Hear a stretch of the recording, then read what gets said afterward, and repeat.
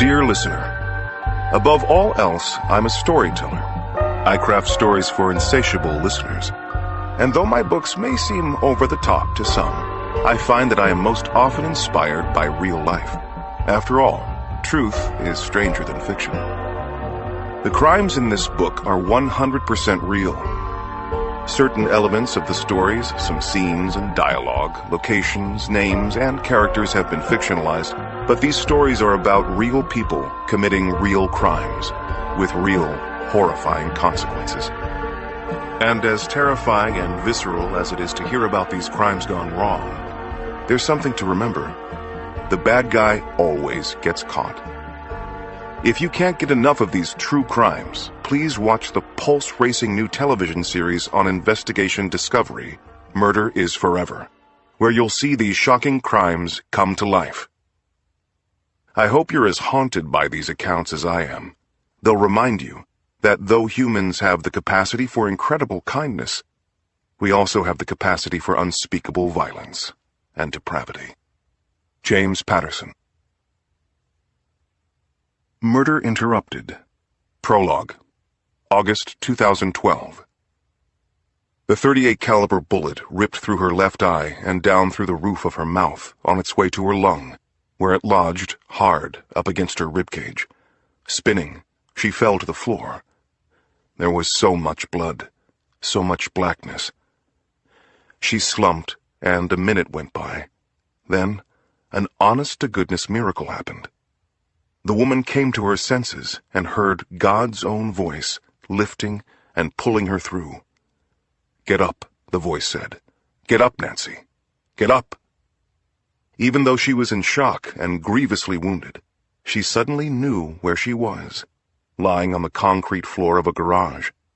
The garage of a house, her own home, on Bluebonnet Way, in a posh Dallas suburb where only the paranoid locked their front doors, and all of her neighbors treated each other's kids as their own.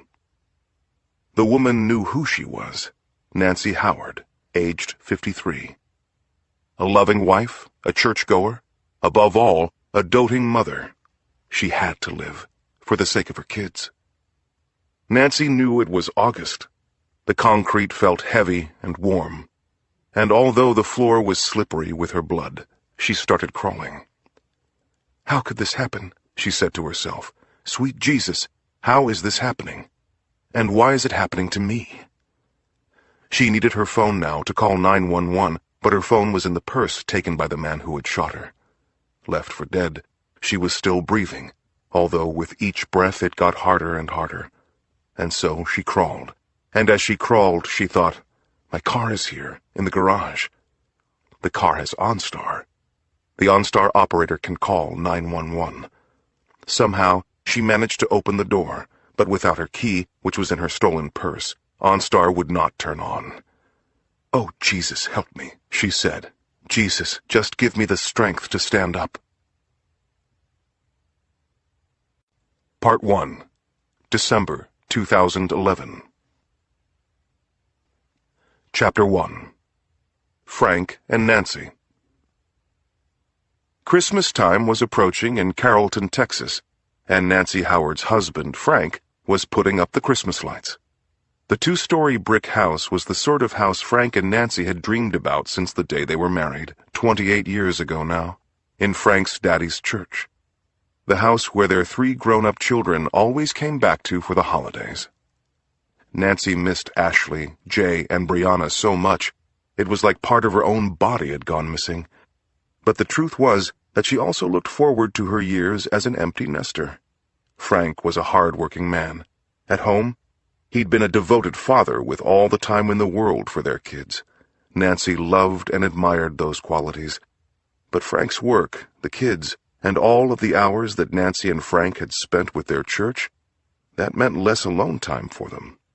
Hard as it was to see her children leave home, Nancy looked for a silver lining and found one. In all of the months and years to come, she'd have more Frank to herself. At least, that's what Nancy had thought. The Howards had seen each other through some hard times. Ashley, their oldest, had barely survived her first days in the hospital. That had tested Frank and Nancy's faith. So had Frank's prostate cancer and Nancy's fibromyalgia, a chronic condition that disturbed her sleep and her moods and made her muscles ache constantly. But in the end, those trials had only strengthened their bond. Then, in 2009, Frank's two-man accounting firm had taken on a new client. At first, it had seemed like a windfall. The client was a defense contractor named Richard Raley, a man with significant interests in the Middle East. What Raley did specifically was ship ice, military hardware, and other equipment to American troops in Iraq.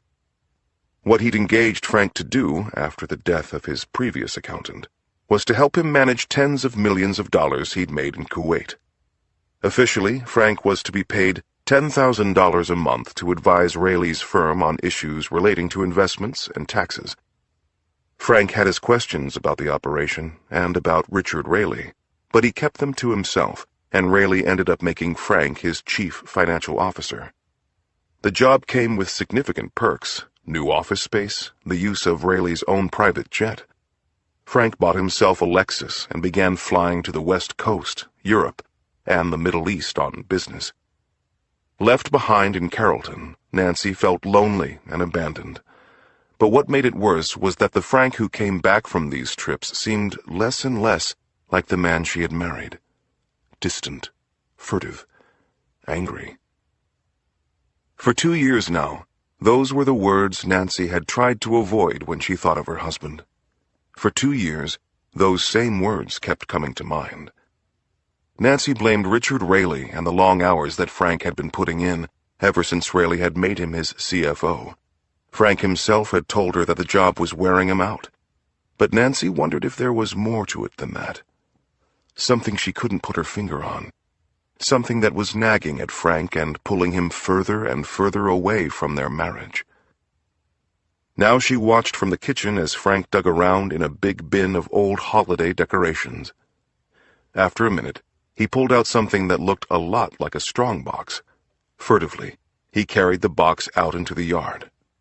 Outside, Frank darted behind a bush and dropped the strongbox into a small hole he'd dug there. In the time that it took Nancy to follow him into the yard, he'd made it back up the ladder. Frank? Frank? Jesus, Frank thought. What is it now? These are all wrong, Nancy said, pointing to the Christmas lights he'd already strung up.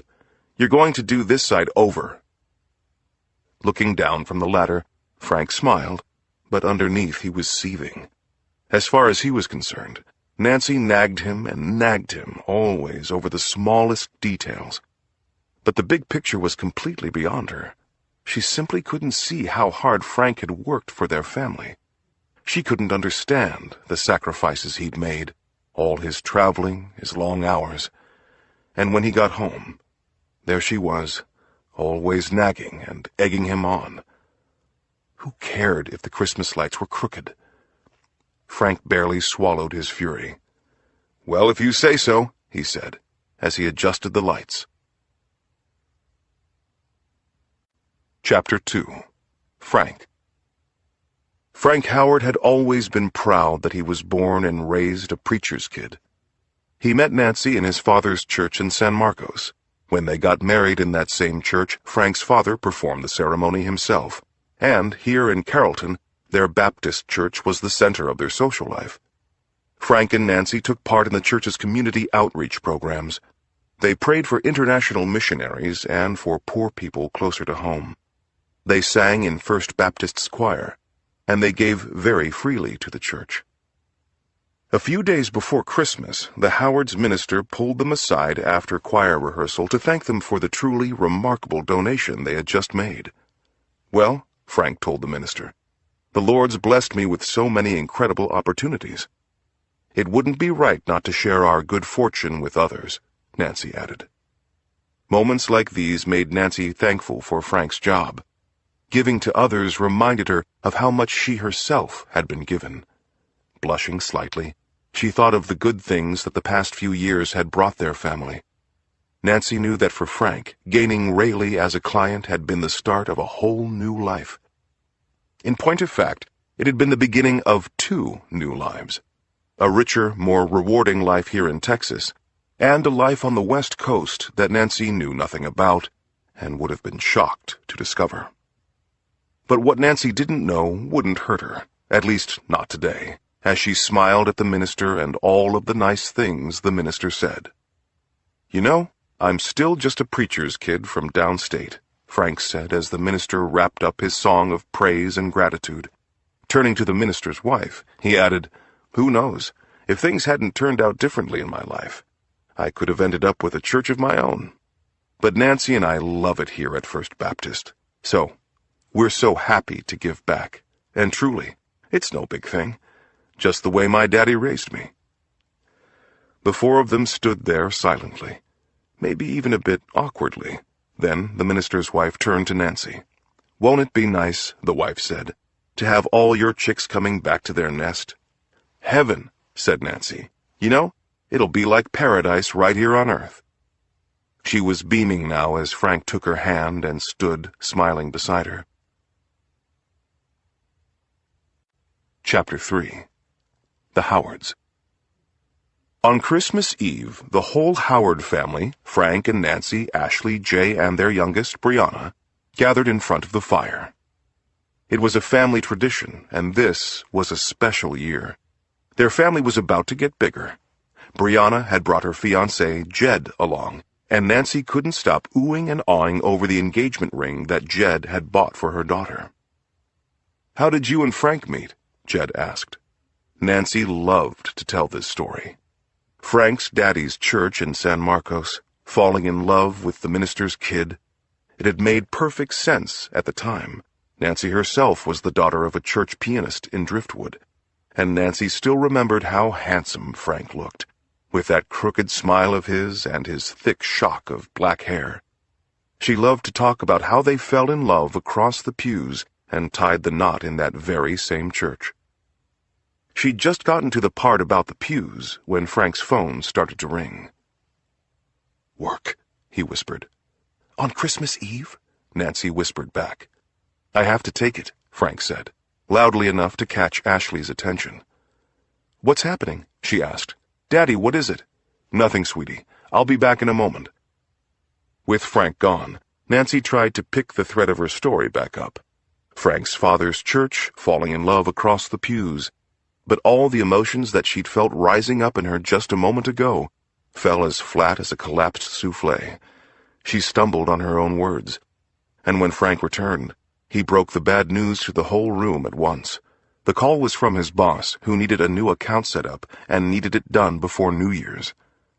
It was important work that would not wait. "No," Nancy said. "Flying out on Christmas? Just say no, Frank. Who works on Christmas Day anyway? Don't you have any backbone at all?" Frank made the usual appeals. First, he played the part of the patriot. "Those boys in Iraq that we work for, they don't take Christmas off. They're laying down their lives for us every day, making the hard sacrifices." Then Frank played the part of the victim, brought up the sacrifices he'd made, sacrifices that he continued to make for the troops, for Nancy, for the kids. "You think I want to be traveling on Christmas? My whole life is here in front of this fireplace. Who else would I even be doing this for?" Frank teared up a bit, thinking about all he'd done for his family. His voice broke twice as he talked, and Nancy's heart broke to hear him. Duly chastised, she dried her own tears, apologized, and felt bad for feeling so selfish, for wanting Frank all to herself, when all he wanted to do was take care of them.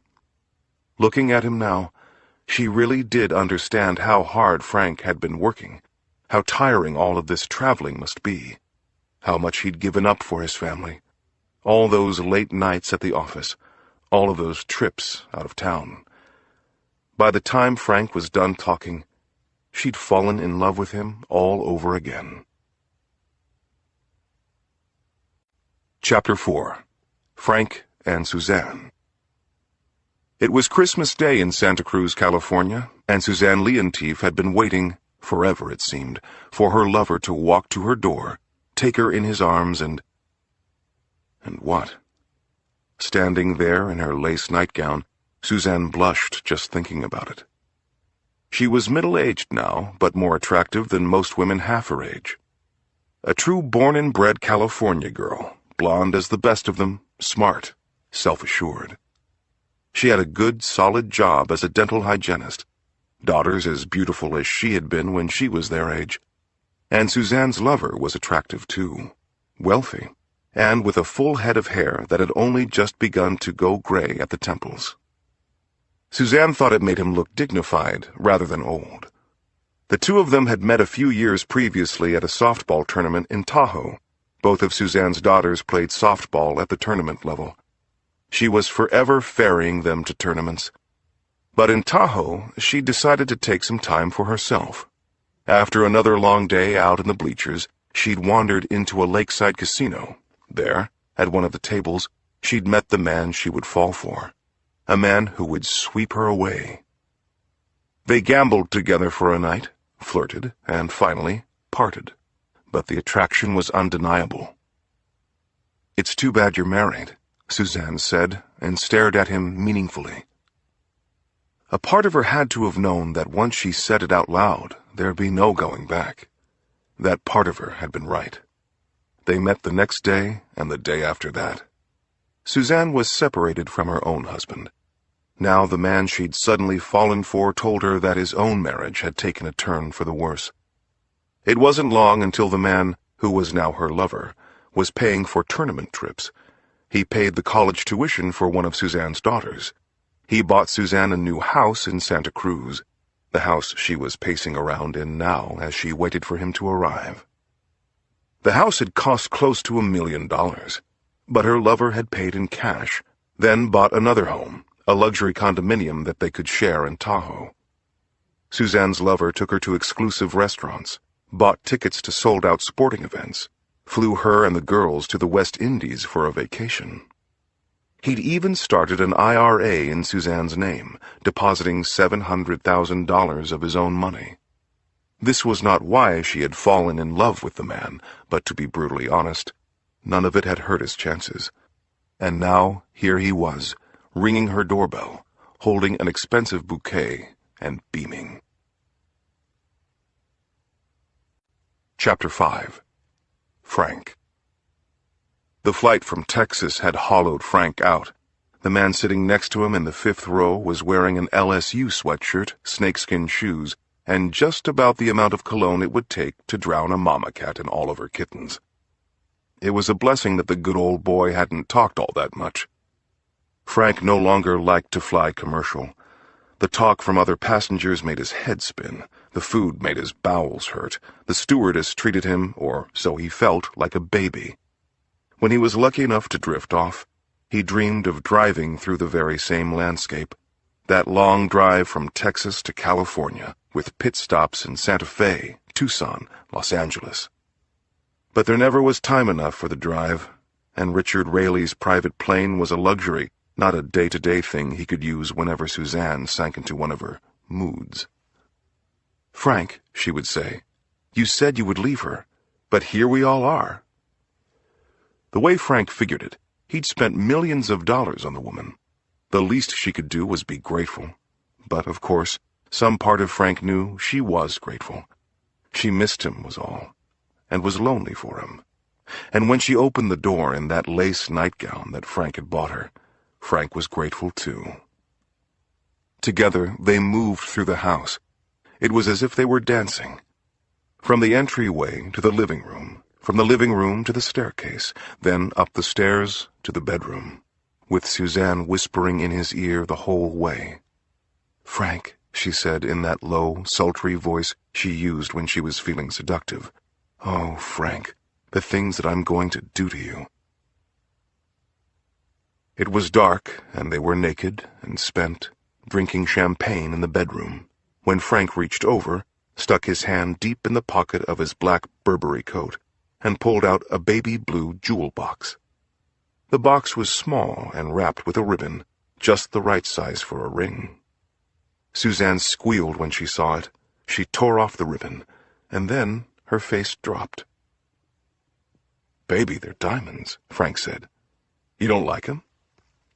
"They're perfect," Suzanne said, and managed a smile. "You were expecting a ring?" "Years, Frank. It's been years. How much longer am I supposed to wait?" "I'm here, aren't I? Here on Christmas, in the house that I bought for you. Can't you just wait a bit longer?" He flashed the same smile that got to her back in Tahoe, and she couldn't help but smile back. It really was Christmas. He really was here, and not back in Texas with her. "Yes," Suzanne said. "Promise? I'm yours, and don't ever forget it." The next day they drive to a casino. Suzanne forgets herself there, flirts with two men at the blackjack table, and ignores Frank until the moment her chips are all gone, at which point she asks him for another $10,000. Frank nods to the floor manager. A moment later, new stacks of chips appear in front of Suzanne. But Frank's smile is as tight as it was in Texas when Nancy was nagging him about those Christmas lights that he should have paid someone else to hang.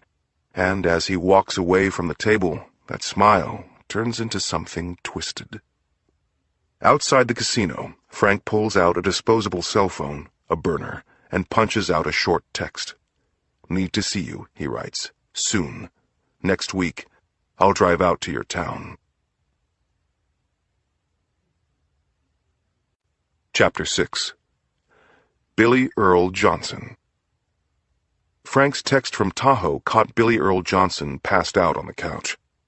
Billy's girlfriend, Stacy, was passed out beside him, snoring loudly, stirring slightly with each snore. Off in the corner, a hound dog whimpered away. All in all, it was just another Christmas in Ben Wheeler, an East Texas town that was as methed out as Carrollton was manicured. In Ben Wheeler, Christmas might as well have been any old day of the week. At rest, Billy's face was sunken and skull-like. Every crease was a physical record of years of hard living, hard drinking, and hard drugging. His slumped-over body was tattooed and sinewy. Stacy's was tattooed and plump. But as soon as he woke up, Billy's face took on a much harder edge. The couch they had passed out on was tatty and stained. The wood-paneled walls were all bare, but on the floor all around them, $50 and $100 bills laid scattered like crisp new confetti. The flat-screen TV propped against the far wall was enormous and new. Billy would get around to hanging it up eventually. The assault rifle leaning against the couch cost about as much as a new Mustang. By now, the hound dog was barking. Billy's burner kept ringing. After sending 3 unanswered texts, Frank had taken to calling and calling and calling again. Fully awakened by the third call, Billy jumped up from the couch. "Mr. John," he said, using the name he knew Frank by.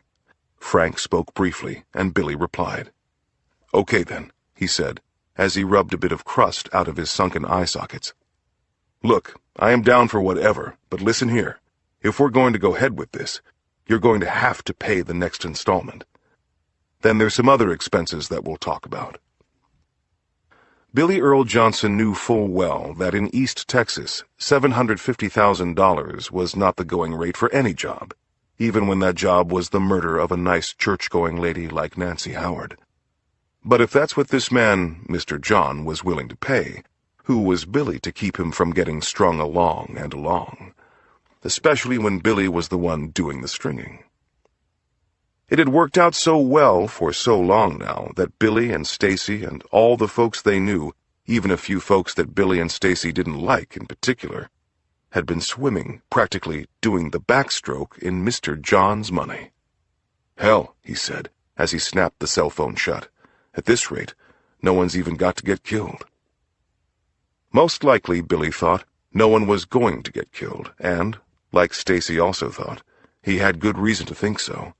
After all, Billy Earl Johnson and Mr. John had been having this same conversation, with only the slightest variations, for over a year. Part 2. November 2010. Chapter 7.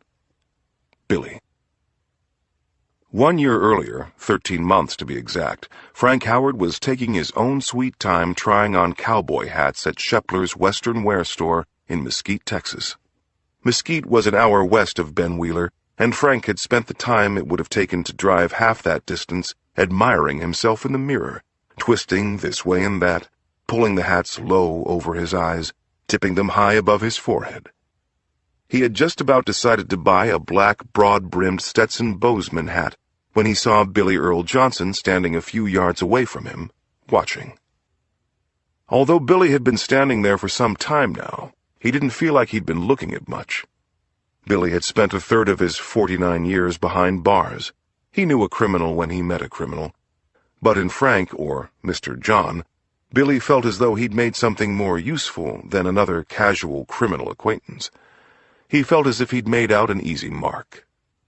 For months now, Billy had been taking Mr. John's money, tens of thousands of dollars at a time, sometimes much more. The first time, it was $60,000 in cash. They'd been sitting in Mr. John's Lexus at the time.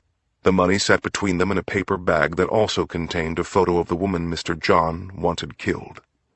On that occasion, Mr. John had told him to make the death look like an accident. Billy had said, sure, adding only that these things done professionally take some time.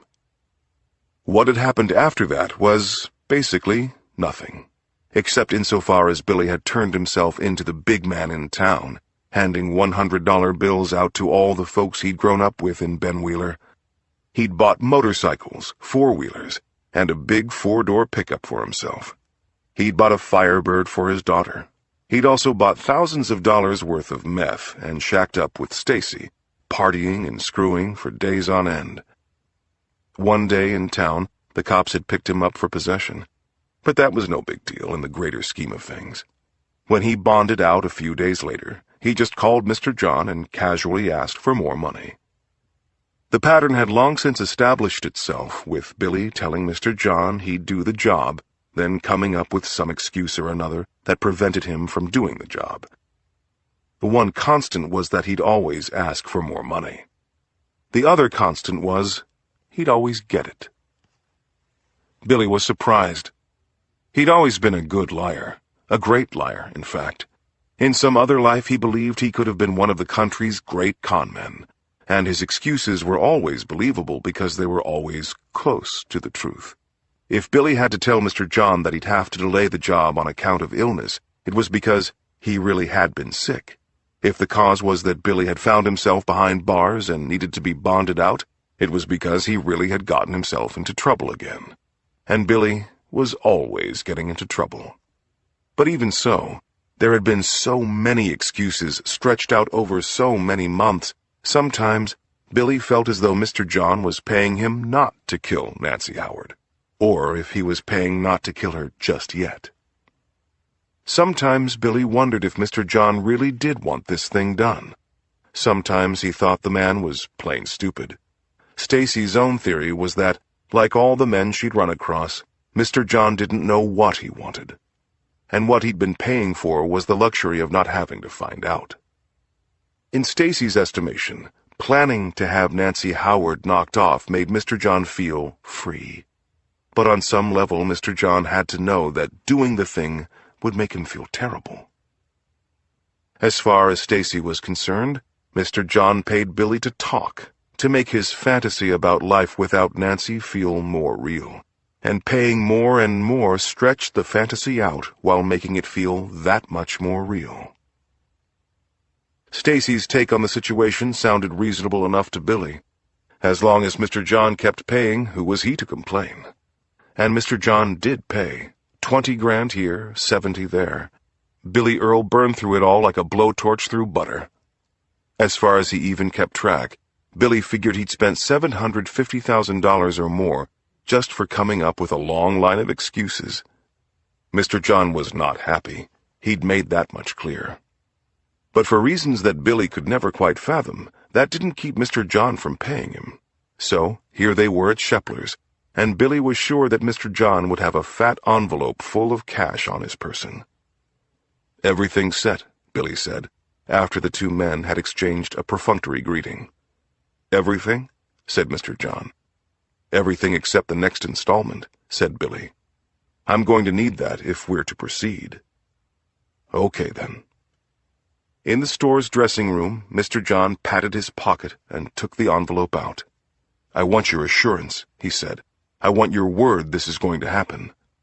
Billy laughed as he grabbed the envelope out of Mr. John's hand. "You've got it, partner," he said. "You've got it." Chapter 8. Frank. Frank didn't like it one bit, this Billy Earl Johnson business he'd gotten involved with. His alter ego, Mr. John, didn't sit comfortably with Frank either. The whole sordid scheme was a far cry from the good thing he had going with Suzanne.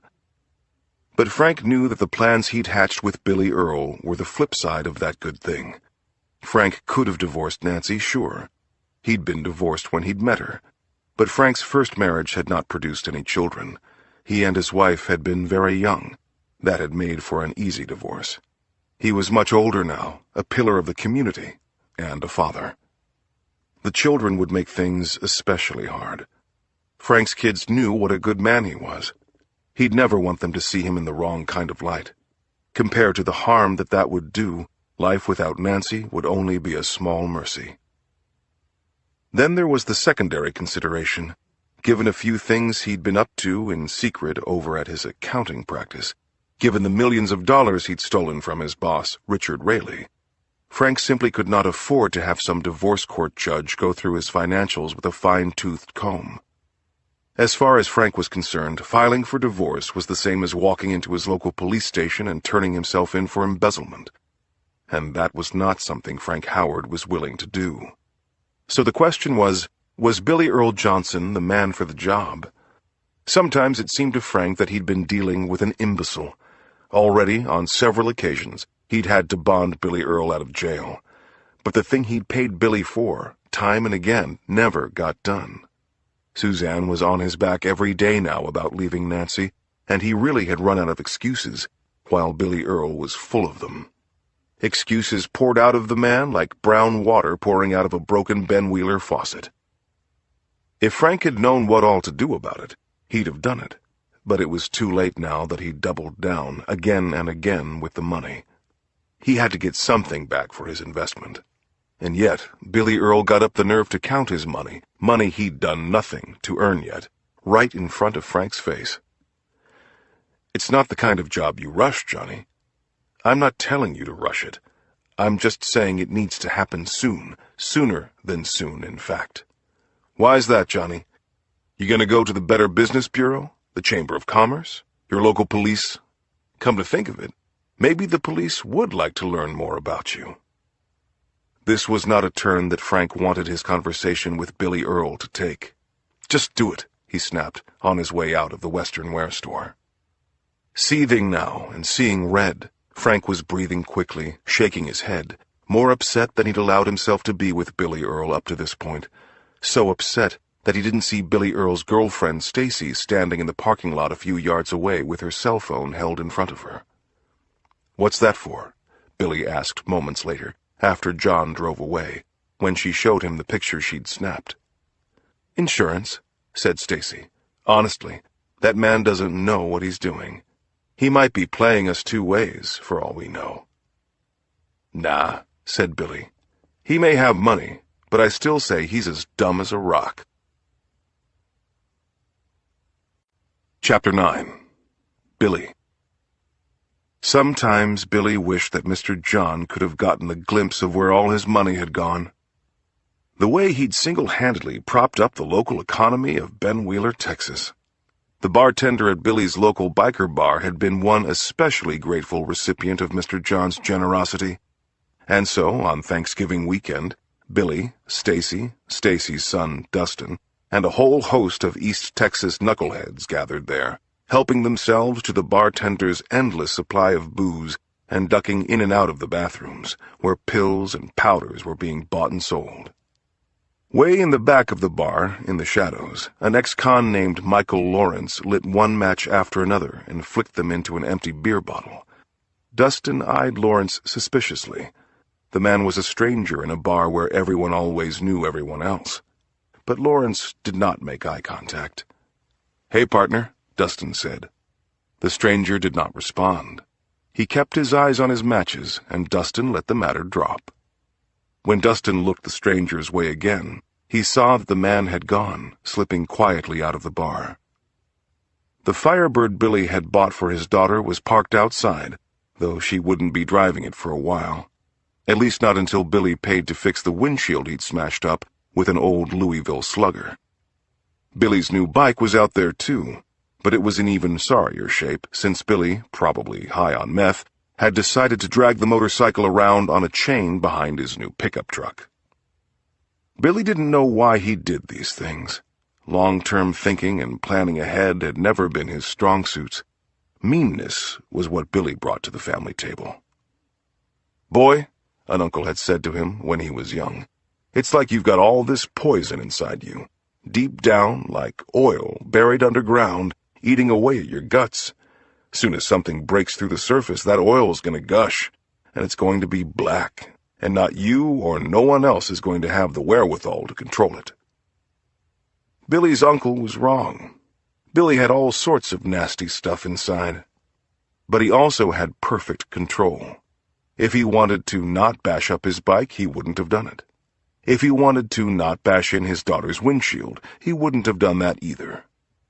What the people around him did not understand was that Billy wanted to do all the things that he did, and age hadn't mellowed him out at all. "Heya!" he shouted as his nephew Michael Speck walked into the bar. "Grab a stool. This round and every round's on Mr. John." Michael ordered a Jack on the Rocks and a Michelob Chaser. Scanning the room, he saw Stacy and Dustin hunched over at one of the banquettes. "What's going on with that now, anyways?" "Same old," said Billy. "Dude's as dumb as a goldfish, but flush as a Saudi Arabian prince." "And that thing he keeps talking about? We'll talk about that too at some point," said Billy. "For now, let's have a toast." Over at their banquette, Stacy and Dustin perked up. The bartender hit mute on the TV, poured himself a shot, and held the glass up as Billy raised his own glass and said, "Here's to the human ATM." "To Mr. Johnny," the others joined in. Chapter 10. Frank. Frank's bookkeeper had been working for him for years now. She went to First Baptist, as the Howards did, and once in a while Frank and Nancy would have her over for dinner.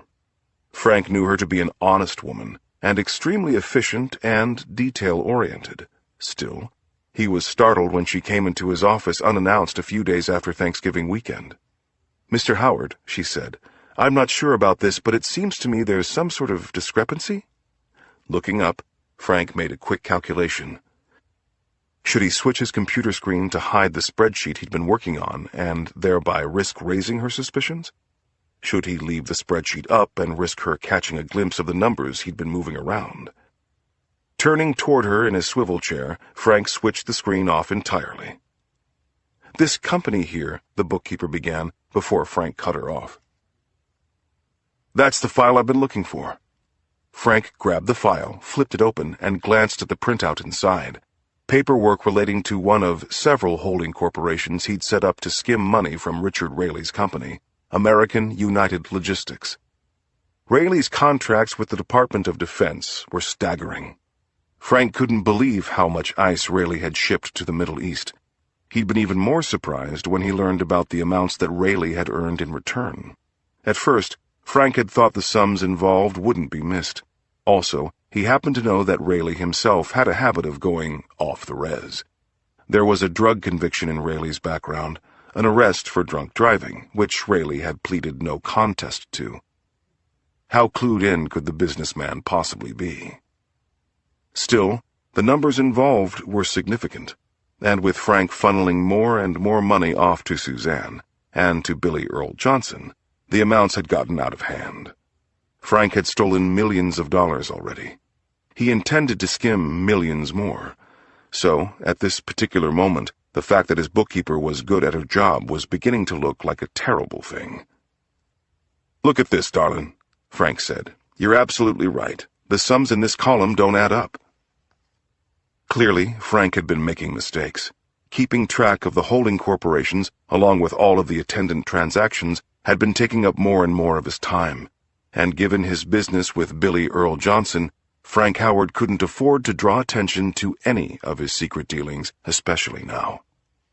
The thought of some dumbass backwater divorce court judge poring over his financial dealings gave Frank the shivers, and now, sitting here with his bookkeeper's stack of folders, Frank felt a panic attack coming on. What looked like a windfall when Richard Rayleigh first appeared on his radar was starting to feel more and more like a trap. "Mr. Howard," the bookkeeper said, "are you okay?" "This is excellent work," he said after a moment. "Excellent, because this stuff's such a maze, such a headache. I'm impressed you found these errors. Why don't I take it home with me tonight and look it over and fix it up and put you onto this other account that's been troubling us?"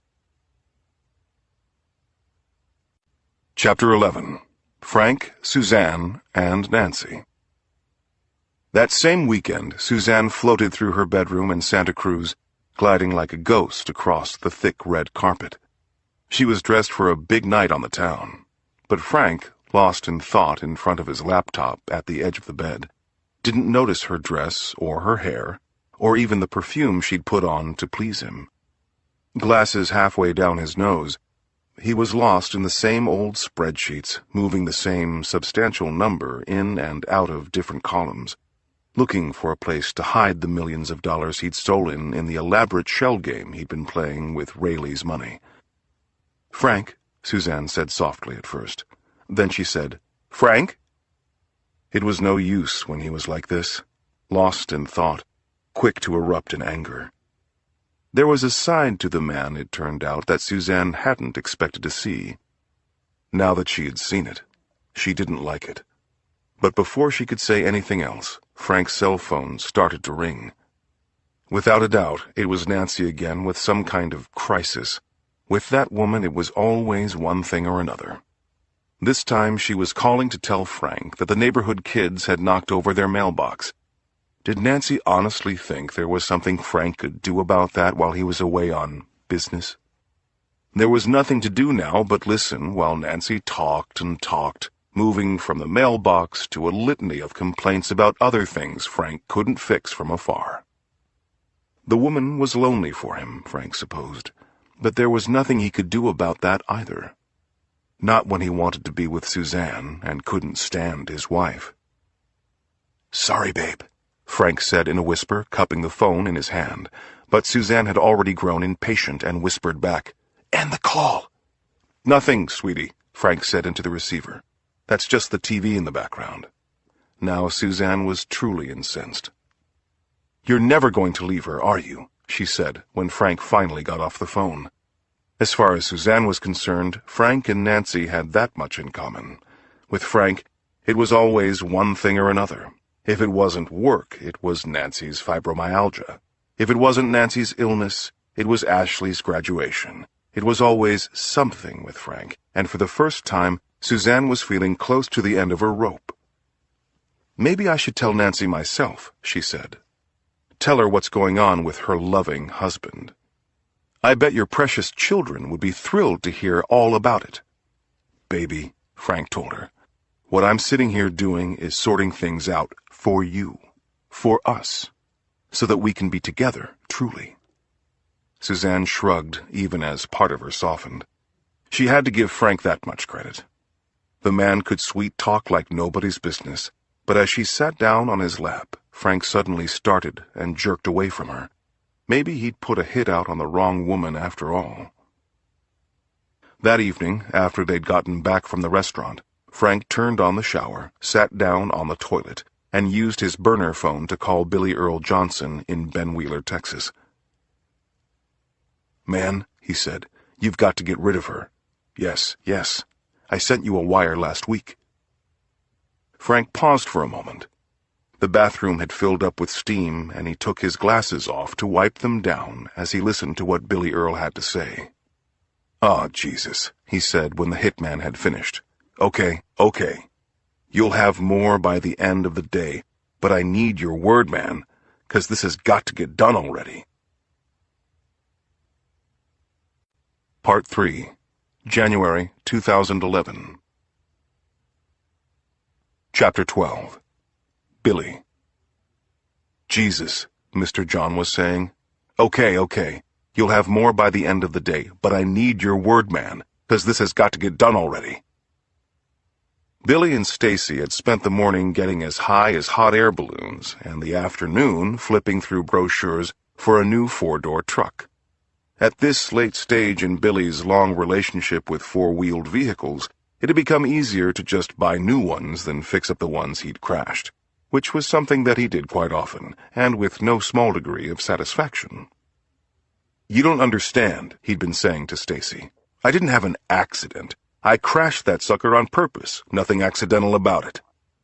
Then Mr. John had burst in with his phone call, interrupting the lecture that Billy was about to give.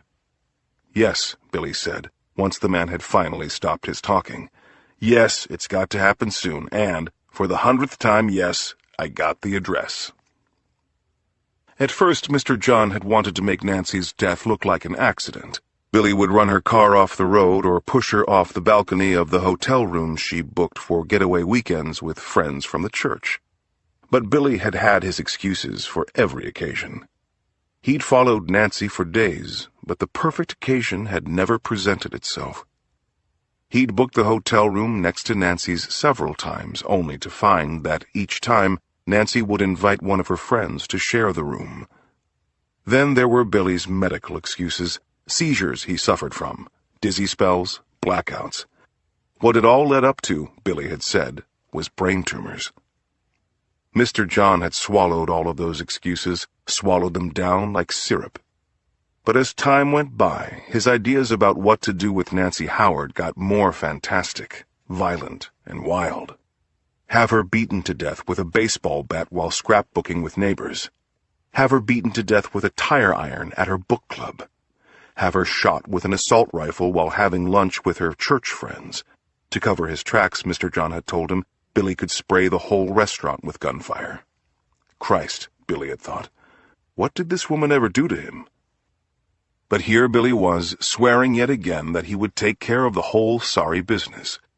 If all went well, Mr. John told him in parting, there might be another target in the works, a job that would be even easier to pull off and would pay even more. Chapter 13. Suzanne. A few weeks later, a shabby old van pulled into the driveway at Suzanne's house in Santa Cruz. It was the rainy season in California's South Bay, drizzling for days now, with no sign of stopping, and the rain muffled the sound of the van's rattling engine. Suzanne wouldn't have heard the van anyway. She was lost in thought, as she had been ever since the rain had started. Cooped up indoors, she'd been running her love affair with Frank Howard over and over again in her head. She loved the man, that much was a given. But it was becoming increasingly clear she did not understand him, his moods and promises. The way he'd snap at her one moment, then want to make love the next. It had been a few weeks since she'd seen him, and with each phone call he seemed to have grown more and more distant. Out in the driveway, the van's engine shut off. The door opened slowly. The man paused for a moment and leaned on the door. In his left hand, he held a cardboard box about the length of a rifle. Upstairs in her bedroom, Suzanne picked up the phone, then put it down again in its cradle. She needed to tell Frank that she needed him, here in California, where their future life would be. She felt that Nancy had lost him already. There were no reasons she could think of to drag things out. She knew that she could be handling her love affair better. The guilt trip she'd taken to laying on Frank had all been counterproductive. She hoped that Frank knew she hadn't meant her threats. She would never tell Nancy about the affair. She just didn't know how else to push him. One way or another, Frank would have to pull the trigger on his divorce. All she'd been trying to do was help. But now she wondered if what she'd been doing had been pushing Frank further away. She'd call him now and apologize for the way she'd been acting. If she had been pushing him, she'd take responsibility for it, own her actions while making Frank see how worn out she was from all this time spent apart from her lover. "I love you, baby," she'd say, and tell him about the things she'd do to him the next time they met. But before she could do that, she heard the doorbell ringing downstairs. "One moment," she called out, and peeked out the window. The driver was there, rain drizzling off his baseball cap, holding the cardboard box, shifting his weight from one foot to the other. Downstairs, she opened the door. "From Mr. Frank Howard," the driver said. "Yes," said Suzanne. The driver shifted his weight again, looked down at the ground, and back up at Suzanne. He seemed to be stoned or hung over, in which case it must have been a party for the ages. "You'll have to sign here," the man said finally. He took out a pocket-sized clipboard and handed Suzanne a pen. Suzanne watched the van drive away, holding the cardboard box close to her chest. For a moment, she had the strange sensation that something inside the package was ticking. But no, it was only the beating of her own heart. Inside the house, she opened the box and read the card it contained. "Babe," Frank had written, "you have to know I love you, and that I'm doing everything I can, as fast as I can, to be with my California girl always." It was just what Suzanne had been needing to hear. The fact that Frank had known it had to be proof that he really did love her, and, of course, the expensive bouquet of flowers that the box contained was beautiful. Chapter 14. Nancy and Frank. Back in Carrollton, Texas, Nancy had finally talked Frank into going to therapy. From the get-go, she'd understood his resistance. Locally, the Howards had always been the family that others looked to for help. Admitting their own need for help did not come easily or naturally to them, but there was nothing easy or natural about the distance that had sprung up between them either. Nancy had run out of ideas, and Frank would just glare and clam up when she brought up the state of their relationship. Thankfully, their minister understood all of this and guided them with a firm, kindly hand as Nancy laid their problems out before him. Shy as she was, Nancy was also devoted. She'd told Frank so many times that she would do anything to heal this inexplicable rift in their marriage. Told him about how much she'd been looking forward to their years as empty nesters, about how good it would feel to rekindle the spark that had led to their marriage. She was sure that together they could fan love's flames higher than they'd ever been. But Nancy had also begun to understand that if she had any chance of pulling Frank back from the ledge, she'd have to make him see just how bad things had gotten. "Frank," she said, "what we have here is a crisis." There, on the couch in their minister's office, Frank felt like he was dying beside her. The minister's face blurred. Nancy's words had all stopped making sense. Only the word divorce snapped him back to attention. Divorce was something Frank could not afford, not in the eyes of his children, and not in the eyes of Nancy's lawyers who'd charge $500 an hour to go through his finances and find Lord knew what when they got to his dealings with Richard Raley. "No, honey," he said quickly. "Believe me, things are going to get so much better." "Oh, Frank, I want to believe you, but I just don't know what to do." Out in the parking lot of their church, Nancy said goodbye tearfully. "Do you want a ride home?" Frank asked. "I'll walk home, sweetie, to clear my head." But Nancy's head was still cloudy as she crossed the road in front of the church. Out of nowhere, a four-door pickup appeared. Moving much too fast, it nearly knocked her into the gutter.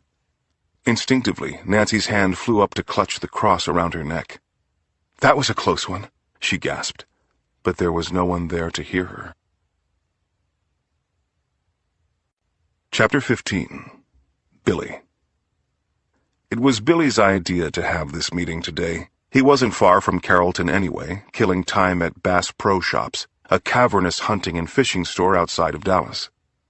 With its in-house shooting gallery, archery range, and brew pub, BPS could almost be an amusement park, and Billy had been looking forward to getting some quality R&R in, trying a few rifles out, maybe a crossbow. Stacy had come along for the ride and had invited her son, Dustin, and Billy's nephew, Michael, to go with them to meet Mr. John. Billy had mixed feelings about these youngsters he had in tow.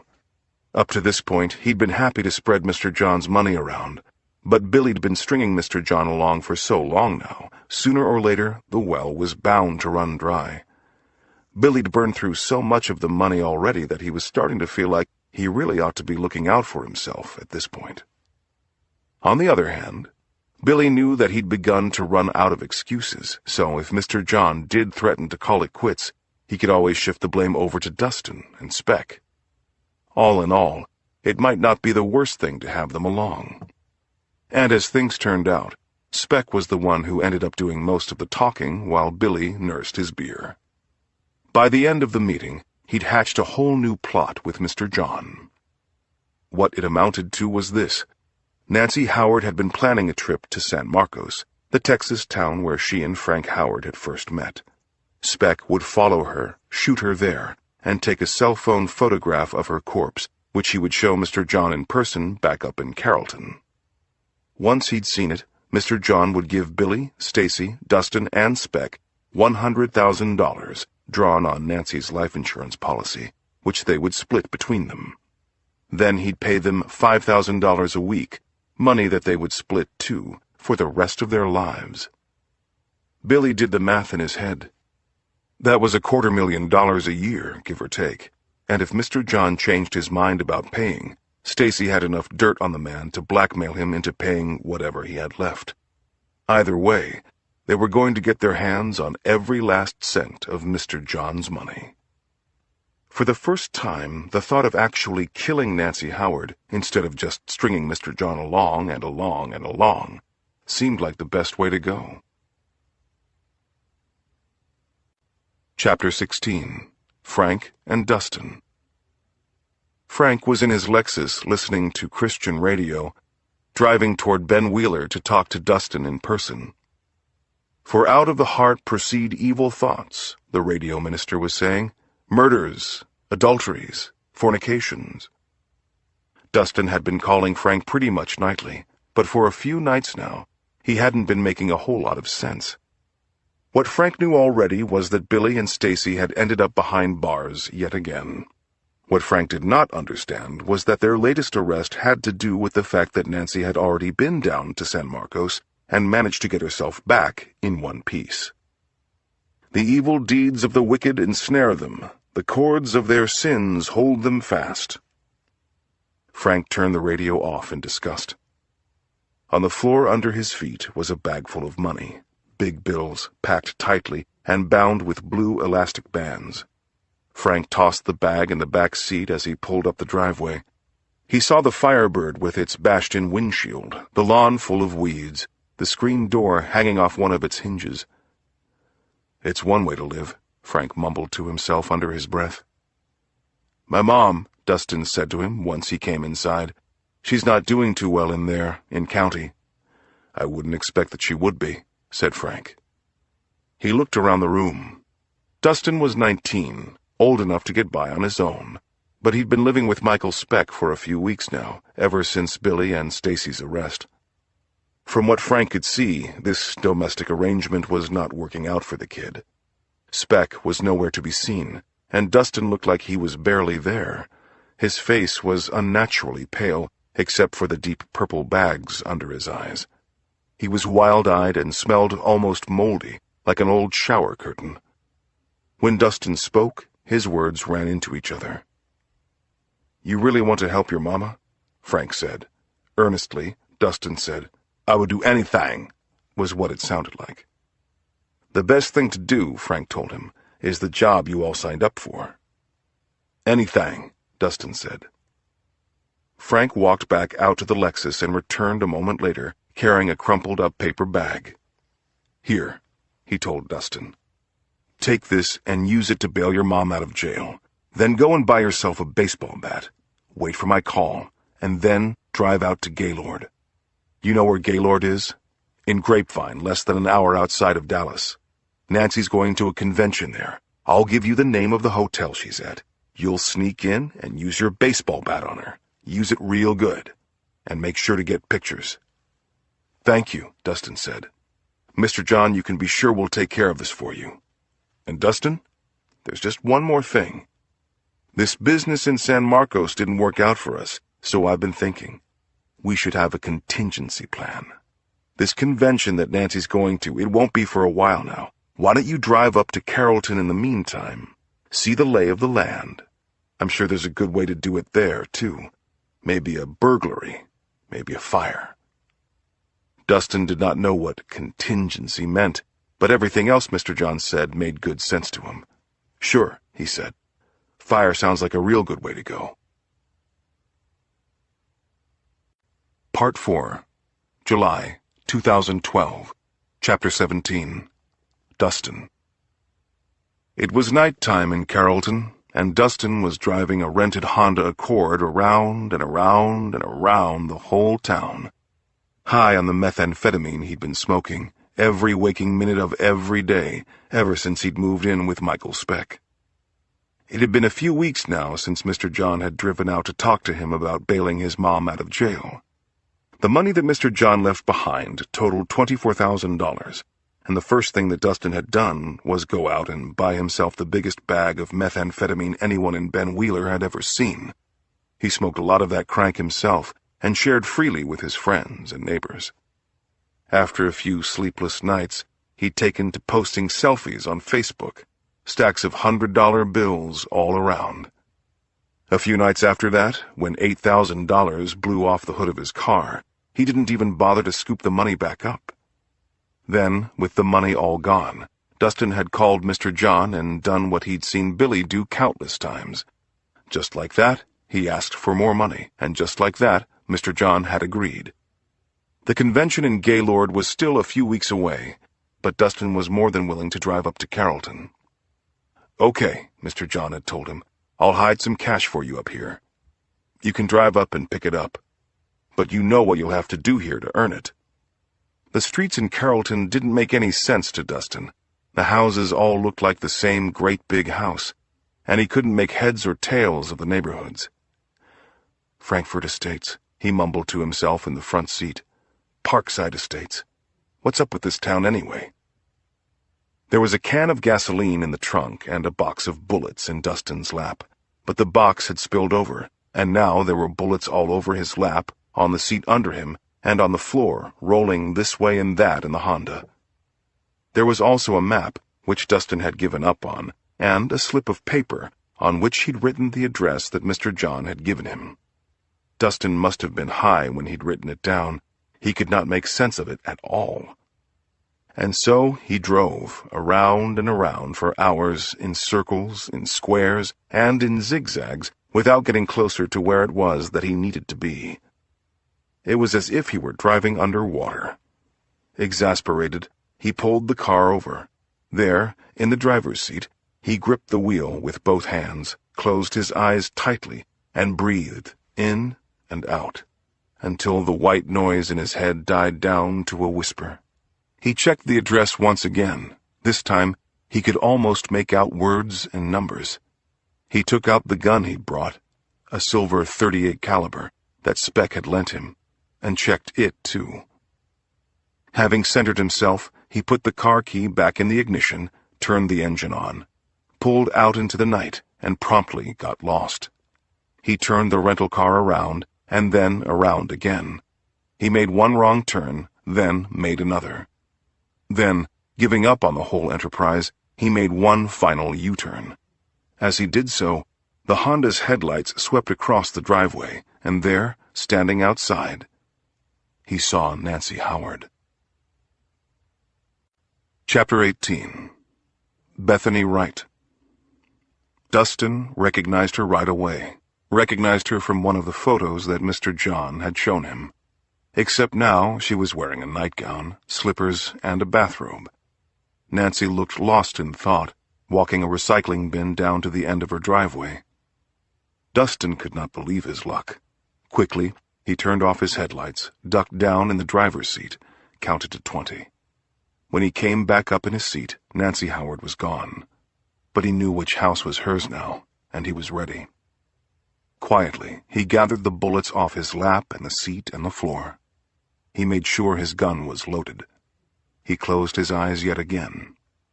It had been a few hours now since his last hit, and though his head was still cloudy, he was grateful for it. The drug would help him do what he couldn't do sober. "I'll count to 200, he told himself. Give her a few minutes to get in bed. He'd counted to 60 when the police siren sounded behind him. Officer Bethany Wright had had her eye on Dustin for some time, seeing him circling the neighborhoods, pulling over at random, then starting again. He'd been driving so slowly the cop hadn't had much of a reason to stop him, but now that Dustin was just sitting there in his car, with the headlights off and his engine still on, Wright felt that she had sufficient reason to question him. "Sir," she said, as she walked up to the driver's side door and looked at the kid inside, pale and jittery in his threadbare Batman t-shirt. "How long have you been in Carrollton tonight?" Dustin was breathing heavily. He'd had just enough time to hide the gun under the passenger seat. "Been trying to find my uncle's house now for 2, 3, 4 hours, he said with a long, heavy sigh. "The reason I ask is, I saw you earlier, and now I see you again. Yeah, I was going in circles. Circles and circles. Circles and circles and circles and circles." Officer Wright fingered the strap on her holster. What the computer in her squad car had told her was that the Honda was 100 miles away from its point of origin, and, even if the car was in the right place, the man sitting behind the wheel belonged elsewhere. Carrollton was an upscale town, easy and quiet. Sometimes the local kids would smoke grass or get drunk and dumb out in their pickups, but this kid, who could not have been older than 20, was strung out on meth. That much was clear. He had that moldy shower curtain smell that truly committed meth heads would get on their binges. And when the officer asked for his license, the kid was 19, it turned out, she saw that he was from a methed-out town in East Texas and didn't belong in Carrollton at all. "Will you please step out of the car?" she asked. Chapter 19. Dustin. Dustin was dazed, but not too dazed to know that he had not broken the law just yet. He stepped out quietly, calmly. He thought he could talk his way out. First, he told the lady cop that he'd come to Carrollton to borrow some money from his uncle. A few seconds later, he said that he'd been looking for his stepfather. A few seconds after that, he volunteered the information that his stepfather was in jail. The lady cop didn't look fazed at all, but Dustin felt that his words were all coming out wrong, in a tangle that didn't convey how innocent his actions, up to that point, had been. "Tell me again who you're visiting here," the cop instructed, "'cause now I'm confused. First you said uncle, and then you said, 'His name's John,'" Dustin interrupted. "Okay? We always called him John. That was it." This was much better. So close to the truth, Dustin reasoned, it didn't even sound much like a lie. It was just like Billy had told him. Always stick close to the truth when you lie. So close that you believe everything you're saying. Now Dustin was doing just that, and it didn't surprise him at all to see the cop smiling, or to feel himself smiling as well. "Okay," she said. "So John's a friend of the family?" "Yes, basically." "And what is your business with John?" This was a curveball, but so far the truth had seemed like a good strategy, and Dustin decided that he'd go all in. "Okay," he said. "I'm not trying to cause no problems, ma'am. But the thing is, I am a hitman. Like a contract killer? I'm a hitman, and I'm up here in Carrollton." Even before he'd gotten the words out, it dawned on Dustin he'd made a mistake.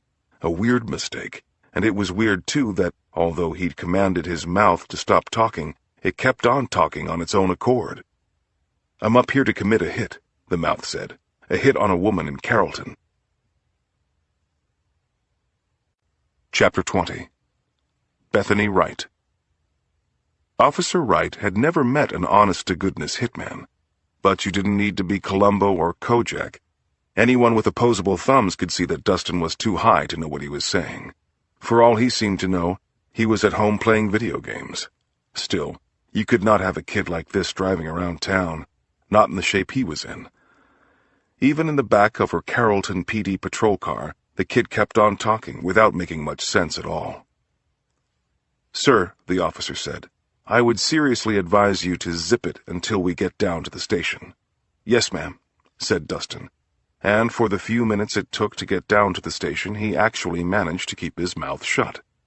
Inside, he was fingerprinted, photographed, and placed in a holding cell, where he sat, fidgeting on the hard cot, mumbling to himself. "If they had me on murder, they'd send me to prison for certain," he said, "but I didn't commit any murder.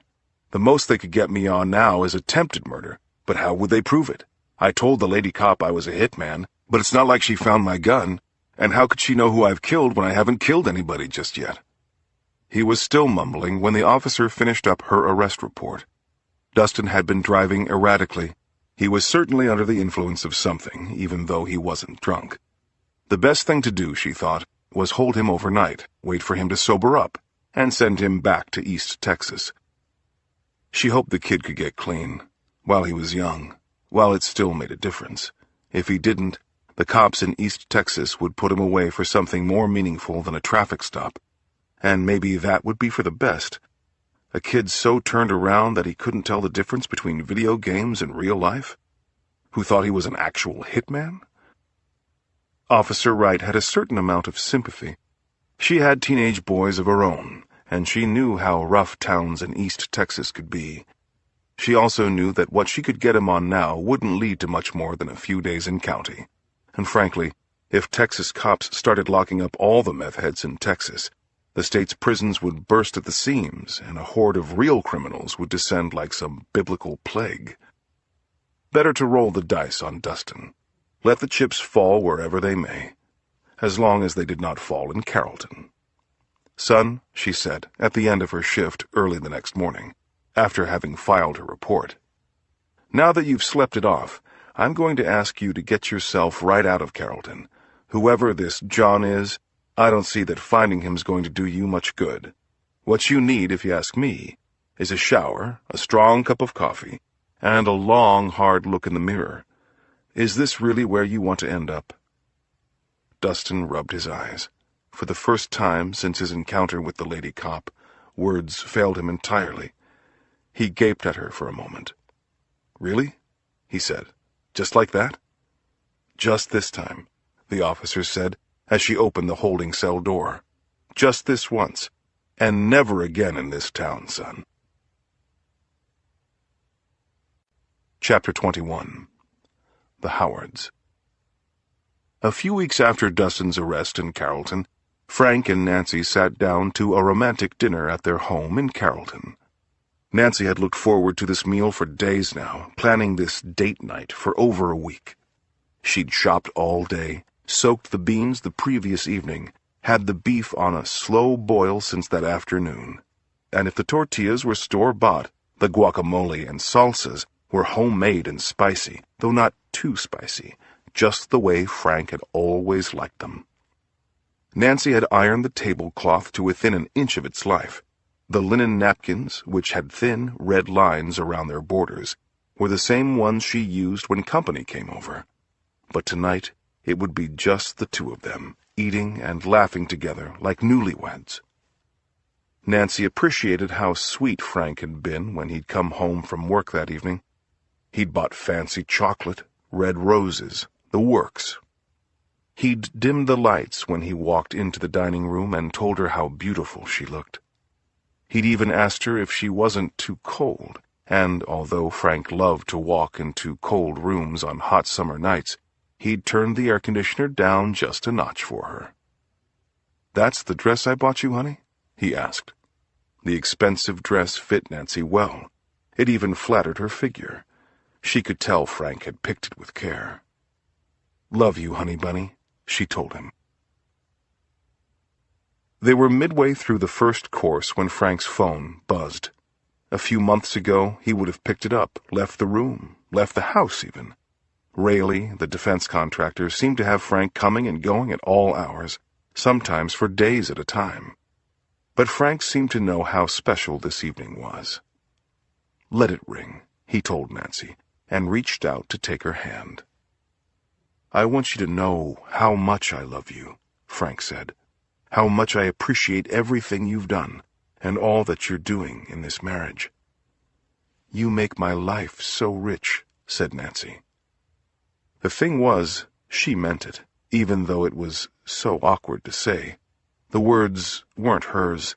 Like Frank's, they were plucked from a list of affirmative sentences the minister had provided them with during one of their therapy sessions. But, Nancy thought, that didn't make them untrue. Was it such a bad thing, working from a script that seemed to sum up so much of what they told him they felt for each other? Nancy the homemaker, Frank the accountant. Did that mean there was no room for poetry in their lives? "Nancy," Frank said, "I just hope you know how much I value—" Before he could finish, his phone buzzed again. This time, he took it out of his pocket. "Shit," he said. "Shit, honey, I've got to get this." Then she was alone at the table, watching the food that she'd made with such care grow cold. As Frank talked and talked, the conversation seemed to go on forever. In the other room. Chapter 22. Frank.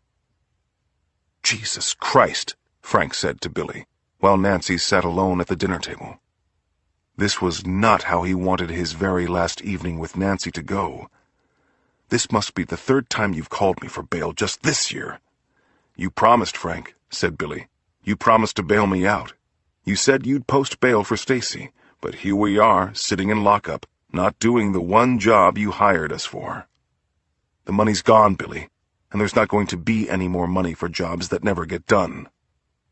It had been years now, years of hearing the same old shit from Billy Earl Johnson, years of putting up with him and Stacy, with Stacy's knucklehead son Dustin, and with Billy's idiot nephew Michael. Years of this shit, and hundreds of thousands of dollars flushed down the drain in the past 12 months alone. "The thing is, Frank, we've got a surefire plan, a plan that doesn't allow for mistakes, but that plan cannot be executed from here." I gave the last of the money to Michael. And that's money that Michael's earned, because he's the one who came up with this plan. But it's like I'm telling you, the plan only works if you post bail. Nancy was moving around. Frank could hear it. Had she been eavesdropping on him, or was all his skulking around turning him paranoid? "Honey?" he hollered, poking his head out the door. Nancy's not there, after all. "Just getting some water, Frank," she called back from the kitchen. But Frank's jittery now. Best to get off the line as soon as possible. This was why he hated it when Billy's calls caught him at home. "And if I don't?" he said quietly into the receiver. "If you don't, Frank, I'm looking at a corrections officer right now who would be very interested in certain stories that I could tell him. Stories about a woman in Carrollton, a mighty nice lady, church lady in fact, and I could tell him at least a few things about the man this church lady lives with." "Is that a threat, Billy?" Frank's trying his best to sound hard while talking softly. Quiet menace was the tone he was going for. "Are you threatening me?" "What I'm telling you, Frank, is what things look like to me, from the place where I'm sitting." Frank poked his head out the door once again, put the phone down on his desk, and walked to the window. The Japanese maple outside his home office swayed gently in the August breeze. The neighbor's dog barked at the little girl who lived next door. The girl was bouncing up and down on her new trampoline, and Frank thought about his own children, about Suzanne and her girls, about Nancy. And now Billy Earle's ruined his last night with the woman. "I'll send it," Frank said under his breath. He was about to say it into the receiver, but when he picked his cell phone back up, no one was there. Just a few moments ago, he was prepared to hang up on Billy. Instead, Billy hung up on him. It seemed like an hour had gone by, but checking his watch, Frank saw it had been just a few minutes. He peeked into the dining room only to find Nancy waiting, patiently, hopefully, with her hands in her lap and the linen napkin stained, ever so slightly, with her mascara. Crying again, Frank thought. He knew he'd been rude, getting up from the table, leaving Nancy alone as the dinner she made for them grew cold. But if he was going to be perfectly honest, he wasn't sure that he cared. Sometimes, he thought, it was as if Nancy simply didn't notice how hard he worked for this family of theirs. And even without Suzanne in the picture, he didn't see how he could keep on living with the woman. She'd been beautiful once. She had worshipped him. But when he looked at her now, Frank could barely see the beauty that he had fallen in love with. And instead of admiring him, All that Nancy seemed to do now was nag. Who was this woman who'd taken the place of the Nancy he'd married? She'd be dead anyway inside of a week.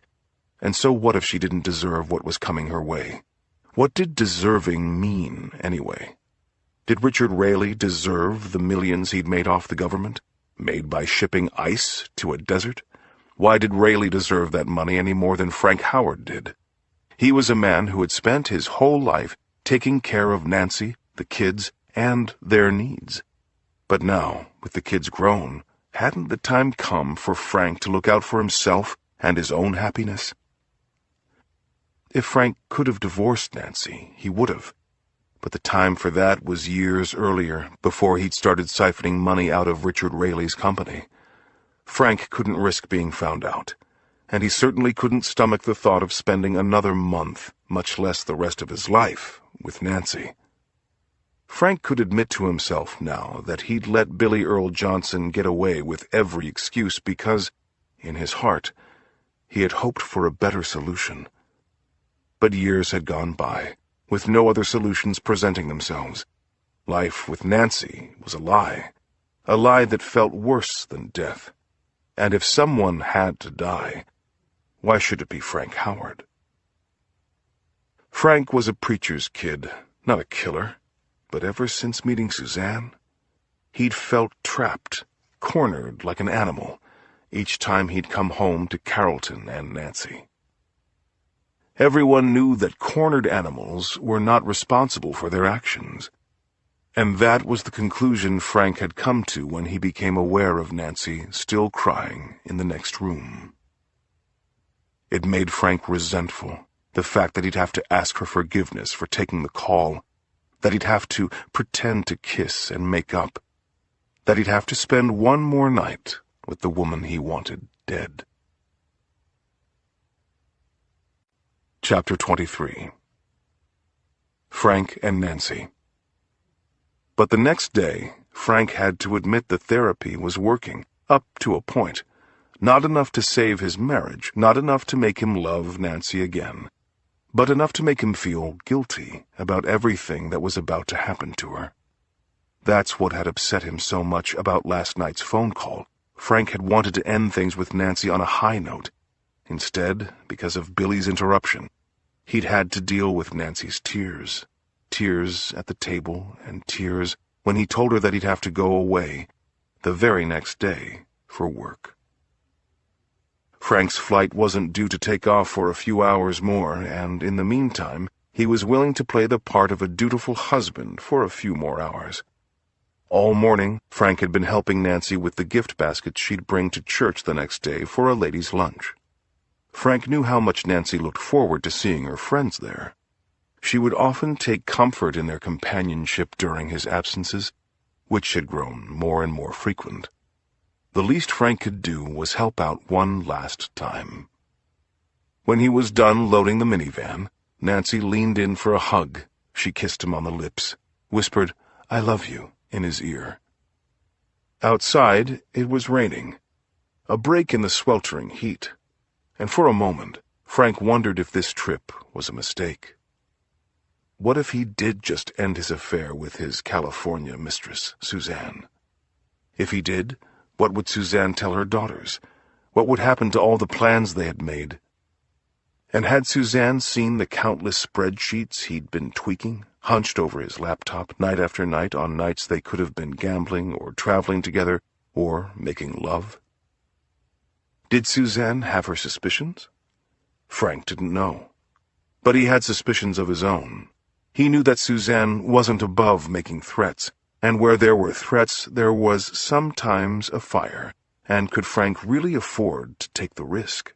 Especially now when Billy had finally come up with a plan that was good. Frank didn't know what the plan was specifically. He'd told Billy he did not want to know. Plausible deniability, a phrase he'd heard once in a movie, seemed like the safest way. That's why he'd booked a ticket to California and told Nancy that he had to fly to Tampa for work. That's why he was leaving Carrollton today. Frank did not want to know, especially because he heard something different in Billy's voice in the course of their last conversation, the resolve it would take to actually end Nancy's life. Billy Earl Johnson was a criminal, sure, but even for a criminal, murder would be no small thing. It was no wonder it had taken Billy so long to work up the nerve. But now that the moment was here, Frank looked at Nancy and felt tender, affectionate almost. How innocent she was in regards to what would soon befall her. How she looked at him, even now as her life drew to its close. That look made Frank feel powerful. And why not? After all, he truly was in control, and the power he'd wield through the instrument of Billy Earl Johnson was almost godlike. Hadn't Nancy promised him years ago to love him till death do they part? Now, she'd make good on that promise. Standing out there in their driveway, Frank told her he'd only be gone for a couple of days, that all his traveling would wind down soon. He just knew it. When he got back this time, he'd take Nancy on a trip of their own, the romantic getaway they'd been talking about. Maybe they'd go snorkeling in St. John. Maybe South America. When they got home, they would have Brianna's wedding to look forward to, and after that, who knew? Maybe grandkids? Lord willing, said Nancy. She told Frank to travel safely. She said that she'd be there, waiting for him, as soon as he found his way home. Chapter 24. Nancy. Nancy was almost done with her lunch when Frank called the next day to check in. Lunch was more of a tea, she told him, a tea that went late, and they never did eat, and it was getting to be 7:30. The rain was still coming down, she said, harder now, but she was going to drop by Taco Bueno on her way home, get some takeout to eat while watching television. If there's one good thing about all of Frank's traveling, it's that she gets to catch up on all of her shows. As she drove, Nancy thought about how right she'd been to get Frank into marriage counseling. Lord knew he hadn't wanted to go, but now, especially now with Frank agreeing to cut back on his traveling, she really could see what a fresh start would mean for them both. At Taco Bueno, the girl behind the counter screwed up Nancy's order, twice. Tried to give her a can of Coke instead of the sweet tea she'd ordered, a side of salsa and chips instead of guacamole. Nancy didn't care. She was smiling, still thinking of Frank. She was thinking of how good he'd been when he saw how upset she had gotten over the phone call he'd taken right in the middle of dinner. How sweet the makeup kiss he'd given her had been. Frank really was paying attention to her now, after so many months of seeming far away. Nancy tipped the girl generously. Back in the car, she turned the radio on and sang along to the Christian rock station. 6 days. That's how long Frank's trip to Tampa was going to take. 6 days of meetings. 6 days she'd be lonely. But she had almost a week now to research vacation spots for them. St. John was Frank's idea. He always did love the water. Nancy had already been to South America, but that trip had been a mission for her church, and South America was so big and so beautiful. Maybe they could split the difference, fly down to the Virgin Islands for a week, then spend another week in Buenos Aires. Nancy would call the travel agent, work out flights and prices before Frank got back. She'd surprise him, too, with the new calico curtains she'd had made for their bedroom, and with the carpet swatches she had picked out for the den. It was a lot to think about. A lot to juggle, but thinking about it made Nancy happy. It distracted her from thinking about how lonely she got when Frank wasn't around. And, as she drove, Nancy was so distracted that she did not notice the car that had been following her in the rain, tracking her from the church parking lot down to the Taco Bueno, and all the way home, where that car sits now, engine idling, just outside Nancy's driveway while she pulls into her garage. Part 5. August 2012. Chapter 25. The Shooting of Nancy Howard. In the garage, Nancy shut the engine off, turned around, and grabbed the takeout bag from Taco Bueno from the back seat. She'd gotten her favorites, the Tex-Mex bowl, an order of cheesecake chimichangas to eat for dessert, and that super-sized sweet tea. It's Saturday night, after all. Frank's in Tampa, and there's time to get 3 whole episodes of Law and Order in before going to bed. She checked her text messages. Nothing from Frank, nothing from her daughters, nothing to break her reverie as she put the phone back in her purse. Lost in her thoughts, she didn't see the man walking ever so slowly up her driveway, watching her, waiting for her to step out of the car as the rain fell around his feet, muffling the sound of his footsteps. When she did get out of her car, purse on her shoulder, takeout bag in hand, she had her back to the man. All that she heard was the sound of the rain. But before Nancy could get to the door, she sensed that someone had come up behind her. First, she felt his breath, hot, on the back of her neck. Then, she felt the man's arm wrapping around her neck in a smooth, snake-like motion. The arms thick and muscular. It pulled her backward, almost yanking her off her feet. And then, before she could think, she felt something cold, round, and hard pressing into the side of her head. "Give me your purse," said the man. It's so sudden, this physical intrusion, Nancy didn't know what was happening. For a moment, she wondered if Frank had come home early, if this was all some sort of practical joke. Her heart was racing, but everything else had slowed down, and she could feel her own blood as it pumped through her temples. No, this man with his thick, snake-like arm wasn't Frank.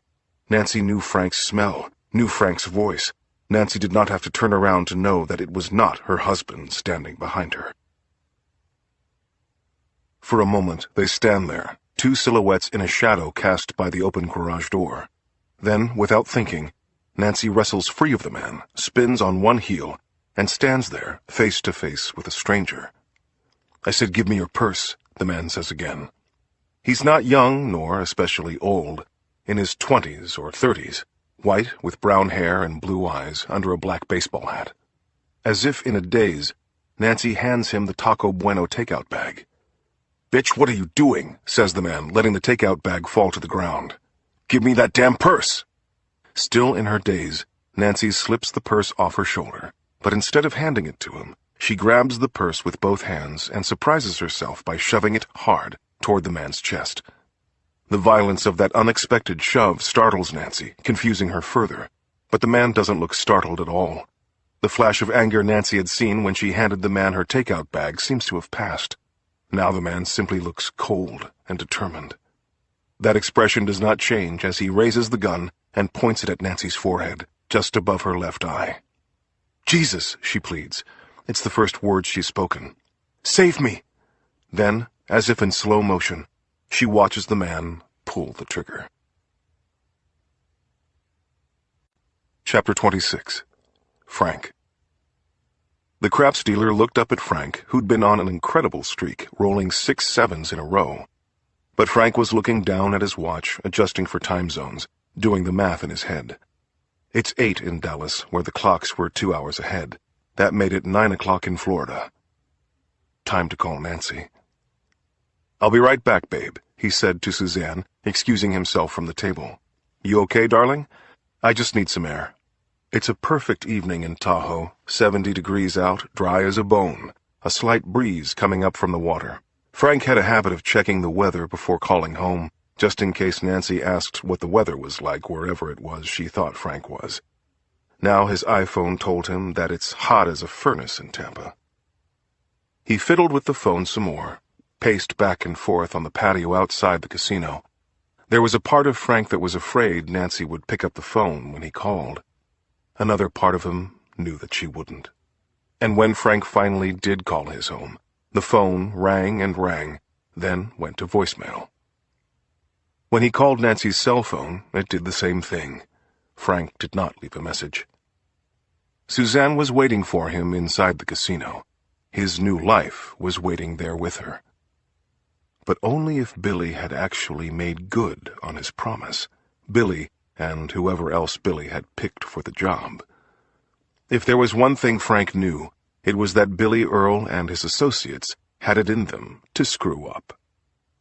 Frank decided to wait a few minutes, then tried Nancy again. His call went straight to her voicemail again, the same chirpy message, and this time Frank left a message, making sure to sound a little concerned. "Babe, I don't know where you are, but I'm just finishing up for the day. These weekend meetings, I don't know why the company bothers. But I'll be home in a few days, and I'll call you tomorrow, and, Nancy, I love you and miss you." For a moment he almost believed what he was saying. Then that moment passed. Gradually, the look of concern on Frank's face began to twist into a smile. By the time he got back to the craps table where Suzanne was waiting, Frank was grinning from ear to ear. Chapter 27. Nancy. A few minutes earlier, conscious but covered in blood, Nancy had crawled through her house, praying and pleading with Jesus, and leaving a thick, red, bloody trail in her wake. As she made her way into the bathroom, pushed herself up against the sink, steadied herself, and looked in the mirror. She did not understand what she saw there. For a moment, she did not recognize her own face or remember how she had gotten into the bathroom. Then she did remember.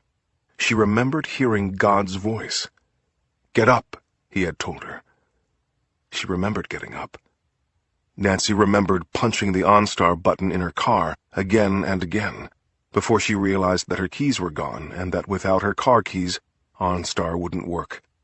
She remembered punching the security code in on her burglar alarm to shut it off, something that had seemed so sensible when she'd done it, but seemed ridiculous now, when she was desperate for help to come. She should have let the alarm go off.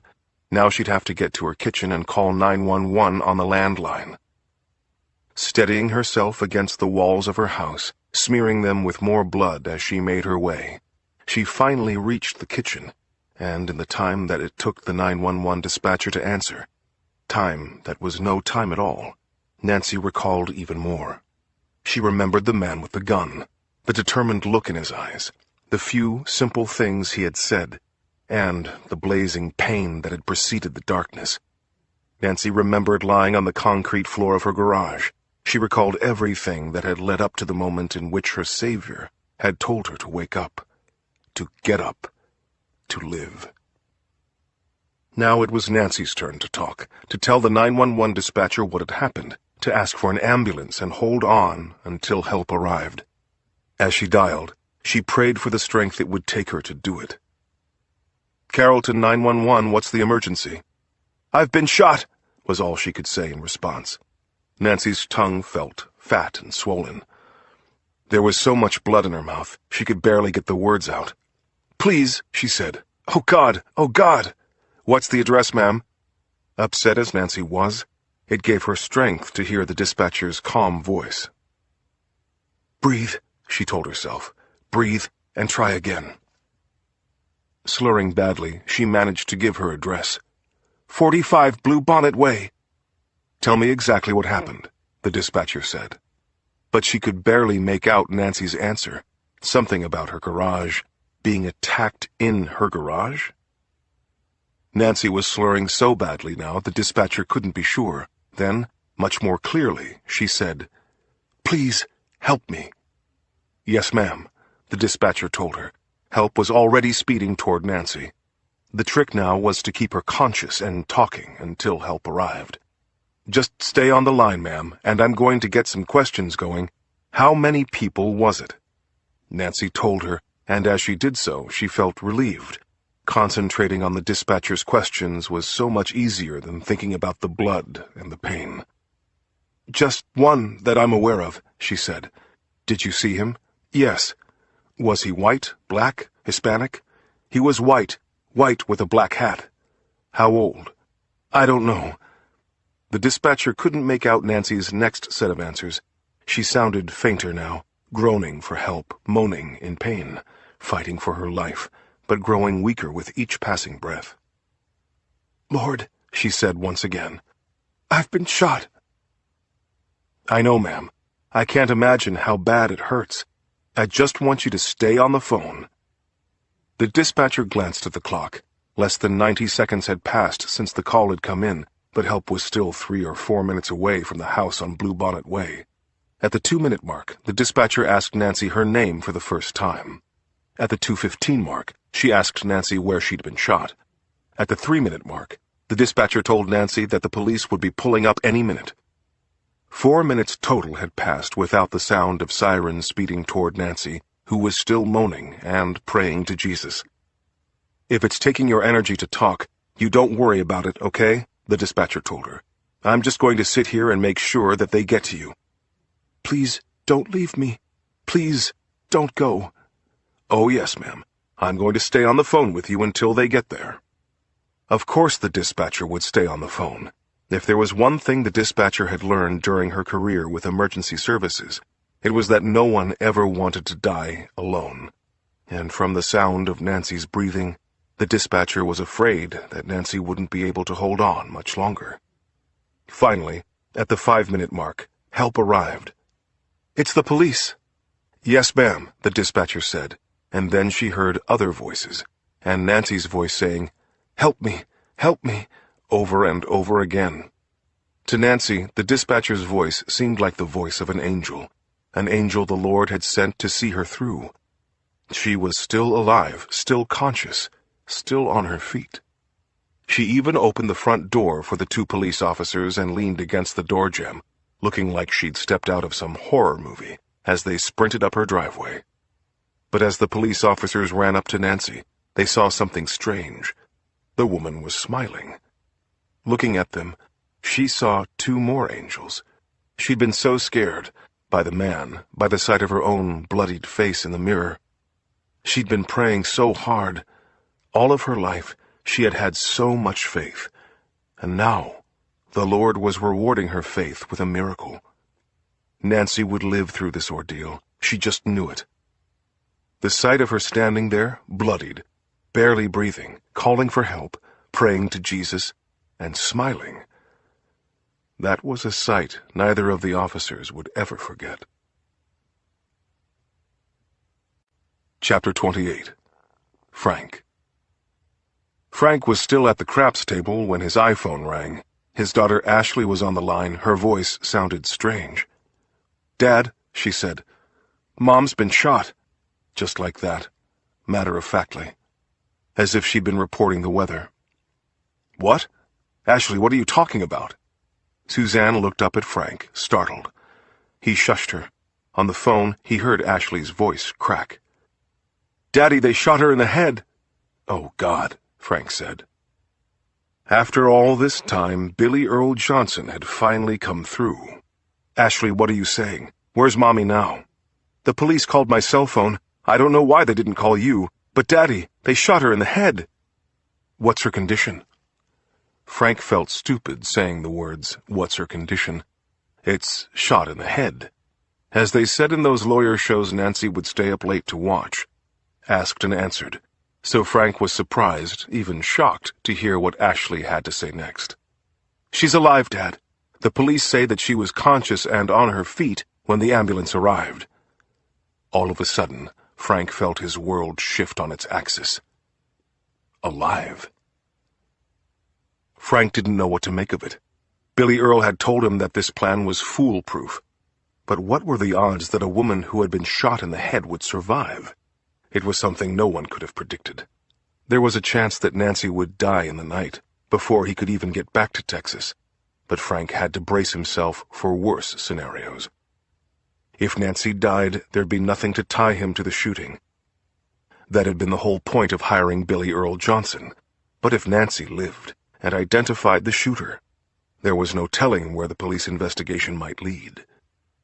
And even if that investigation went nowhere, Nancy would still be there. One shooting could have been considered a one-off, a case of mistaken identity, or a burglary gone wrong.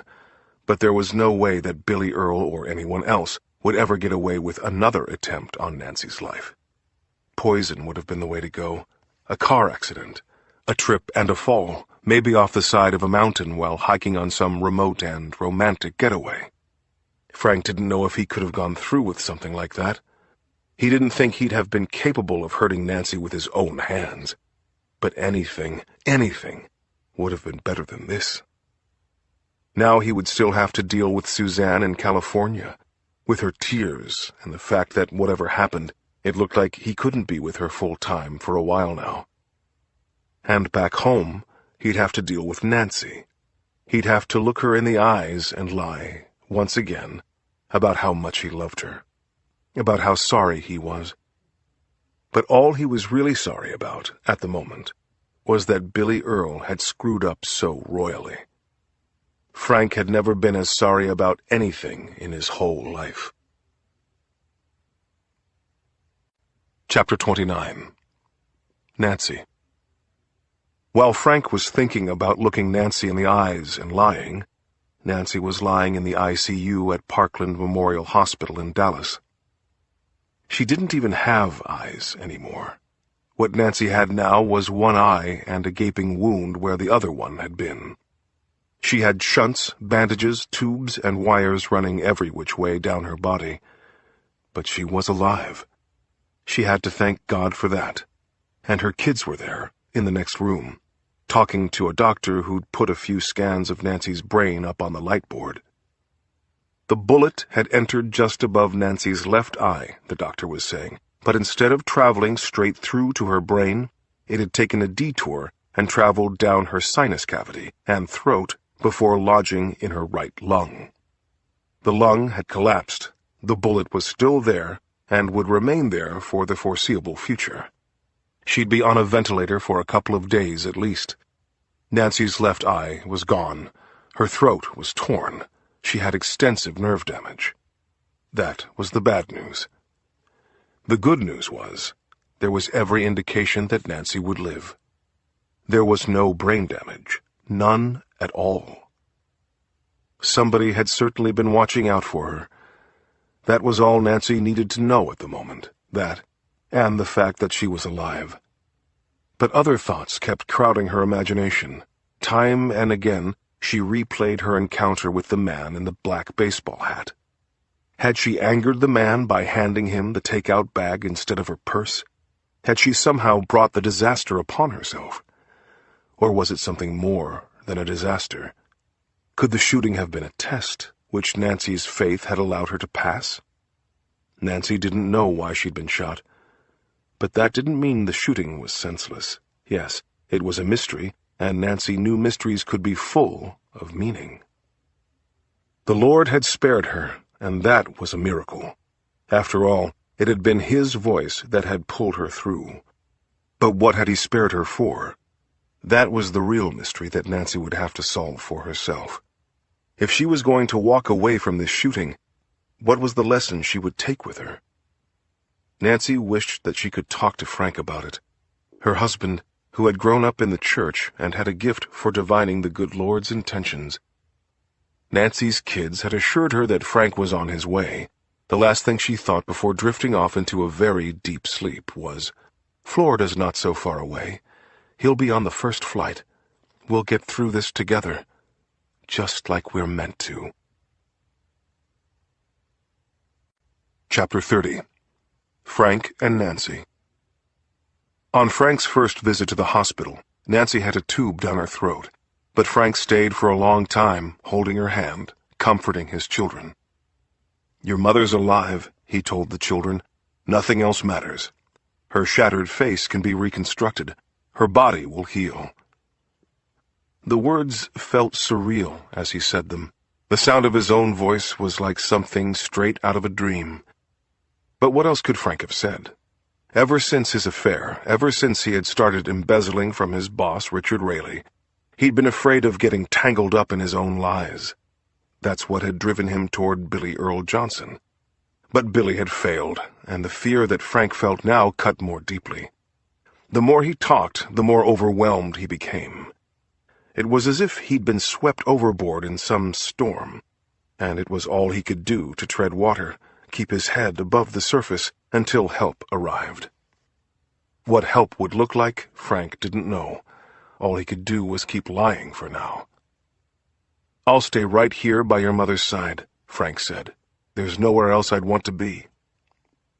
For the next 20 minutes, Frank did his best to convey the notion that nothing could tear him and Nancy apart, that nothing ever had or would. He'd gone home earlier that day, fetched his things, had all that he needed right there at the hospital. Now he would sleep in the armchair right at Nancy's feet, holding her hand for however long it took until the doctors told him they were out of the woods. But just outside of Nancy's room, on his way to the bathroom, Frank found himself face to face with a Carrollton police officer. Startled, he couldn't help but take a step back. The police officer looked startled too. The Howards were friends of his, fellow parishioners at First Baptist Church. How could this have happened to them? Frank didn't know, couldn't know, but of course he understood that the officer did have to ask him some questions. Nancy had finally fallen back asleep again, and if there was anything at all the officer thought Frank could help with, well then, he would bend over backward to help. Basic questions, the officer explained.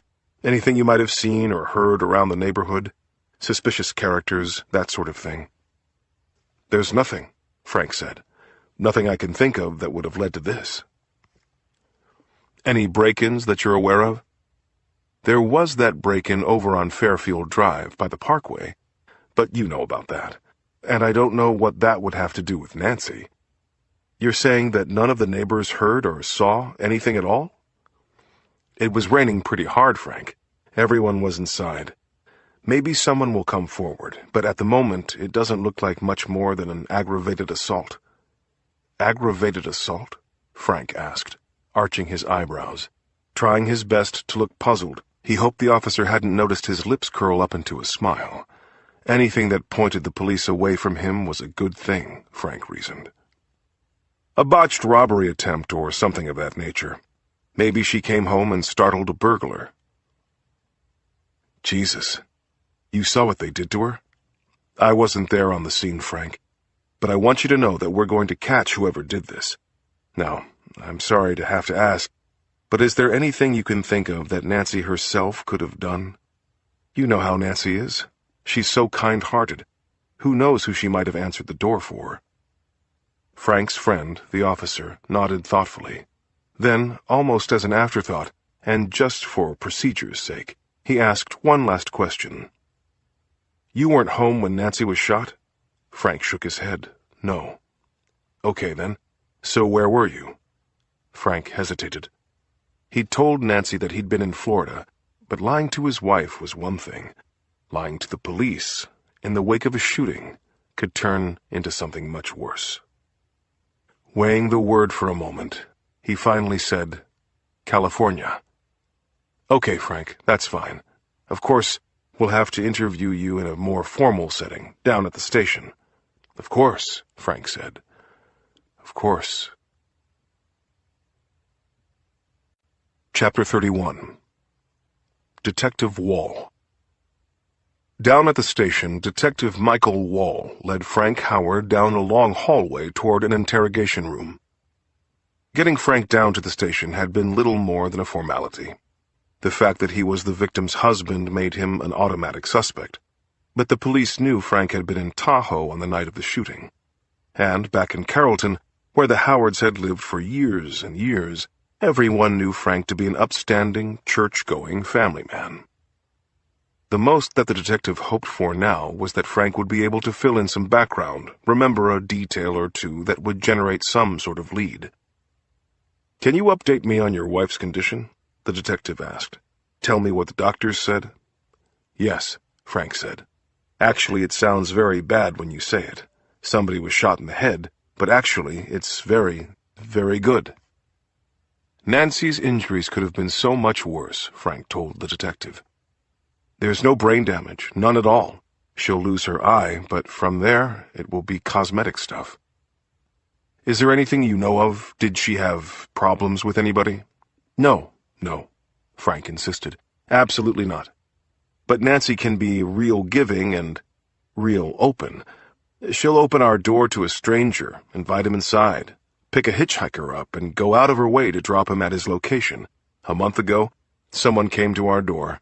They just needed money to get a hotel room because their car had broken down. They came to your house? To the house, yeah. They came to the front door, and Nancy told them, she's got a good heart. She said that she'd help them find a hotel room. You think she might have opened the door for someone on the night of the shooting? I don't know, Frank said. I wish to God that I did know. And our understanding is you were not there on the night of the shooting. No, sir, I was not. I travel a lot for work. I did text with Nancy and emailed with her that day. I know that she had a ladies' lunch at our church. You texted with her right before the shooting? Yes, sir, that's my understanding. And just to confirm that, would you mind if we ran an analysis on your cell phone? Not at all. And if there's anything else I can do, if it gets to the point where I can offer a reward, anything at all, I'll be happy to do it. Frank looked down at his hands. He didn't want to seem overeager. But this seemed just short of the line, and he was relieved when he looked back up and saw the detective smiling at him. "Thank you," Detective Wall said, as he took Frank's iPhone and placed it in a yellow envelope.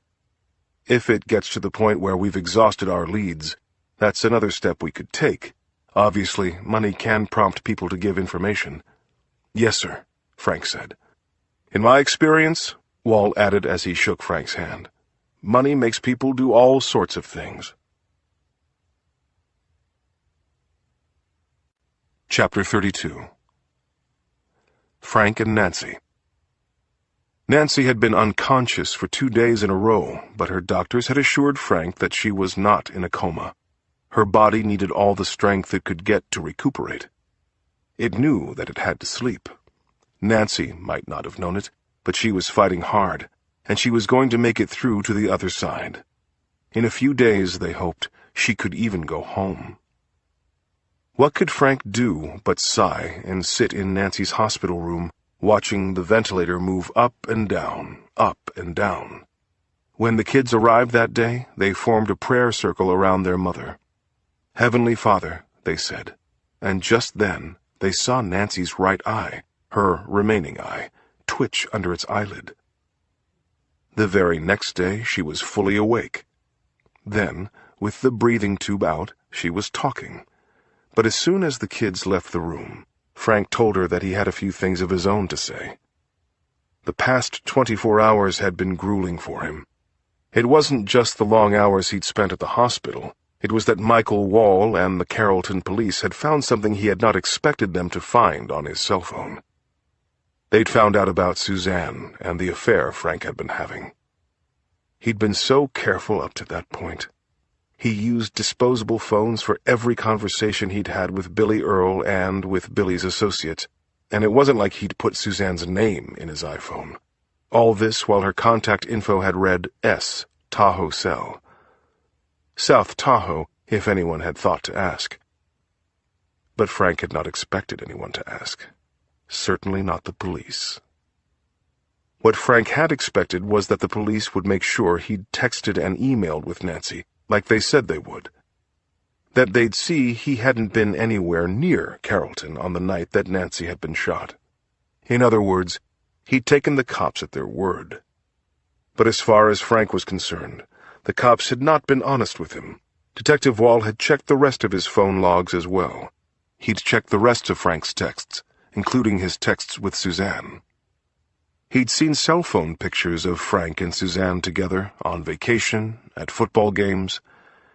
Detective Wall had even put in a call to the FBI, which gave him Suzanne's full name, age, and occupation. Then Wall had called Suzanne, actually called her. And while Suzanne had confirmed that Frank had been with her in Tahoe on the night that Nancy had been shot, it was not quite the alibi Frank would have wished for. What Frank had told the police was that he'd been in California on business. Now Detective Wall had caught him in a lie. Not a lie that linked him in any way with Billy Earl Johnson or Nancy's shooting, but a lie he couldn't counter, given the information the police had gotten a hold of. The only thing Frank could do now was stay as far as he could ahead of that lie. And that meant he had to tell Nancy about his affair. Chapter 33. Nancy. For the second time in a week, Nancy was in shock. She stared at Frank in disbelief as he wept and begged for her forgiveness, and swore that it was nothing he ever wanted to happen, and nothing that would ever happen again. Didn't this man understand what she'd been through?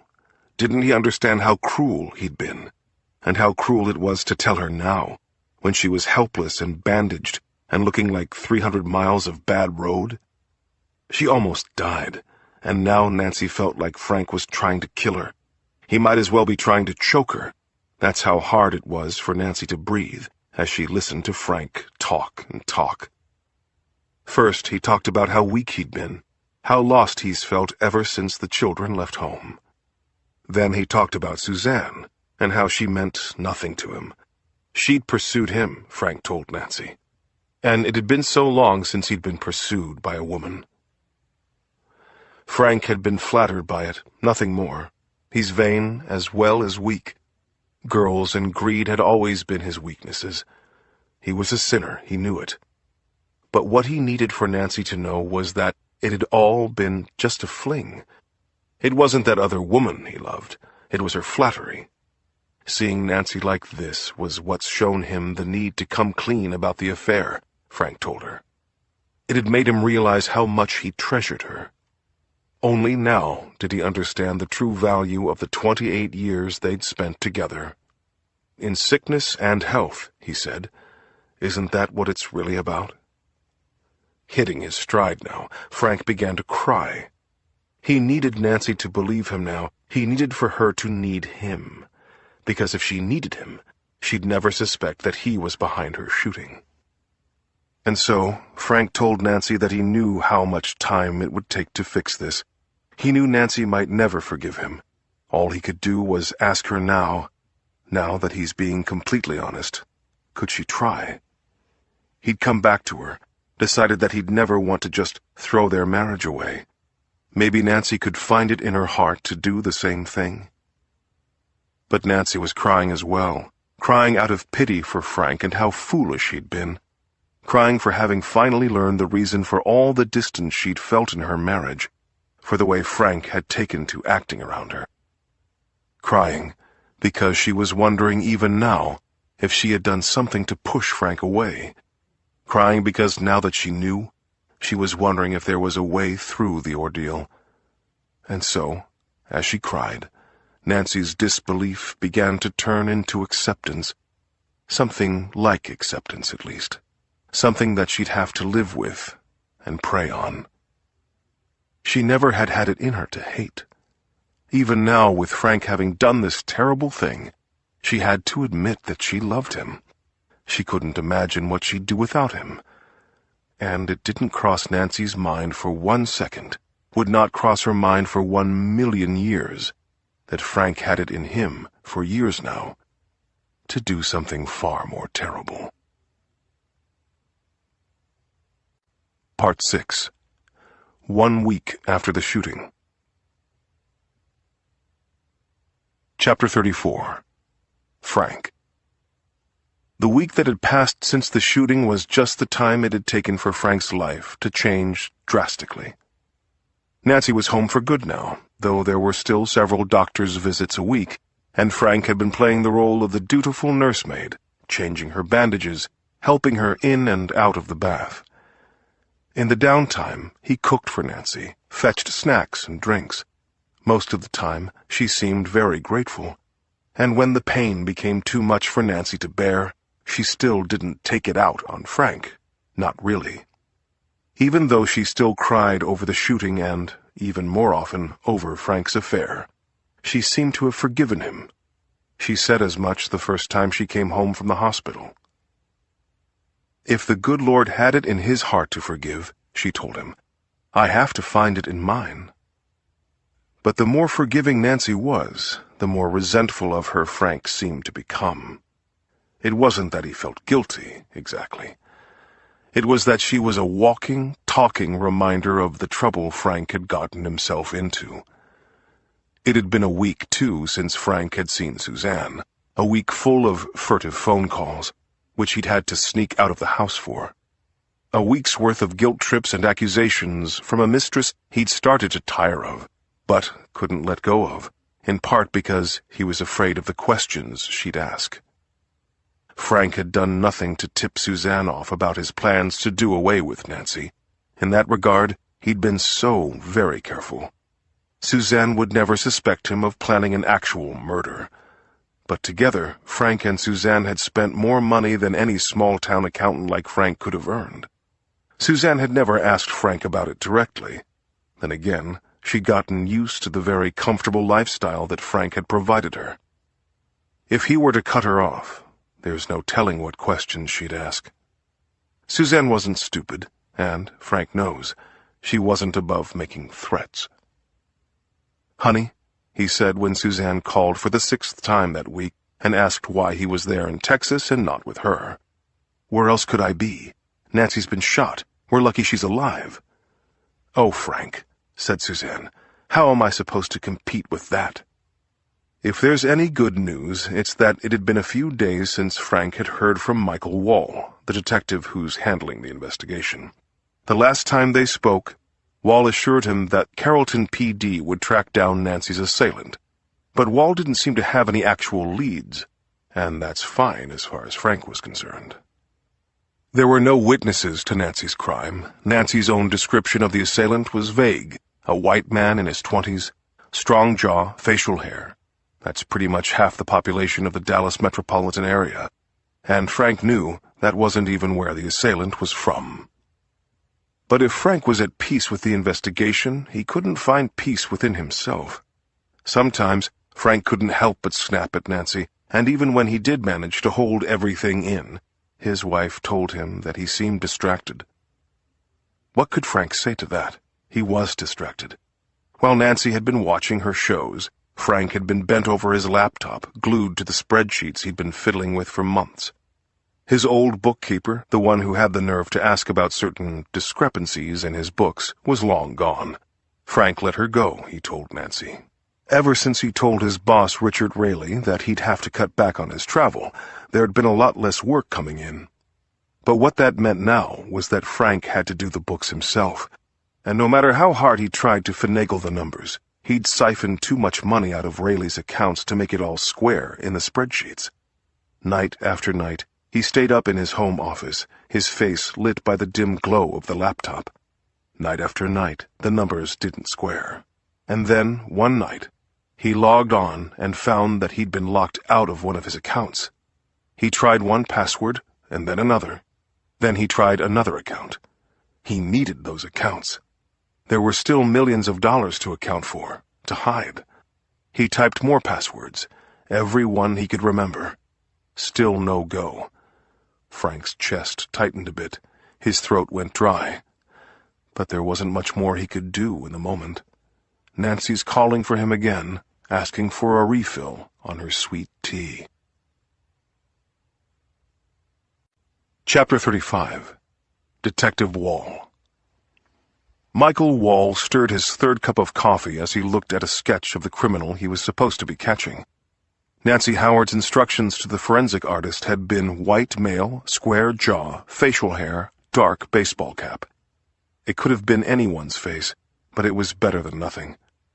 Next, Wall took out the folder of photographs taken at the scene of the shooting. The garage doors still open. In front of Nancy's parked car, a blue late-model Buick, there's an overturned black plastic bin that is covered in Nancy's blood. Inside the house, there's more blood on the walls, on the floor. It looks like the aftermath of a massacre. There are photographs, too, of a nearby dumpster, one that Carrollton PD had discovered after running a trace on Nancy's cell phone. The shooter had dumped Nancy's purse there without taking her wallet, her cell phone, or keys. But Detective Wall noted the purse had been rifled through. Nancy's driver's license had been removed and discarded separately from the rest of her wallet's contents. The detective set a photograph of the license aside, opened his case notes, and underlined a few things that he had learned. Shooter did not know Nancy Howard personally, did not take car keys, wallet, or money, but checked against license to make sure of her identity, and did this after the shooting.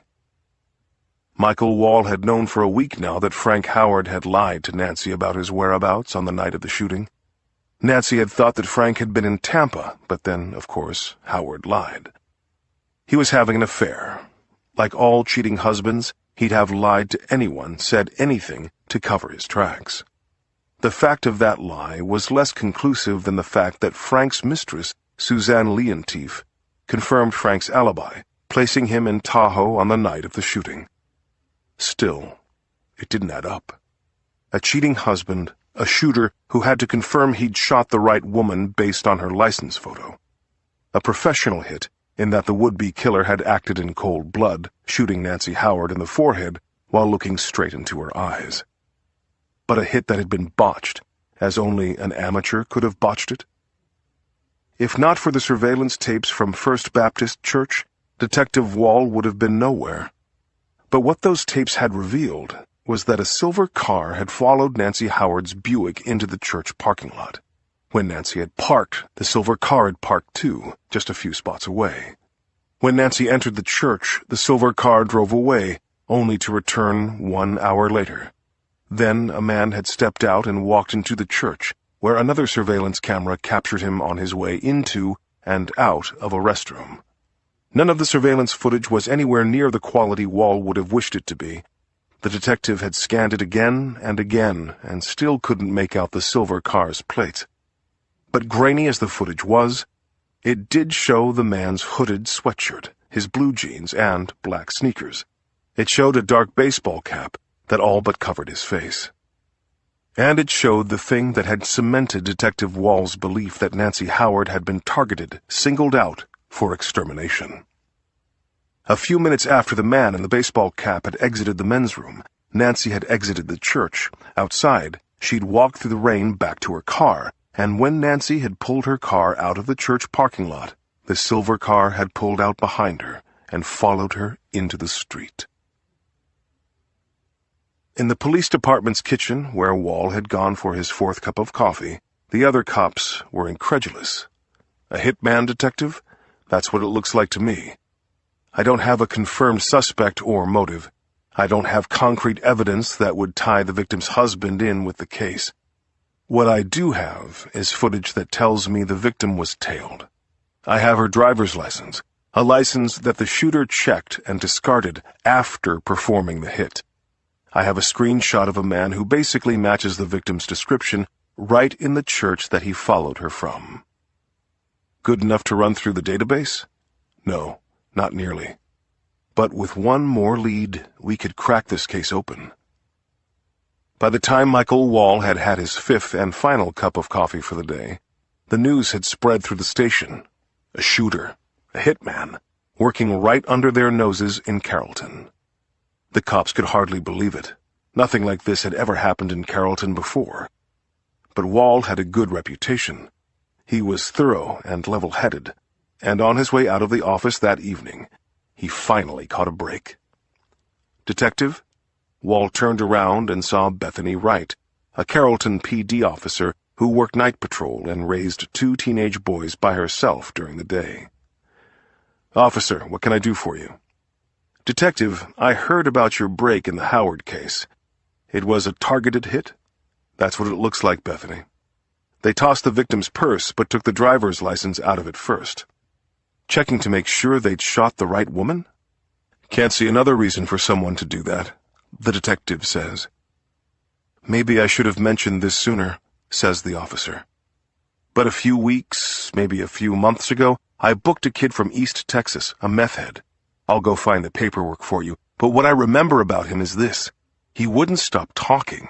And I'll check my notes, but the thing that stuck in my head was, he told me he'd come to town to kill somebody." "You don't say," says the detective. "Well, you've got my full attention." Now, most of what he said made no sense at all. He was just rambling and rambling, his brains were fried. A meth head, like I said. But he was just a kid, not much older than my own sons. I didn't make much of it at the time. "And you checked this kid's record?" "I did. It was clean. So I let him sleep it off in the cell, and we let him go the next morning. But, Detective, there's one more thing I remember." "I'm listening, Bethany."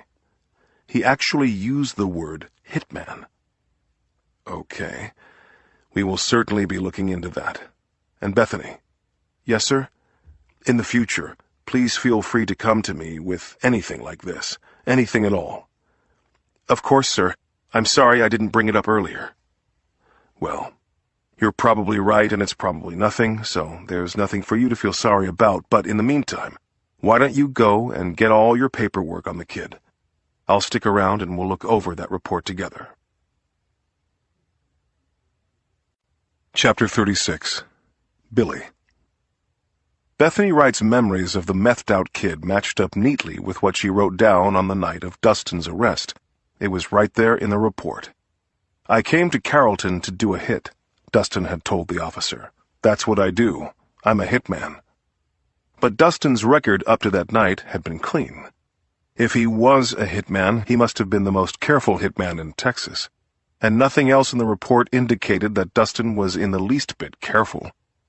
Detective Wall told the officer he would have done the same thing, arrested the kid, hoped that it put the fear of God into him, and let him go.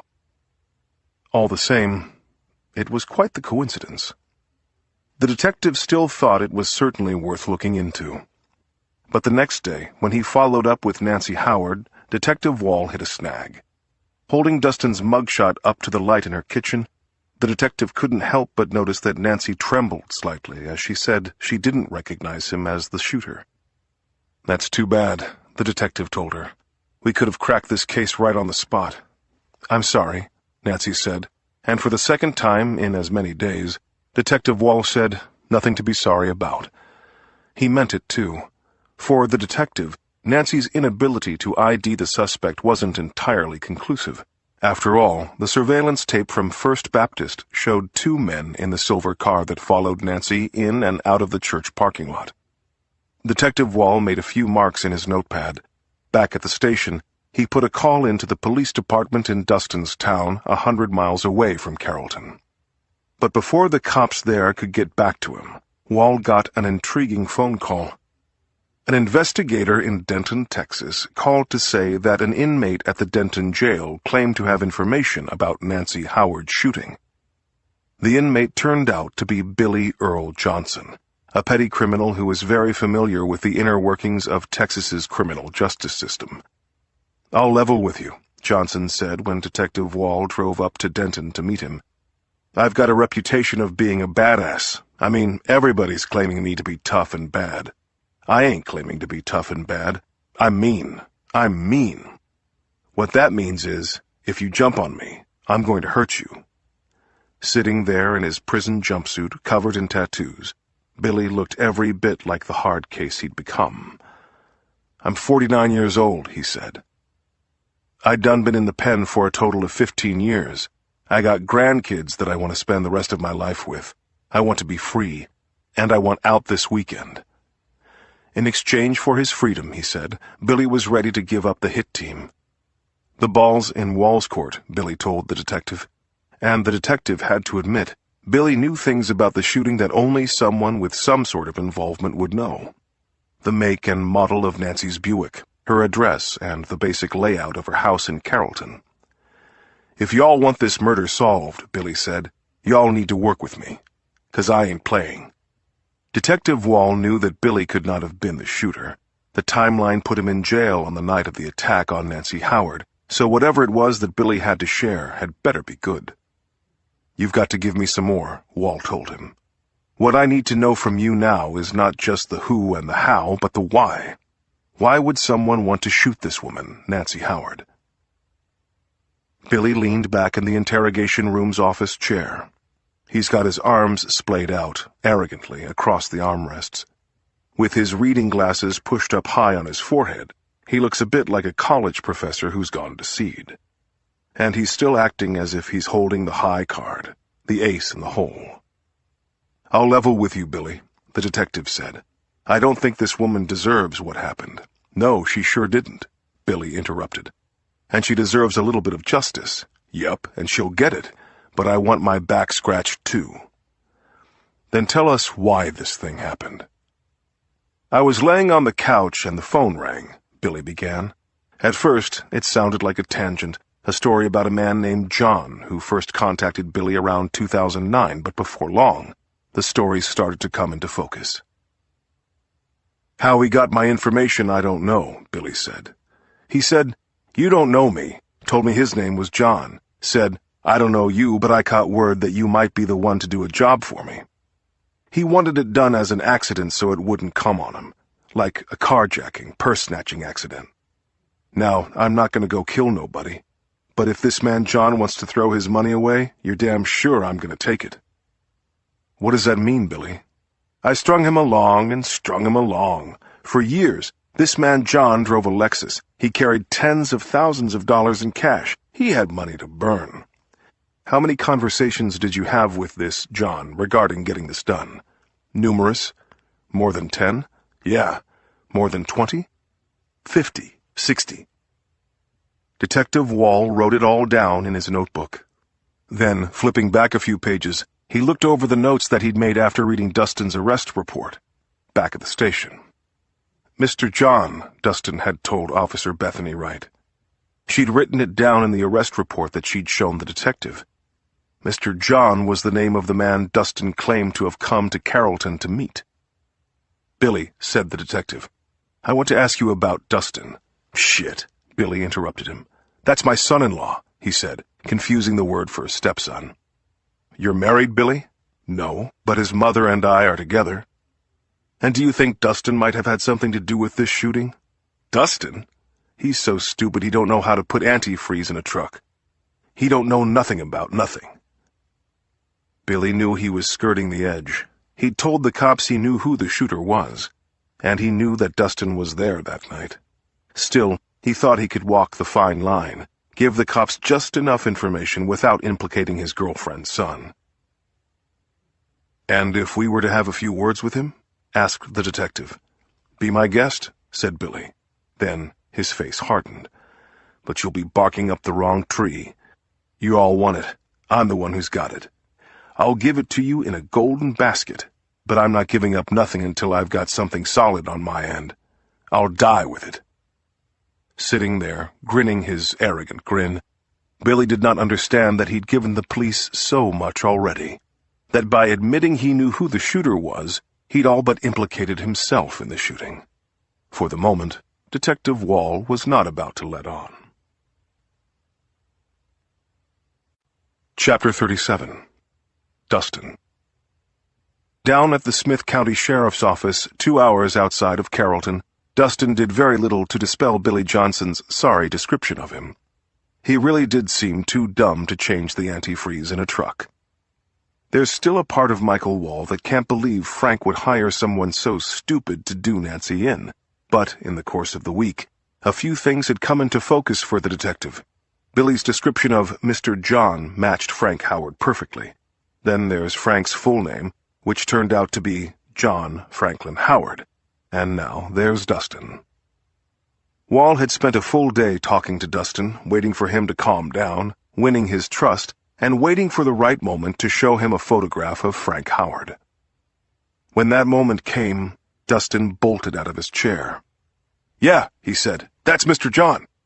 "You're a good kid," the detective told Dustin. "You've got yourself messed up in a little thing, but you're a good kid." But when Dustin looked back up at Wall, his eyes were wild. It had been a week since the shooting, and several days now since he'd had any real sleep. First, there'd been the mountain of meth that he'd done. Then, the meth had run out, which had been even worse. He'd gotten nauseous and sweaty, dry-mouthed, paranoid. And that was before he'd opened his door to the Carrollton detective waiting outside. Now at the station, Dustin couldn't stop shaking. He'd been talking to the cops for hours now, talking in circles and crying, lost in his own lies.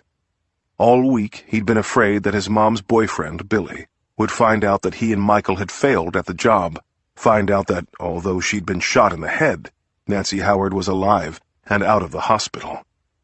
If Billy found out, there'd be hell to pay, and no matter how much meth he smoked, Dustin knew that it was a matter of when, and not if. He'd been so scared he hadn't even thought of the cops. But Detective Wall was even-tempered, encouraging. Dealing with him, in the moment, had to have been better than dealing with Billy Earl Johnson down the line. Even if it wasn't, Dustin did not see that he had any choice. And so, he talked and kept on talking. He talked about all the money that he and Billy and other folks in Ben Wheeler had burned through, astronomical sums.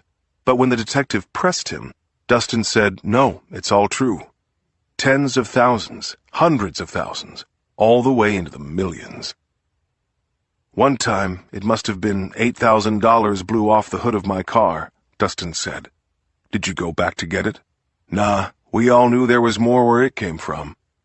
Dustin talked about how stupid they all thought Mr. John was to keep paying, and about how sorry he felt now for Nancy Howard. "She didn't do nothing wrong," Dustin told the detective. "She's a Christian woman, dude." "Who shared with you that she's a Christian woman?" "John did." Then Dustin started talking about all of John's plans to murder the woman, in her hotel room, during some convention, in a restaurant parking lot, at home while scrapbooking with her friends. It would be all right to kill her friends, John had told him, as long as he got Nancy for sure. It would be all right to burn the house down too, as long as Nancy was inside it. Sometimes he'd say, "Use a baseball bat." Sometimes he'd say, "Use a gun." The time he told me to just burn her house down, Mr. John laughed. There's a part of the detective that didn't want to believe it. He didn't want to believe that a man like Frank Howard could be Mr. John, that a man, a preacher's kid for God's sake, could do such evil and do it to those he was closest to.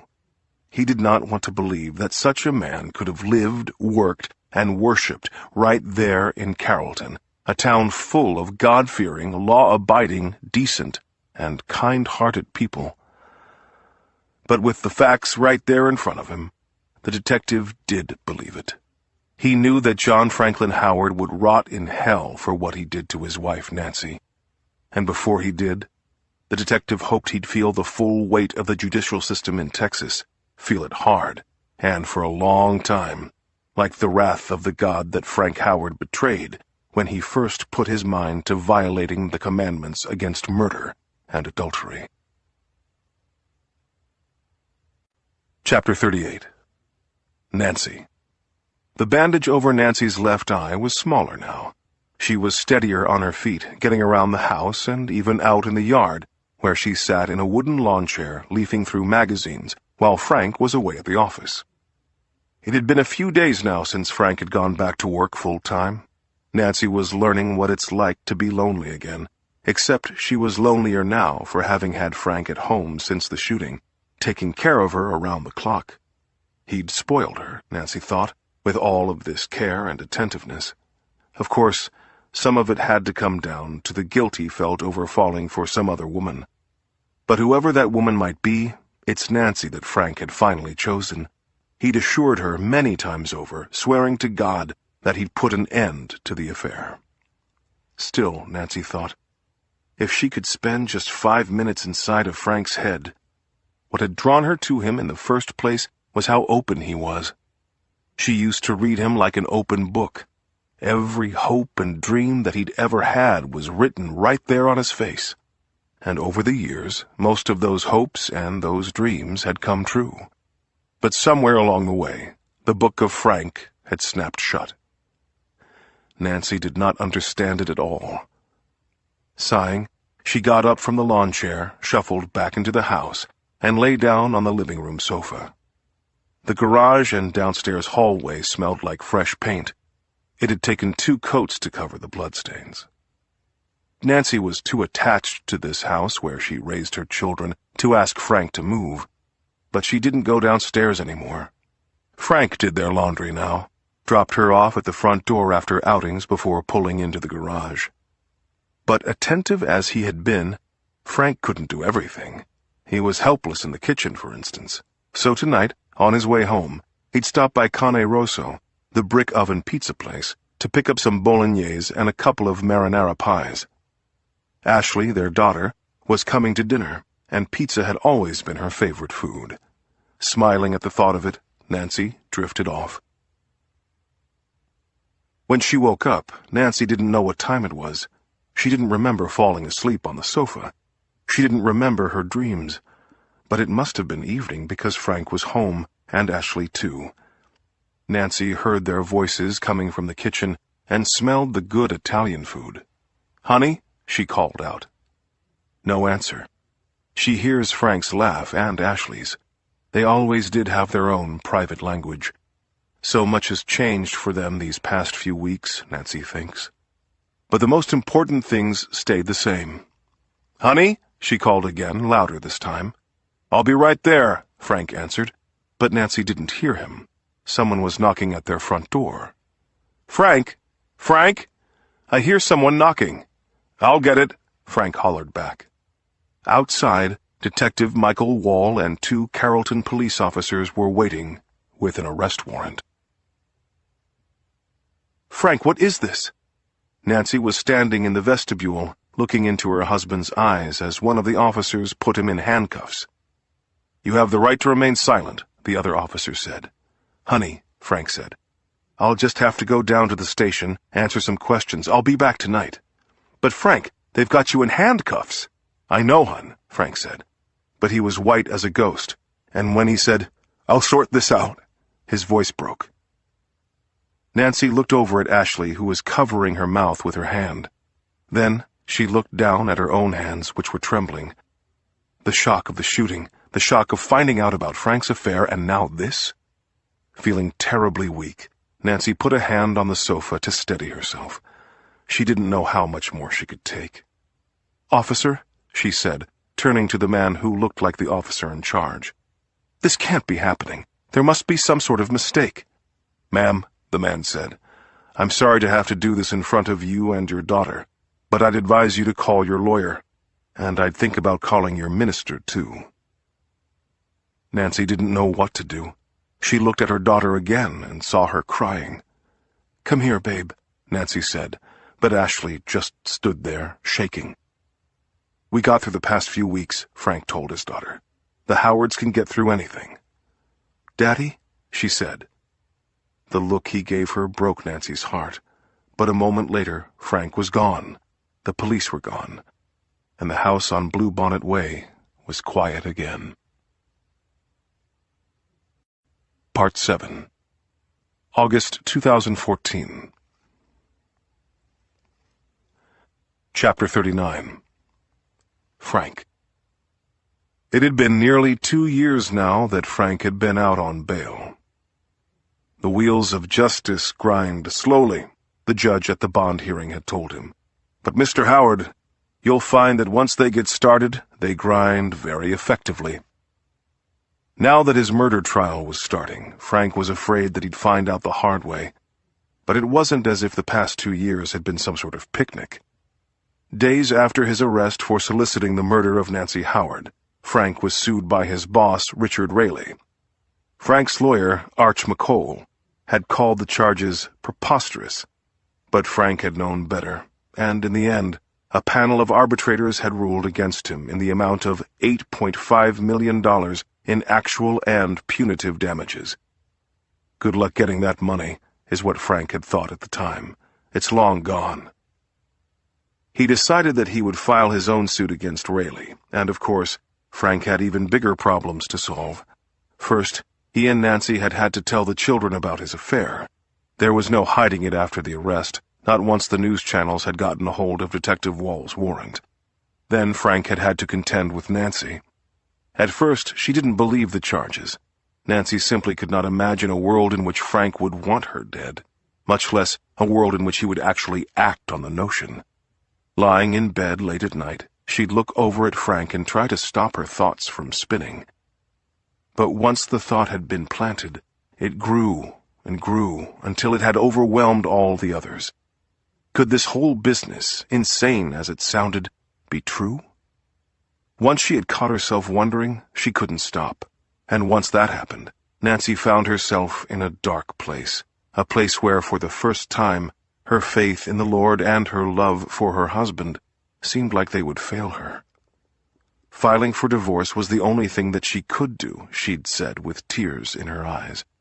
Try as she might, she couldn't see another solution.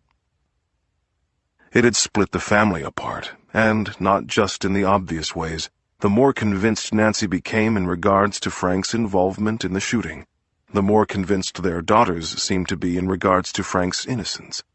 Learning about their father's affair had been hard, but the leap from love affair to murder plot seemed to them absurd.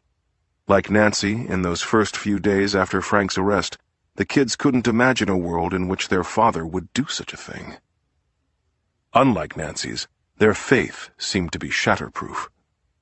It was the one true comfort Frank had had during those long months leading up to the trial. No matter what, his kids stood by him, and when the time came for Brianna to marry her fiancé, Nancy had written the court and asked that the conditions of Frank's bail be amended so that he could attend the ceremony and walk his daughter down the aisle. Suzanne was gone, out of Frank's life for good. He hadn't seen her since she'd driven him to the airport on the night of Nancy's shooting. She hadn't called him, not even once, after reading about his arrest. Suzanne's daughters had not even known that Frank was married. Now they knew everything, including the fact that Frank had become the prime suspect in the attempted murder of his own wife. Meanwhile, Billy Earl Johnson was sitting in jail preparing to testify against Frank.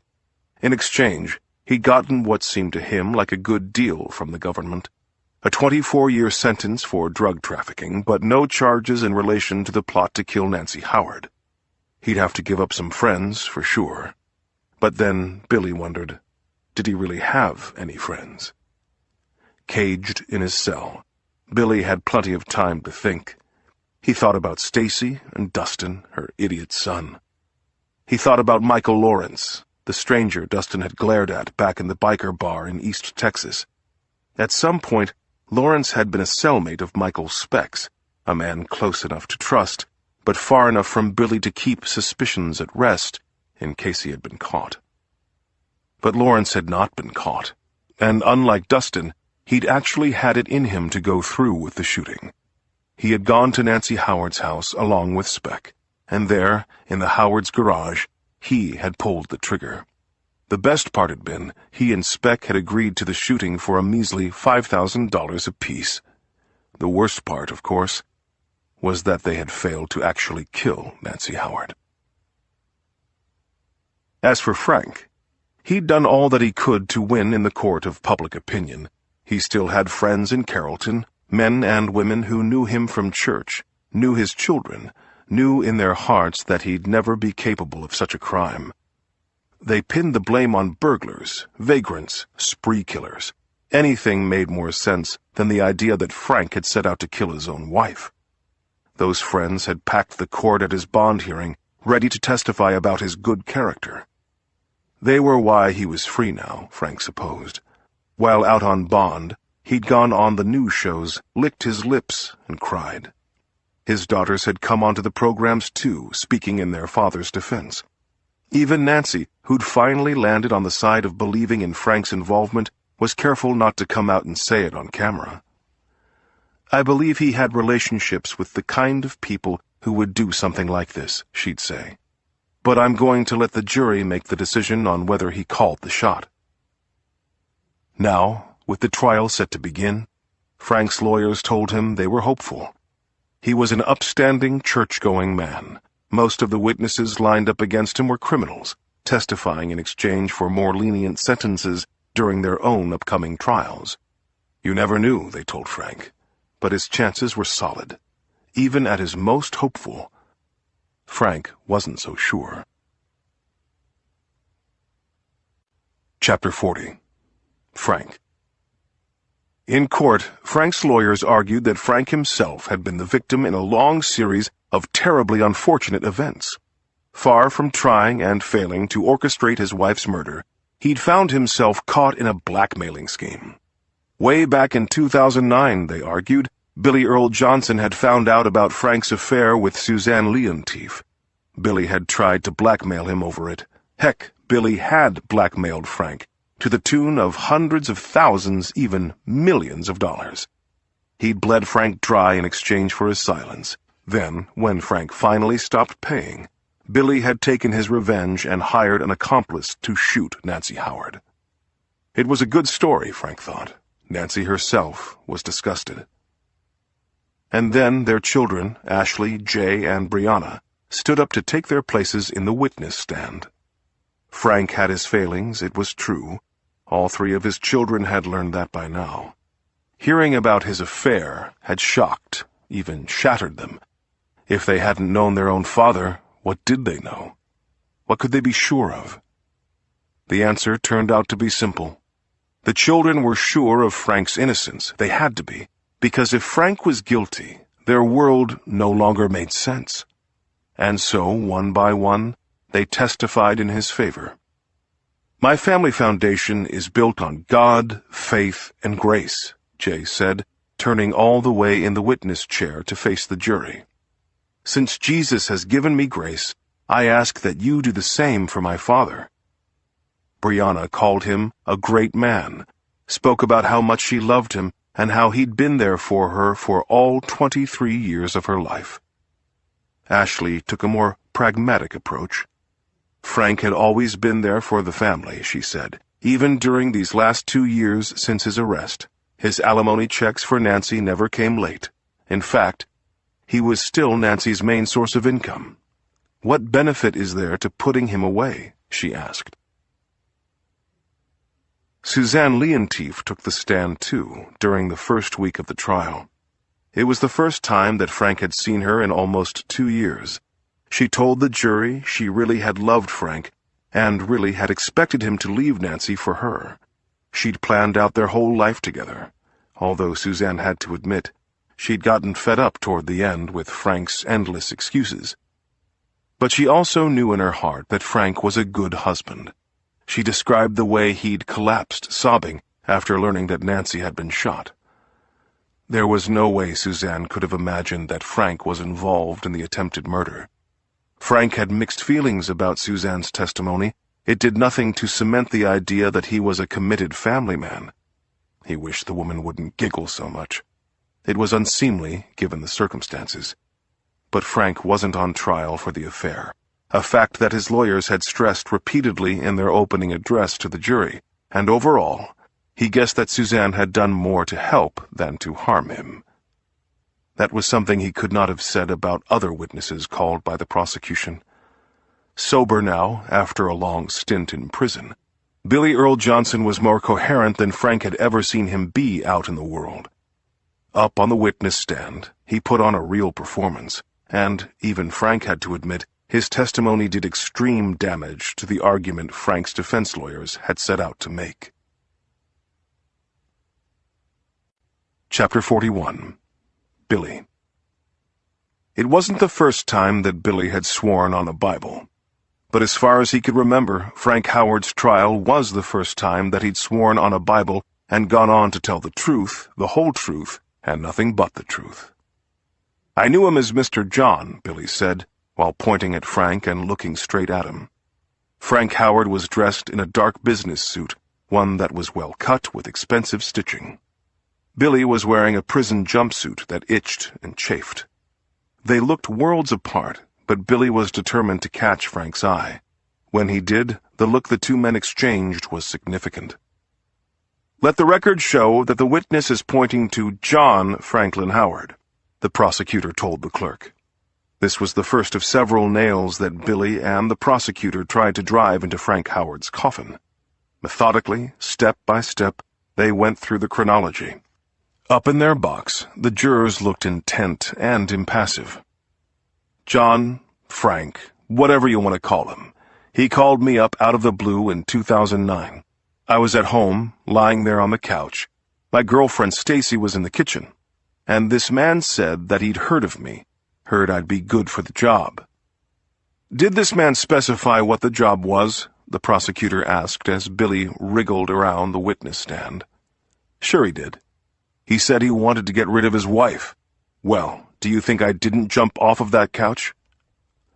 "What did you tell the man?" "I told him I didn't know what he'd heard or why someone would say that. But if he wanted to meet, we could meet." "What year was this, to the best of your recollection?" "This would have been in 2009. "And did you meet this man, John?" "We met several times," said Billy. "And what was discussed in the course of these meetings?" "The ways in which John wanted me to get rid of his wife." One of the jurors, a middle-aged woman who'd worn sensible shoes and cardigans to every day of the trial, snuck a glance at Nancy. She was sitting on the prosecutor's side of the room, staring straight ahead, betraying no emotion. But at his lawyer's table, Frank shook his head gently from side to side. "Specifically, if you don't mind," said the prosecutor. Billy wriggled around in his chair. He glanced over at Nancy, who was still looking straight ahead. He avoided looking at Frank. "Specifically," Billy said, "with an axe, with a baseball bat, with a gun. He wanted me to kill her while she was at home, with her book club, or something like that. One time, he said I could burn her house down. We also talked about carjackings, muggings, cutting the brakes on her car. If she was going out of town for a conference, she could be killed in her hotel. Or she could be killed out in public, like at a restaurant out with her friends. John didn't care too much if other folks got in the way, as long as none of us got caught afterward." The juror in sensible shoes was looking at Frank now. He was shaking his head more vigorously, whispering to his attorney. "Wait," the attorney whispered back. "Wait, and he'll give us our opening." "And did you have any intention of following up on any of these plans that John Frank Howard had made?" For the first time since he'd taken the stand, Billy looked directly at Frank, who met his gaze and glared at him. "Hell no, I did not," Billy said. "So why did you keep talking to Howard?" "Because every time that we talked, he would give me more money." "Money for what?" "For killing his wife, is what he said." "Which you never intended to do?" "No. But I didn't see that talking about it was some great crime, not when I never expected to do it. And every time, John would give me more money." "How much money?"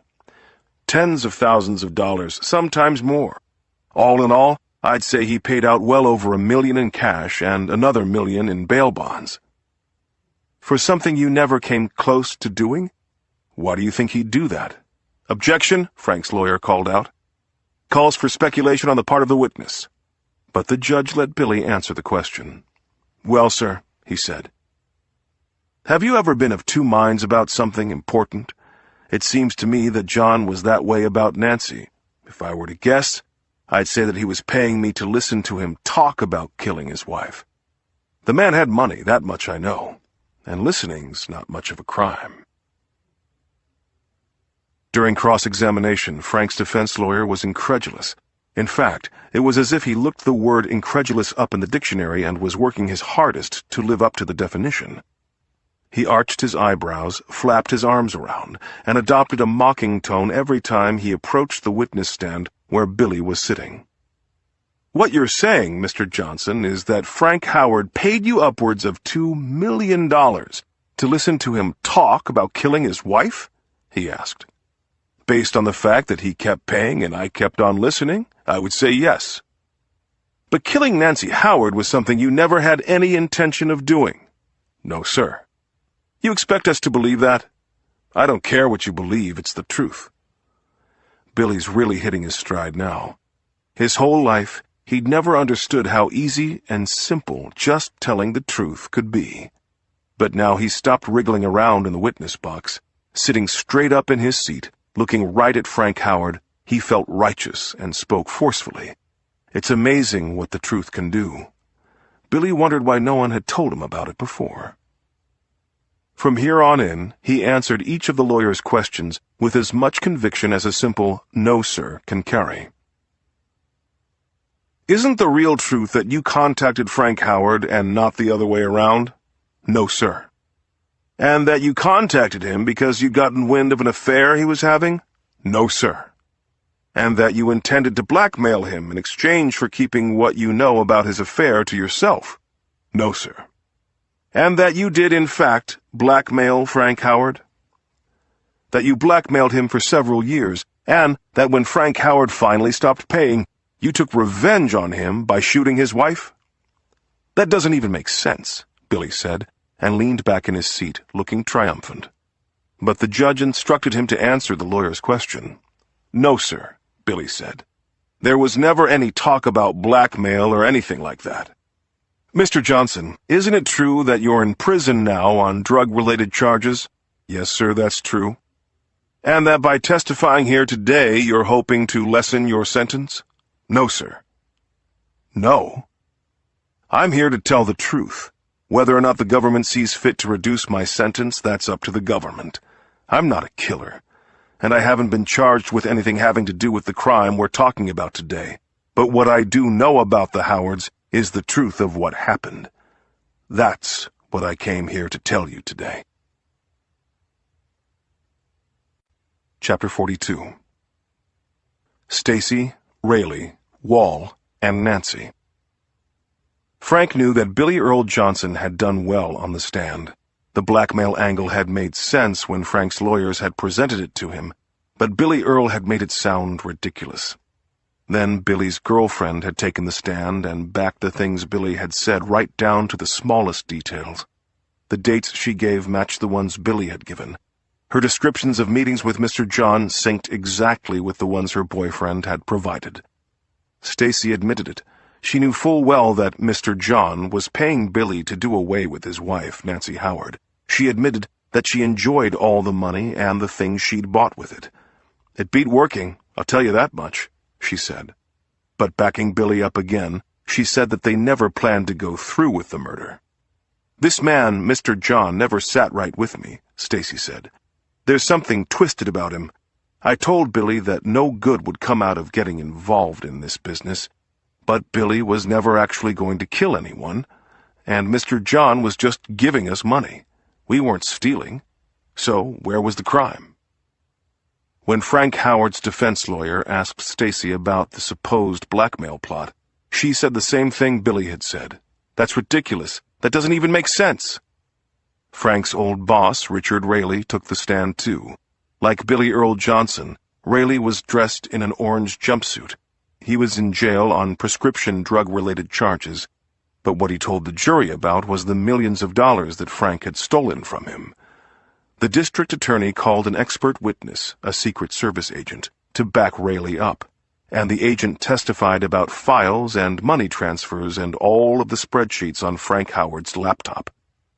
Then Detective Michael Wall took the stand and led the jury through his whole investigation, detail by painstaking detail. The officer who'd arrived at Nancy's door on the night of the shooting also testified, describing the way she'd looked as he sprinted up the walkway toward her door, and the way she had fallen into his arms once he'd gotten there. At one point, the beaded, bloodied blouse that Nancy had worn on the night of the shooting was shown to the jury. Frank couldn't help wincing as the prosecutor held it up. The district attorney played a recording of Nancy's frantic 911 call. He brought out the 911 operator herself to testify. Finally, he showed the jury photographs of the crime scene, with Nancy's blood visible in all the pictures. He was like a dog that had gotten a hold of a really good bone. And Nancy Howard's own testimony was all the more devastating for the cool, even tone she delivered it in. She began by describing the night of the shooting, her struggle with her assailant, the cold look in his eyes as she prayed and begged Jesus to save her. Then Nancy described the aftermath. God spoke to me and said, get up, she told the jury, and he gave me the strength to get up. Nancy had rehearsed her testimony several times with the prosecutor. She'd rehearsed it time and again in her head.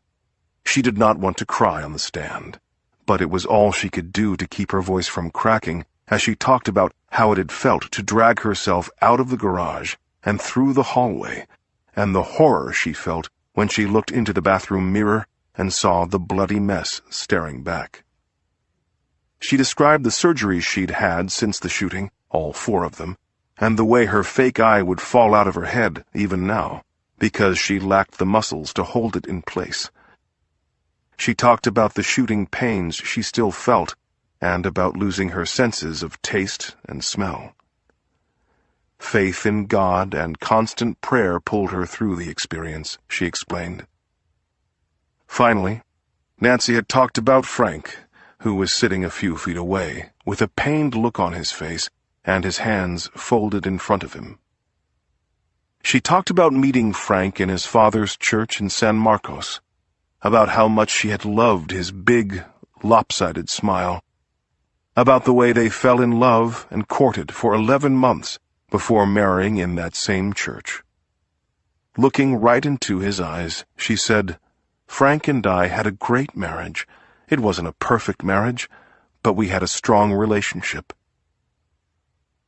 Was there anything in the months and weeks that led up to the shooting that would have led Nancy to believe that Frank could be capable of such a thing? Looking over at the man who had been her husband, Nancy met Frank's eyes for the first time since the trial had begun.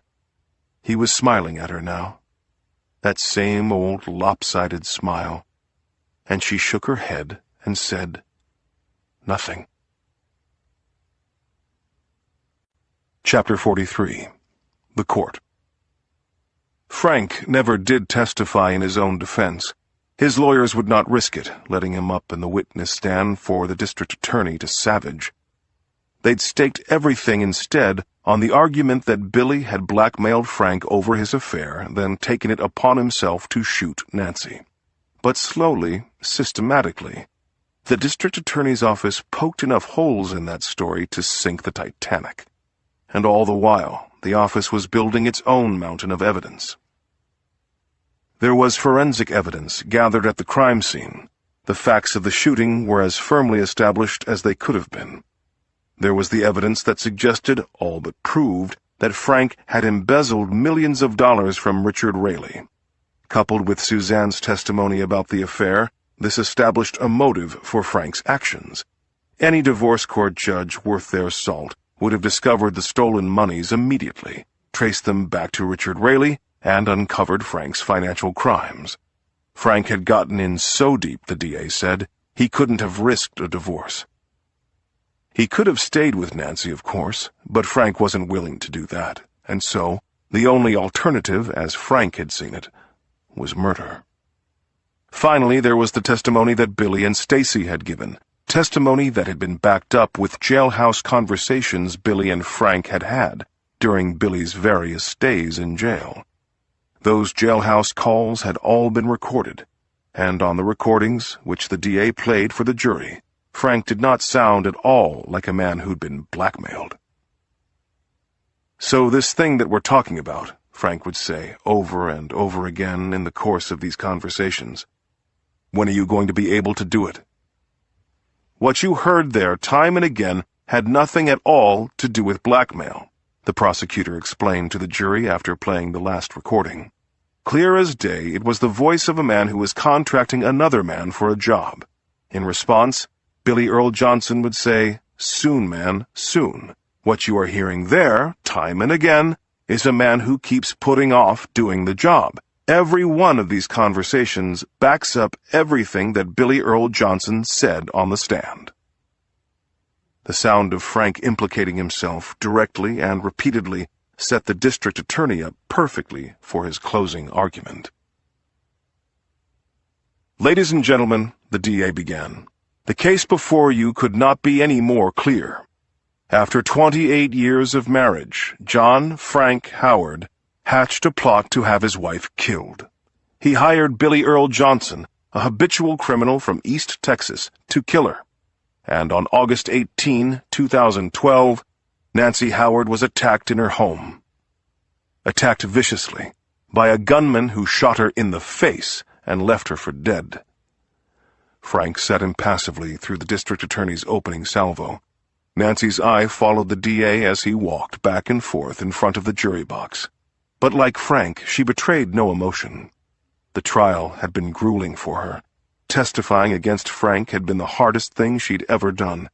And seeing her own children sitting behind Frank, supporting their father over her, had been harder still. But the end was in sight now, and Nancy had put her trust in the Lord. Whatever verdict the jury came back with would be a part of his plan. "Miraculously," the DA continued, "Nancy Howard survived. She will never be the same as she was before the shooting. She's told you, in her own words, about the pain and suffering she's endured already and will continue to endure throughout her life. She described the wounds that will never heal. And along with those wounds, Nancy Howard will have to live with the knowledge that her own husband, the father of her 3 children, stayed with her under the same roof for more than 2 years while having an affair with another woman and planning to have his wife murdered. Now you might ask, why murder? Why didn't John Frank Howard simply obtain a divorce from his wife? Part of the reason has to do with his reluctance to disclose his affair with Suzanne Leontief. In Carrollton, Howard was seen as a pillar of the community, a church-going man who sang in the choir, quite literally, a choir boy. He did not want his family, friends, and neighbors to find out about the double life he was leading, and, as you've heard, that double life was doubly complicated because for several years, Howard had been embezzling funds from his employer, Richard Raley. I say funds, but the actual amount we're talking about is millions of dollars. Millions that John Frank Howard used to maintain yet another life, a triple life he was leading. As Frank Howard, he was the church-going Texan I told you about just a moment ago, as well as the lying, philandering husband that Suzanne Leontief fell in love with in California. But in his third life, as Mr. John, he was a man who hatched elaborate fantasies about the ways in which his own wife could be murdered, fantasies that involved baseball bats, house fires, even the murders of innocent bystanders. Fantasies that he fully intended to go through with, and did go through with in the end.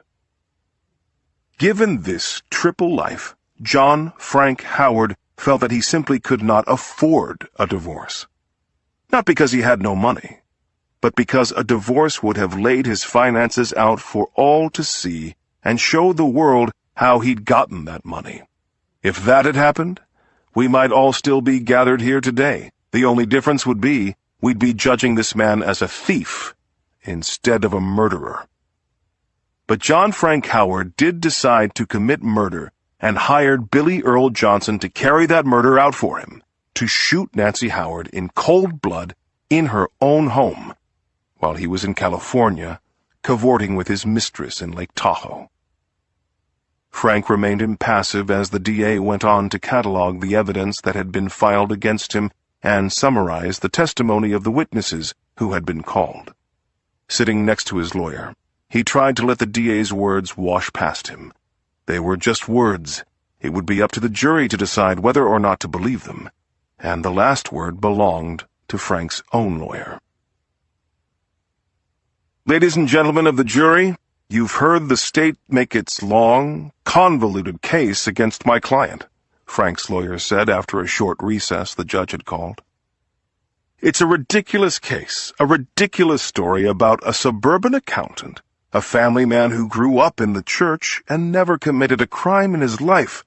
Suddenly, overnight, the district attorney would have you imagine, this family man becomes a cold-hearted criminal. A criminal who spends several years plotting to destroy his own family. Now, we all know that Frank Howard had an affair. That's not a point of contention today. That's not what Frank Howard's on trial for. Like the rest of us, he's made mistakes. Like all of us, he's a sinner. But even the district attorney knows there's no logical connection between Frank Howard's love affair and the terrible thing that happened to Nancy Howard. The district attorney knows there's not one shred of physical evidence that links Frank Howard to his wife's shooting. He knows that Frank Howard was in California on the night that shooting took place. In fact, he's got so little to go on, he's had to trot actual criminals out to do what criminals tend to do: lie. And those lies are the basis of the state's entire case against Frank Howard. Frank had not turned his head once during the DA's closing argument. He did not turn it now, but suddenly he could feel Nancy's gaze on the back of his neck and imagined her sitting a few feet away, judging him.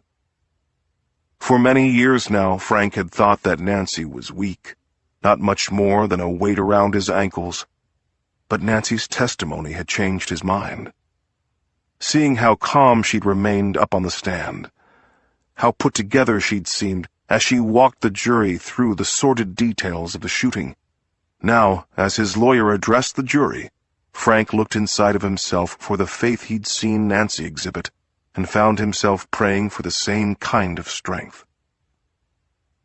You heard from Billy Earl Johnson, a drug addict who spent his whole life in and out of prison and only testified here in exchange for a reduced sentence, Frank's lawyer was saying. You've heard from another drug addict, Richard Raley, who told improbable stories about millions of dollars that Frank Howard stole. Somehow, the district attorney would have you believe that there's a link between this money that you heard Raley talking about and the shooting of Nancy Howard. What I want to ask you now is, how in the world does that make any sense? What I want to ask is, why would a man who's already had one divorce decide to murder his second wife instead of simply divorcing her too? A family man like Frank Howard, who'd been in his marriage for going on 30 years. A man who had 3 loving children, all of whom testified on his behalf. A man who slipped in his marriage, as some of us do, but who loved his wife, stuck by her side, and saw her through the terrible aftermath of the shooting. The reason Frank Howard didn't obtain a divorce from his wife is that he didn't want to divorce her. Now, we'll get down to the details in a moment. This is an extremely convoluted case, the case that the government's making. It's so convoluted, it might take us a while to untangle. So before we do, let's stop for a moment and look at the much simpler facts, insofar as they pertain to the actual circumstances leading up to the shooting of Nancy Howard. As his lawyer laid out the facts, Frank was impressed with his delivery. No longer praying, he hung on to the lawyer's every word. And as he looked up, Frank saw that the men and women gathered there to sit in judgment of him were doing the same. Ladies and gentlemen, before we get to the details, which will exonerate my client once and for all, let me ask you, which story is more believable? Which one's in line with everything you've heard about the characters involved? And, because in my experience as a criminal attorney, simple explanations are the ones that always tend to be right, let me ask you one more thing. Which story is simpler? It's a strong argument, Frank thought when his lawyer was done. Strong and simple, like the lawyer had said. The district attorney had talked about double lives, triple lives. But who'd ever heard of somebody leading a triple life? Just a few years earlier, Frank himself wouldn't have believed it to be possible. Would he have been capable of an affair? Of course. With Frank, women were always a weakness. But would he have been capable of embezzlement on a grand scale, of consorting with criminals? Ultimately, would he have been capable of murder? If the old Frank Howard had been there in the jury box, he would not have believed any of it. The old Frank Howard would never have voted to convict. But the old Frank Howard was gone. And when the Frank Howard that remained scanned the jurors' faces, not one of them met his eye. The middle-aged juror in sensible shoes was looking down at her lap. The middle-aged man who'd worn a 3-piece suit to every day of the trial was glancing back and forth between Frank's lawyer and the thick notepad that he'd been scribbling in. The girl who'd taken time off from her job as a dental hygienist, she had the same job as Frank's mistress Suzanne, and had taken a special interest in Suzanne's testimony, stared off to the side as if something more interesting were happening in the courtroom's far corner. Frank tried once more to catch their eye. Once again, none of them, not even the alternate jurors, would meet his gaze. And as Frank's lawyer wrapped up his concluding argument, the jurors filed slowly out of the courtroom. Frank thought that he saw a look of firm, fixed determination on each of the jurors' faces. In Frank's estimation, none of this was a good sign. Chapter 44. Frank. The jury deliberated for just 2 hours before coming back with its verdict. Guilty. 2 hours! Frank's lawyer had told them that it would take the jurors at least a few hours to simply go over the charges. What this meant, then, was that they hadn't had to deliberate at all. Nancy's expression was impossible to read. She sat stock-still, with her hands in her lap, staring straight ahead into the distance. But Frank's children, who had sat behind their father throughout the trial, and not on Nancy's side of the courtroom, were visibly angry. They stormed out of the courtroom without saying a word to their mother. Nancy knew they would blame her for not having done more to help Frank beat the charges. But what more could she have done? Every word Nancy had said on the stand was true. It had been a fair trial. Frank's lawyers had done the best they could have done, given what they'd had to work with, and, in the end, the jury had made up its mind. There would be an appeal, Nancy was sure, another trial. She would see Frank again. But as she looked over at him in the courtroom, Nancy saw something else. Her husband, Frank Howard, was gone. The man sitting in his chair now was someone else, a stranger. It was John Howard that Nancy was looking at now. Mr. John. Frank was almost relieved. He had survived the worst thing he feared could have happened to him. All of the witnesses there on parade were like walk-ons in the story of his life. Each time one of them told just a bit of the truth, and really, Frank knew, it was only his lawyers who'd lied. It was the lifting of a burden that Frank had been carrying for years. If he'd been younger, he would have been better at juggling all his affairs, his love affairs, and all the money he'd stolen from Rayleigh. But Frank was older and slower now, and once he'd dropped that first ball he'd been juggling, his world had crashed down all around him. For a long time before the shooting, he'd been frantic, so anxious, for so long, he'd gotten used to it. He had not allowed himself to feel the anxiety. But it was there all along, and it got so much worse in the aftermath of the shooting. Now, as he sat in the rubble and ruins of his own life, Frank felt still and at peace. It was a feeling he had not known in years. There was nothing to hide now. No more trouble that he could get himself into, nothing to fear. Frank stayed in that state for some hours after the verdict, and the days that followed were full of calm. Even walking back into the courtroom for sentencing didn't alarm him. Life was a sentence Frank Howard had been serving all along. Chapter 45. Nancy. The house on Bluebonnet Way was so quiet now. Nancy still prayed every day that the time would come when her children forgave her. Hearing about Frank's infidelity had shocked Ashley, Jay, and Brianna, even shattered them. If they didn't know their own father, what did they know? What could they be sure of? The answer turned out to be simple. The children were sure of Frank's innocence. They had to be, because the world in which Frank was guilty was a world that no longer made sense. She was proud of them, even, for being so loyal to their father, as misguided as that loyalty had turned out to be. But she was also conflicted. Wasn't being on Frank's side the same as wishing that Nancy, their mother, was dead? That was what Frank had wanted, after all. And though Frank had failed, there was a sense in which he had succeeded. He'd wanted to break Nancy's family apart, and he'd done that. He'd wanted to take her away from the children, and he had done that too. The way things turned out might not have been the end result Frank was after, but from Nancy's perspective, it amounted to much the same thing. It was all so terribly unfair. Still, Nancy was glad to be alive. She had her faith, and the hatred she did feel for Frank, in her weaker moments, had less to do with his actions in and of themselves than with the ways in which those actions had tested her beliefs. The long nights that followed the shooting had taken Nancy down some of the darkest paths that she had ever been on. It was the only time in her life that she'd asked Jesus questions and found herself doubting the answers.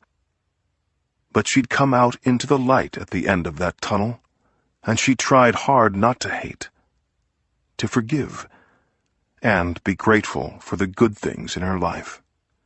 Her church, her faith, the friends who had stuck by her.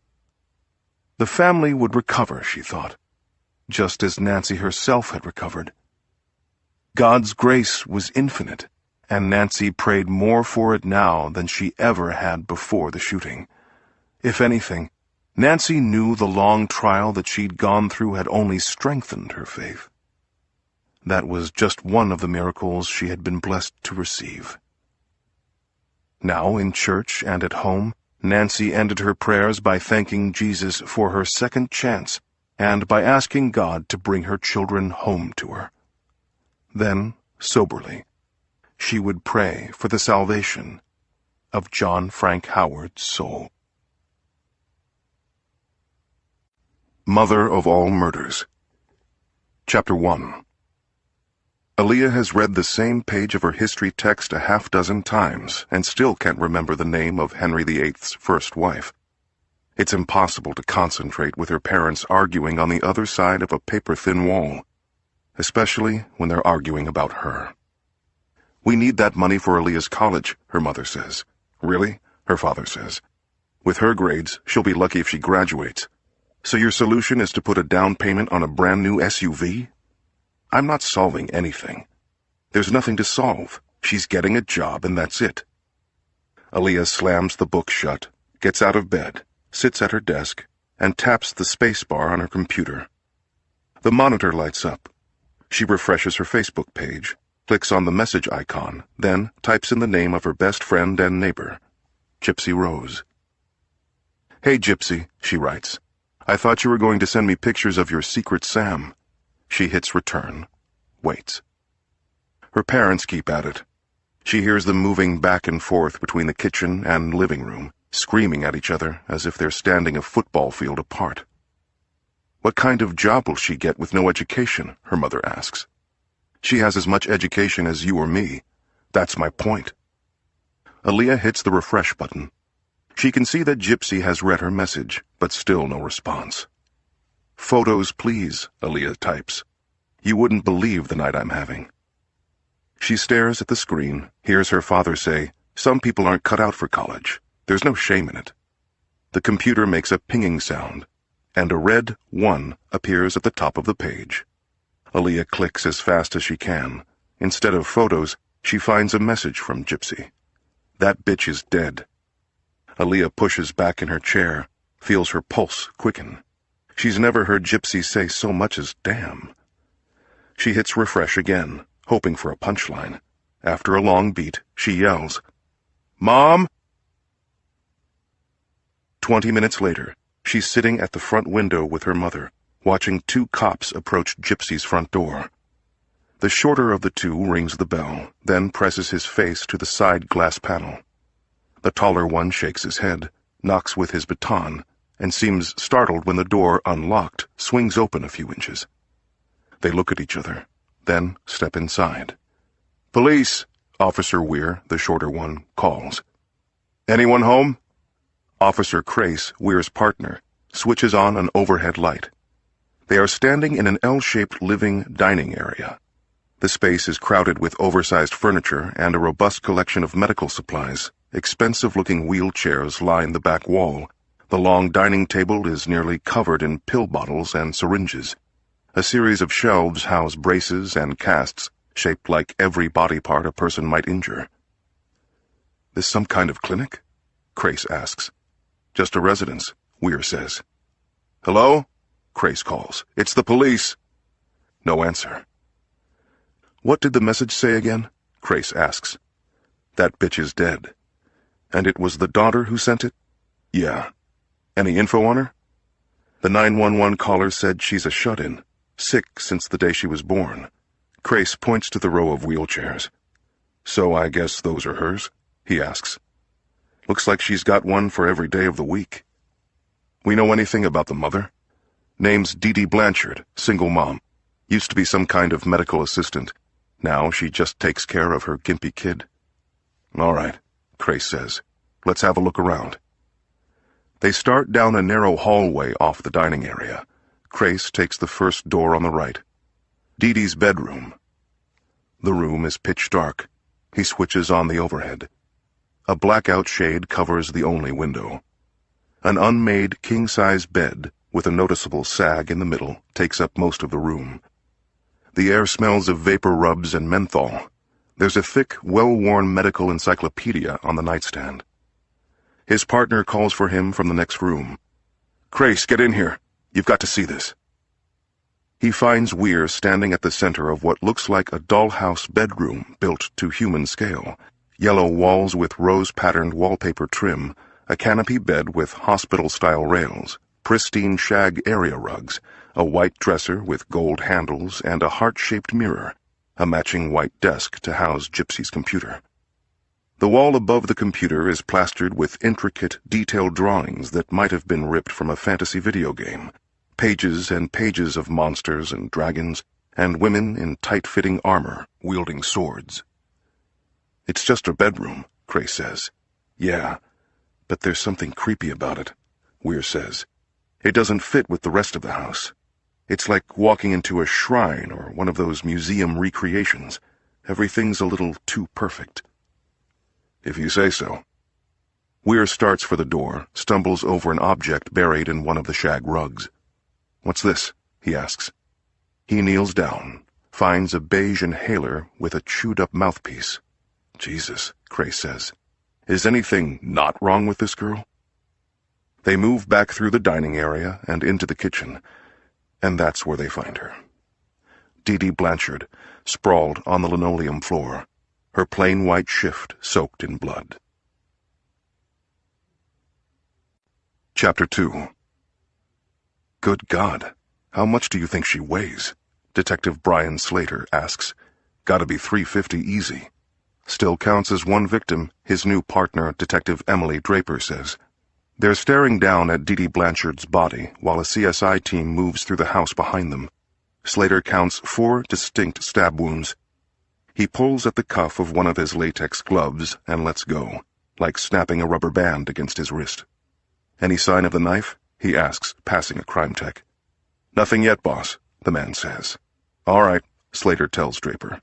Let's take a little tour. They start with the pill bottles and syringes on the dining room table. Draper reads the labels out loud. Eteplersen, Mexitol, Prednisone, Sprycel, Colophon, Zolpidem, Klonopin. All for the daughter? Slater asks. Looks that way. You'd think the meds alone would kill her, Slater says. Let's get the names of her docs. Draper takes out her phone, starts snapping pictures of the bottles. Slater turns his attention to the wheelchairs. There's a column of folded manuals stacked 5 high. There's a forest green motorized recliner with a joystick for steering, a bright red scooter with a wire basket in front that makes Slater think of The Wizard of Oz. That's a hell of a collection, he says. I can't see how a person would need more than one. Girls like to accessorize, Draper says. Those are some pricey accessories. Depends who paid for them. Maybe they had some kind of mega insurance. Yeah, maybe, Slater says. They move on to Dee Dee's room. Slater begins rifling through the dresser drawers, hoping to turn up a diary. Draper digs through the closet, beginning with the jam-packed clothes rack. Among the colorful striped shirts, smocks, and overalls, she finds a stash of costumes. A purple fleece bathrobe with a Star Trek Delta shield sewn onto the left breast pocket, a pair of moss-green fairy wings dangling from a wooden hanger, a plus-size silver jumpsuit with a thick black belt and what looks like a computer screen painted across the chest. A little old for trick-or-treating, Draper says under her breath. She kneels, pushes aside a heap of shoes and boots, finds a knee-high safe with an electronic lock. The door is wide open. Hey, Brian, she calls. I've got something here. Slater crouches behind her, whistles. Nice find for a rookie, he says. Or do you mean for a woman? Do me a favor, Slater grins. Wait till I say something offensive before you get offended. Draper reaches into the safe, pulls out a small spiral pad, flips through the pages. It's a ledger, she says. Slater reads over her shoulder. The most recent page lists in bright red block letters payments from 6 charitable foundations, among them the Springfield Leukemia Society, the Knights of Columbus, and the First Methodist Church of Springfield. The total comes to just over $4,000. Draper runs her hand across the floor of the safe, comes away with a single rubber band. This is what's left of the money, she says. Slater stands, smooths out a crease in his pants. Curiouser and curiouser, he says. Whoever killed her knew the combination. Or forced it out of her. Slater gives a skeptical shrug. Could be, he says. But there are no signs of torture, no signs of any struggle outside the kitchen. They get a crime scene tech to dust the safe and bag the ledger, then move on to Gypsy's dollhouse bedroom.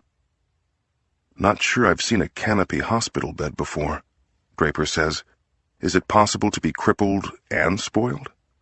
Slater points to the desk. We'll need to get forensics on that computer.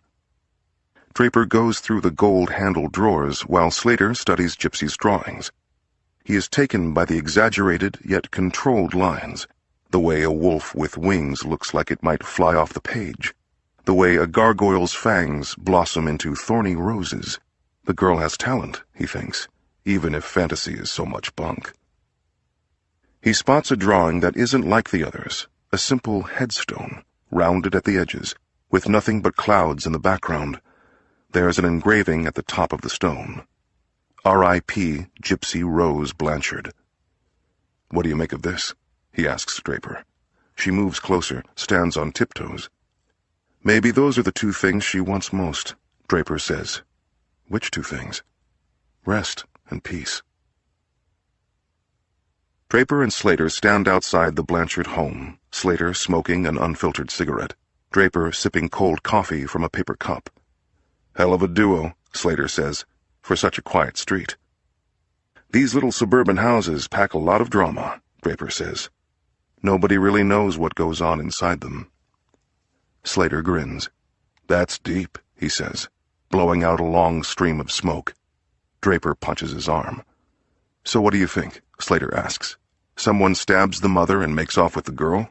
Looks like it. The father, maybe? I had one of the uniforms check on him. He's down in Louisiana with an airtight alibi. Seems he's been out of the picture for years. Maybe Dee Dee Blanchard had a beau, Slater says. No forced entry, the code to the safe. Had to be someone they knew. But why take the girl? Slater shrugs. People have every kind of fetish, he says. Okay, but why take the girl and not her meds? Anyone who knew them had to know how sick she was. Slater looks up and down the street as though he expects to see Gypsy Rose turn a corner on one of her motorized wheelchairs. Maybe that's the fetish, he says. Maybe whoever took her wants to watch her die. Chapter 3. Pastor Mike steps to a small podium at the center of the lawn and signals for everyone to gather round. Dee Dee Blanchard stands beside him, her fingers gripping the backrest of Gypsy's lightweight cruiser deluxe. Gypsy, in her frilly white hat with the pom-poms dangling off the sides, manages to look happy and carefree despite the wheelchair, despite the oxygen tank and the tubes running from her nose. Come now, Pastor Mike shouts. It's time to begin. Neighbors step away from the folding table buffet to join the circle of reporters, photographers, and churchgoers. This is truly a blessed day, Pastor Mike says, raising his cupped hands skyward. We have here two people whose long and harrowing journey ought to inspire us all. Dee Dee Blanchard and her daughter, Gypsy Rose, have persevered through every shape and form of adversity. But the daughter, plagued by illness, has been anything but a burden to her loving mother. With a strength that smacks of God's love, Dee Dee Blanchard has outsmarted and outlasted obstacles of biblical proportions. They were driven from their Louisiana home by Katrina's wrath, the daughter sick with cancer and muscular dystrophy, the mother exhausted beyond measure, and now, finally, they have found a soft place to land. They have found this place, this house standing here behind me, which we at Springfield Methodist could not be more pleased to have built for them, complete with all the modifications necessary for a girl in Gypsy Rose's condition. Please join me in welcoming them into our community. There's a round of applause as the pastor steps aside and Anne-Marie Burrell of Channel 4's Mornings with Anne-Marie takes his place. She's in her early 40s, pretty in a regional television way, though Dee Dee wonders what kind of flaws all that makeup is hiding. Cameramen disperse around her, two on either side and one kneeling in front of the podium. "Good morning, everyone," she starts, stretching her flawless smile as wide as it will go. "Good morning, Anne-Marie," the small crowd returns.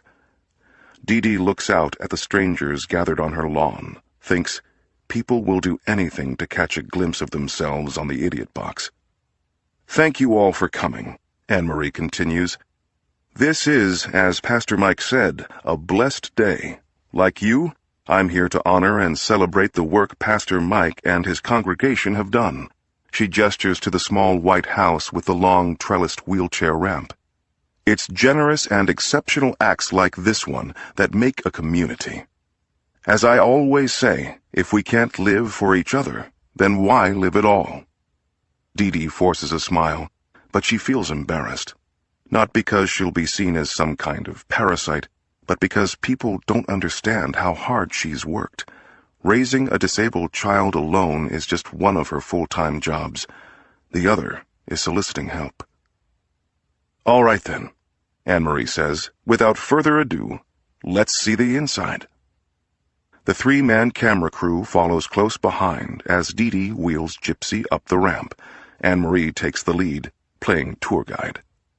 "Notice how the ramp and the floors are made of the same light pine," she says as they enter the home. "It's like the inside is a continuation of the outside." Dee stares down at the floorboards, eyes wide, hands covering her cheeks. "Goodness, how they shine," she says. "You can almost see yourself in them. Isn't that right, Gypsy?" She nudges her daughter's shoulder. "They're so fancy," Gypsy observes, tugging at one of her hat's pom-poms. "I feel like a movie star." "The furniture is all top of the line," Anne-Marie says with a sweeping Vanna White gesture, "donated by the Springfield Emporium's downtown location." Dee lets her jaw drop as she takes in the long mahogany dining table, the wraparound sectional facing a large screen TV. "Magnificent," she says, though in truth the space feels cramped, and she is just now noticing the lack of natural light. "Magnificent," Gypsy parrots. Anne-Marie leads them into the kitchen. Stainless steel can't disguise the matchbox size. Then back through the dining area and down the hall, barely wide enough for Gypsy's wheelchair or Dee's girth. They might have thought about that. Leading to the bedrooms and bathroom. The cameramen follow like hungry puppies. It's clear from the way they dress, baggy jeans, patchy facial hair, T-shirts advertising their friends' rock bands, that they have no intention of ever standing in front of the camera. "Feel the mattress," Anne-Marie instructs Dee as they take their positions on opposite sides of the king-size bed.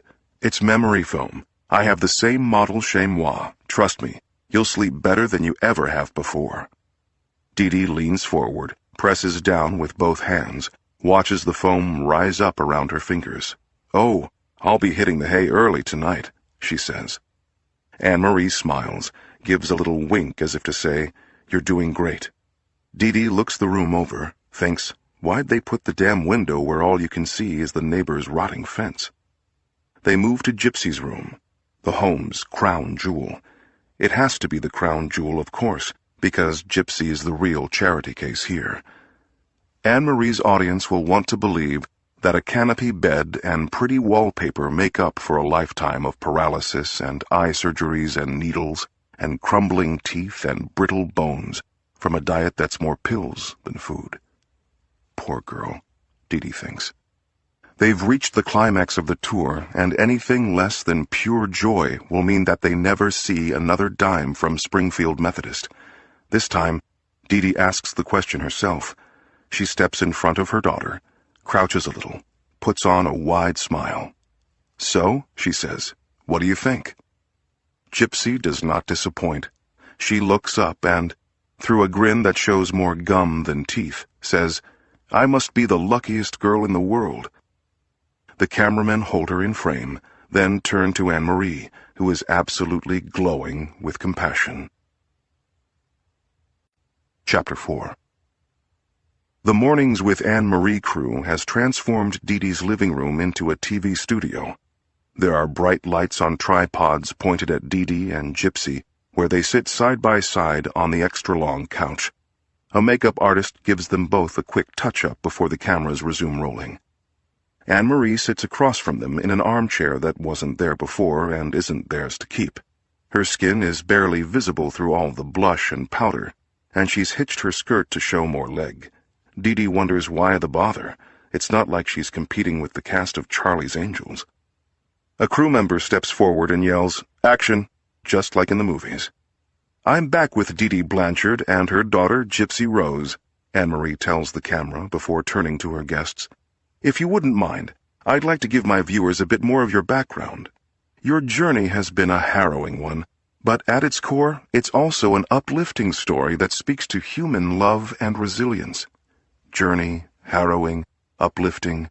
Dee checks off the cliches in her head. Not that she minds. She's learned how to make cliches work to her benefit. More importantly, she's learned to make them work to her daughter's benefit. "Tell me," Anne-Marie says, "when did you first learn that Gypsy was ill?" Dee, who approved the questions in advance, tilts her head as though searching her memory for the exact moment it all began. "When she was still a baby, I noticed she couldn't hardly breathe, and took her straight to the emergency. This was in New Orleans."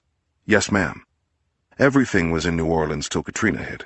So it started with sleep apnea," Dee says. "I knew a little something about it because I started training to be a nurse's aide." As if to confirm the diagnosis, Gypsy adjusts the tubes in her nose. "From there," Dee says, "it just all went downhill at 1,000,000 miles an hour. She'd get one ear infection after another. By the time she was 6 months, it was clear her eyes were no good. I'd shake a rattle right in front of her and she wouldn't even look at it. She wasn't a year yet when she had her first eye surgery." "As a mother," Anne-Marie says, "I can only imagine how frightening that must have been." A cameraman points his lens at Gypsy, then quickly turns away. Her eyes are drifting around the room and she's fiddling with a clump of fabric on her hat. It isn't that she's stopped listening, it's that she's heard this all before and is waiting for her cue to tune back in. "I was all the way terrified," Dee says, "and from there things just kept getting scarier and scarier. She started having seizures, about one a month, maybe more if she had any in her sleep when I couldn't be watching. Her little body'd start shaking like she was about to speak in tongues. That's when I knew she had epilepsy." "Epilepsy?" Anne-Marie asks, resting her crossed forearms on one knee and doing her best to look sympathetic.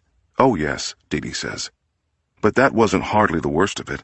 By the time she was 18 months and still couldn't so much as stand on her own 2 feet, I figured for sure there had to be something wrong deep in her bones. They did every test on her you could imagine. The tests themselves was the worst part. Gypsy wouldn't cry. She'd wail. One time I just lost it. I screamed, 'You're killing my baby!' A nurse brought me to the cafeteria and bought me a chamomile tea to calm my nerves." "You must have been beside yourself," Anne-Marie says. "Any mother would be." "I wished it was me lying in a hospital bed, getting poked and prodded, and having all kinds of dye injected into my veins. I'd have given anything to trade places with her." She takes a handkerchief from her pocket and dabs beneath her eyes. The camera zooms in. "Please, take a minute," Anne-Marie says. Gypsy places a hand on her mother's knee. "I'm all right," Dee says. "It's just, we're coming to a part I don't much like to remember." Anne-Marie tunes her voice to its most somber pitch. "The test results?" she asks. Dee nods. "Muscular dystrophy. I was prepared for that. It made sense with the way she couldn't walk right. But then they came back with leukemia. That melted me. I thought it was a death sentence. I never would have believed I'd be sitting here with my baby all these years later." She leans over, gives Gypsy a little peck on the cheek. Gypsy bats her eyes. "I have to ask," Anne-Marie says, "how is it possible for one child to suffer so many afflictions?" "That was the question I kept asking," Dee says. "I can't explain it the way the doctors did, but Gypsy has what they call a chromosomal defect. That's the source of everything she's got wrong with her."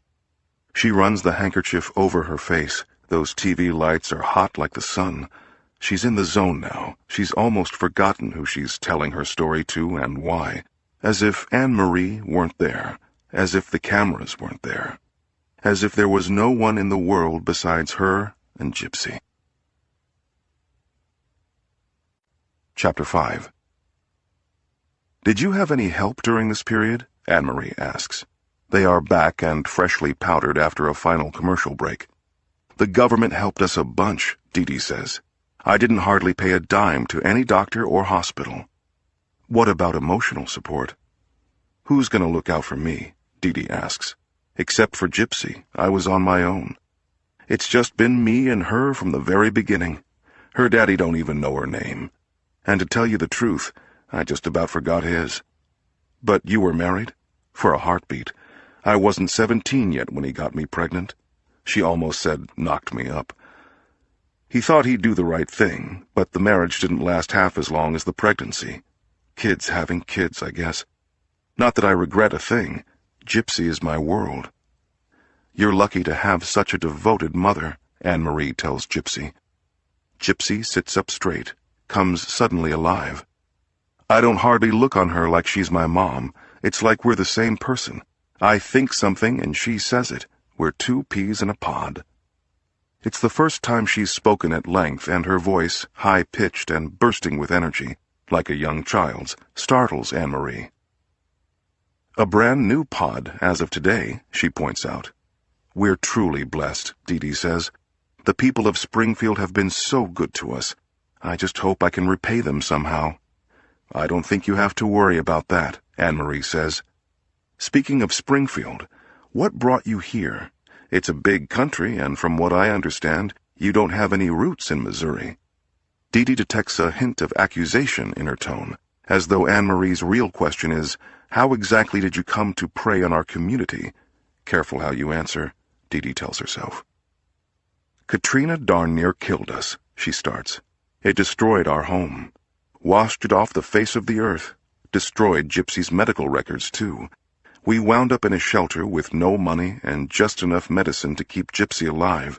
It was a female doctor at the shelter who suggested a clinic in Springfield.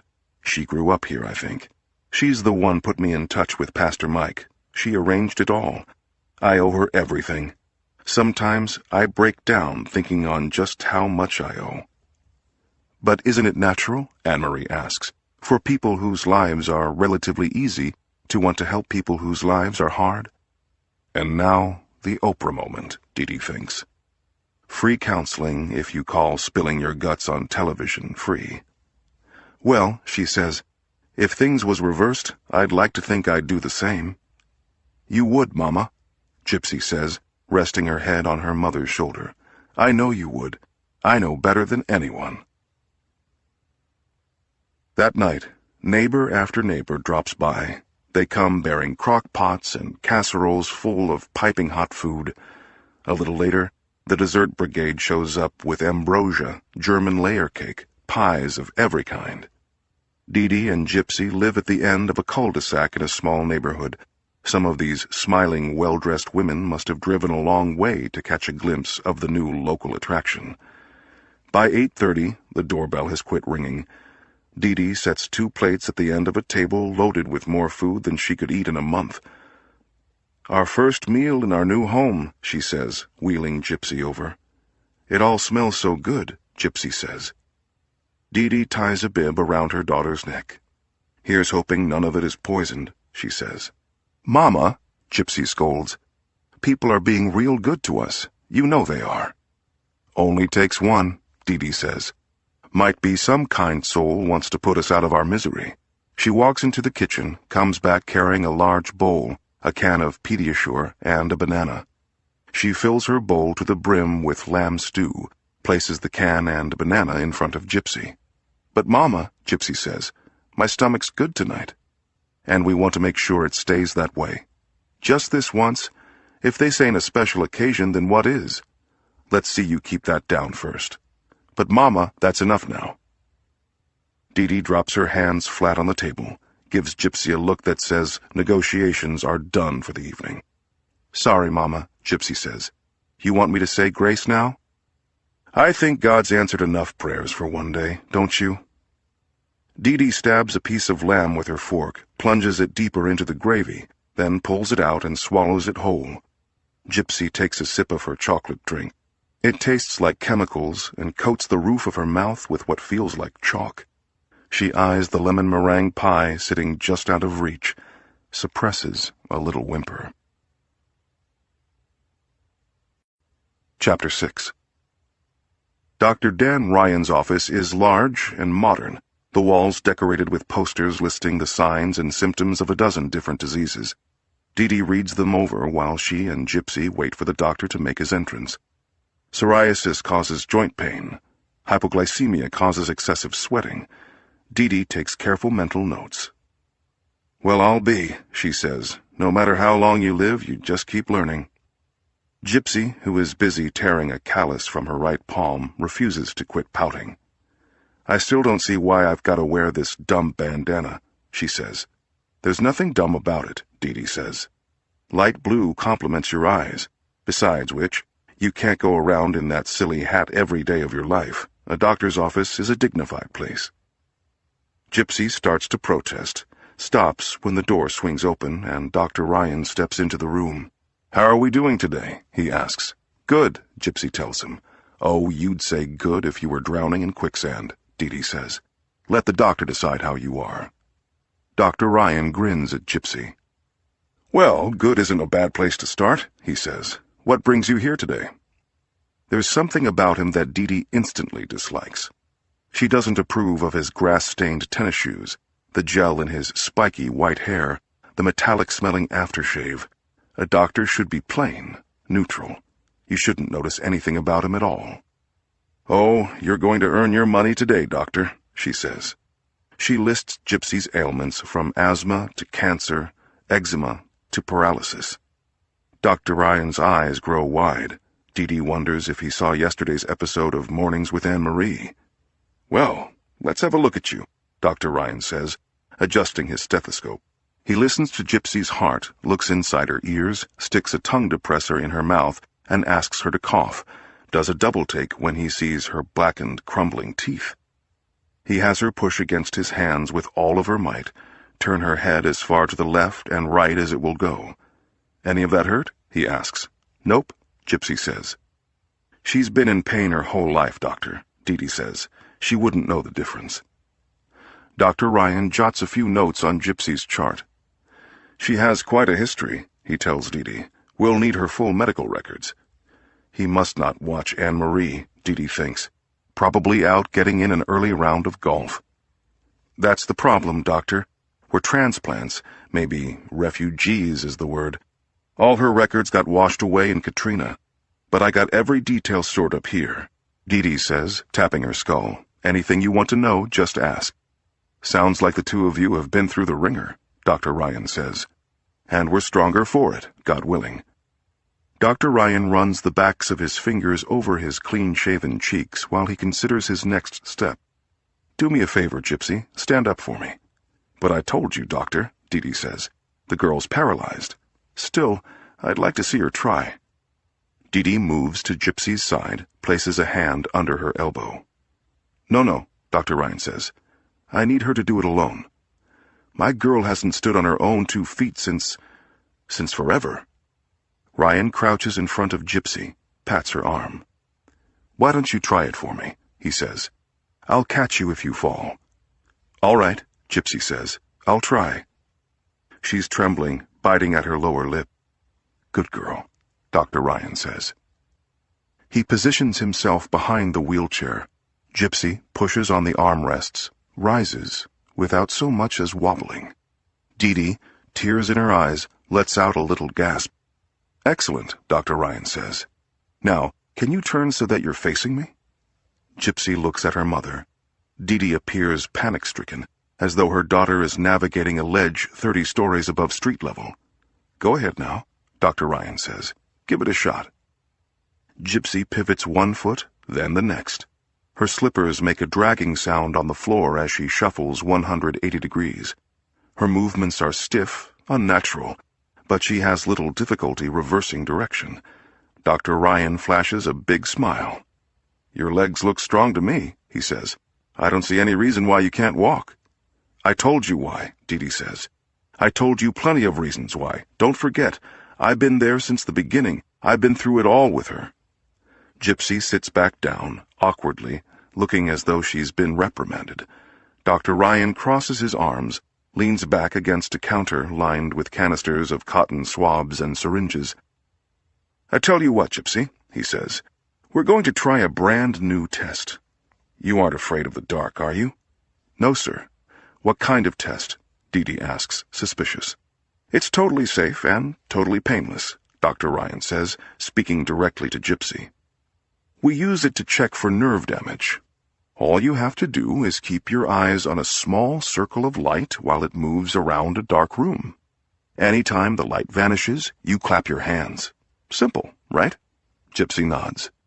"I guess that's okay," Dee says, trying to hide her scowl. "Very good," Dr. Ryan says. "I just need to move you to the testing room at the end of the hall." Dee stands, picks up her purse. "I'm sorry, Miss Blanchard," Dr. Ryan says. "You'll have to sit this one out." Her stare stops just short of a snarl. "I never sat out a thing in my girl's life. I'm sorry, but the testing room will only accommodate a single patient. We won't be long." Dee debates whether or not to walk out right then and there. But Gypsy, who has taken a liking to this new doctor, says, "Don't worry about me, Mama. I'll be fine." Before Dee can respond, Dr. Ryan is holding the door open, and Gypsy is wheeling herself into the hall. Chapter 7. The testing room looks to Gypsy like any other doctor's office. In fact, it is nearly identical to the one they just left. Same table covered with the same brown paper, same posters on the walls, same canisters on the counter beside the sink. "Before we begin," Dr. Ryan says, "I just need to ask you a few more questions." "Okay," Gypsy says, "but Mama's the one who knows everything." "Some questions only you can answer." Gypsy blushes, fusses with her bandana. "On a scale of 1 to 10, Dr. Ryan begins, how much pain would you say you're in right now?" "I don't got no pain at all." "Are you hungry?" Gypsy rolls her eyes. "Always," she says. "Problem is, I can't eat nothing but that chocolate drink with the vitamins in it, and sometimes a banana for dessert." "Why not?" "Real food makes me throw up, 'cause of my condition." "What condition is that?" "You heard Mama. I got all kinds of conditions. It's like I collect 'em." "Okay, but what would you say is wrong with you?" Gypsy shrugs. "I guess I'm broken. All the way broken.